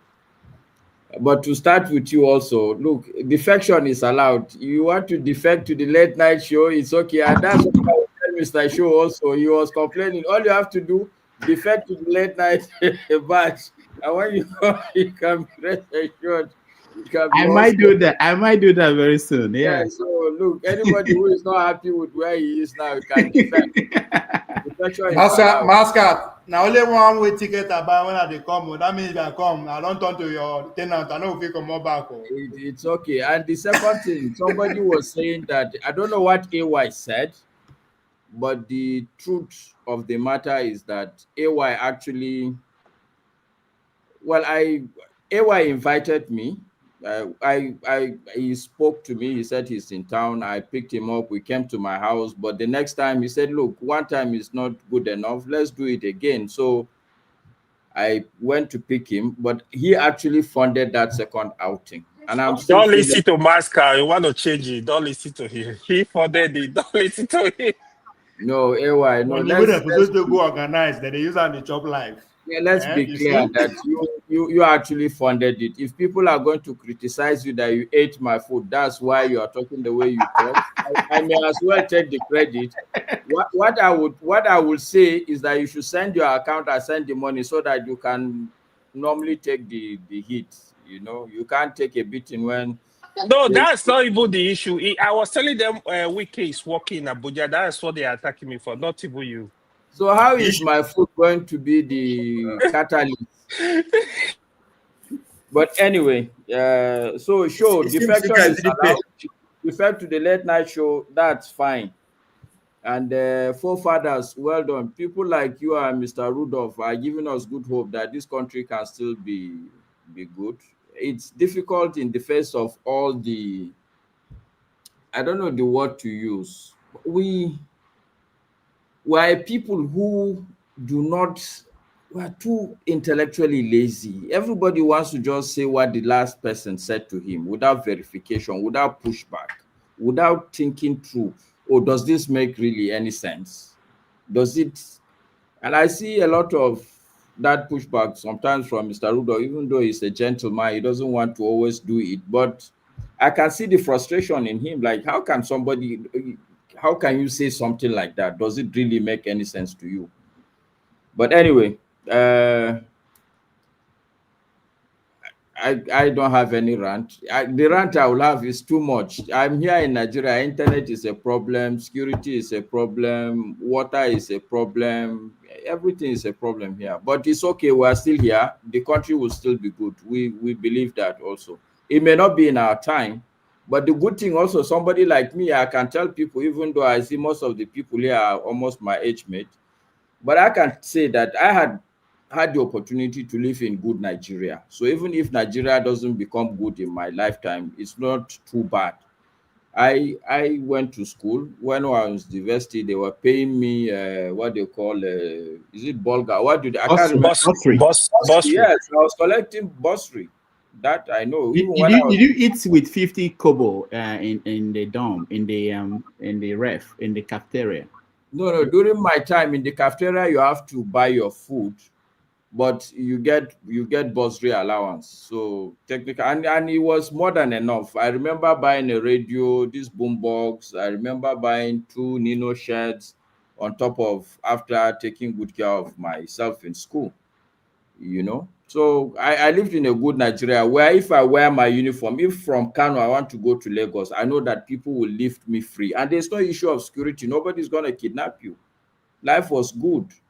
People were very decent. Even when I started work in Lagos as a police, anybody with uniform, either copper, police, soldier, you're free to enter that combi bus without payment. Nigeria was good during my time. I remember very, very well. It was a good country. All my teachers were excellent teachers in secondary school, in the university, and people were very honest. I remember the beating in my life I got when during Salah they gave me 3 kobo.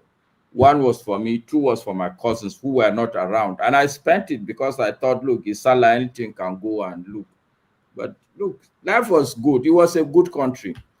But I just joined to correct some of these things and ask people who are not happy to give them the option of defection. Thank you very much, Mr. Leader. All right, thank you, Masker. I have to go, but before the final word from Constance, I hope it will be very quick because I need to run. I want to mention that tomorrow on 90 Minutes Africa, for those who are just joining us, we have Hawa Ibrahim from Wesley College. She was a very interesting story. She used to hawk things on the street of northern Nigeria. She came to Harvard. Oh, she was a lawyer. She became a lawyer. She defended Amina Lawa, if you guys remember, during the Sharia law issue, and then yes, the rape issue. Yeah, ended up being a professor at Harvard, Yale, Oxford, and she's teaching at 6 universities around the world. So she's going to join us tomorrow at 6:30 Nigerian time and 1:30 here in New York. So if you can join us, that would be wonderful. We are going to have an interesting conversation with her. All right. So Constance, your final word before we go. Good evening, Dr. Damages, and other panelists. It's unfortunate I'm going to be the last person to talk here today. My decision is that it's unfortunate the way things are happening in Nigeria, and it's very, very disgraceful for Nigeria and for the government by still keeping Nnamdi Kanu in jail. It's not good. It's not good optic for Nigeria. When this president came in as a father of the nation, as they call them, when somebody become president, he's a father of the nation. I don't know the people he's fathering. He could have released Nnamdi Kanu, call him, and other people, ask them what they want.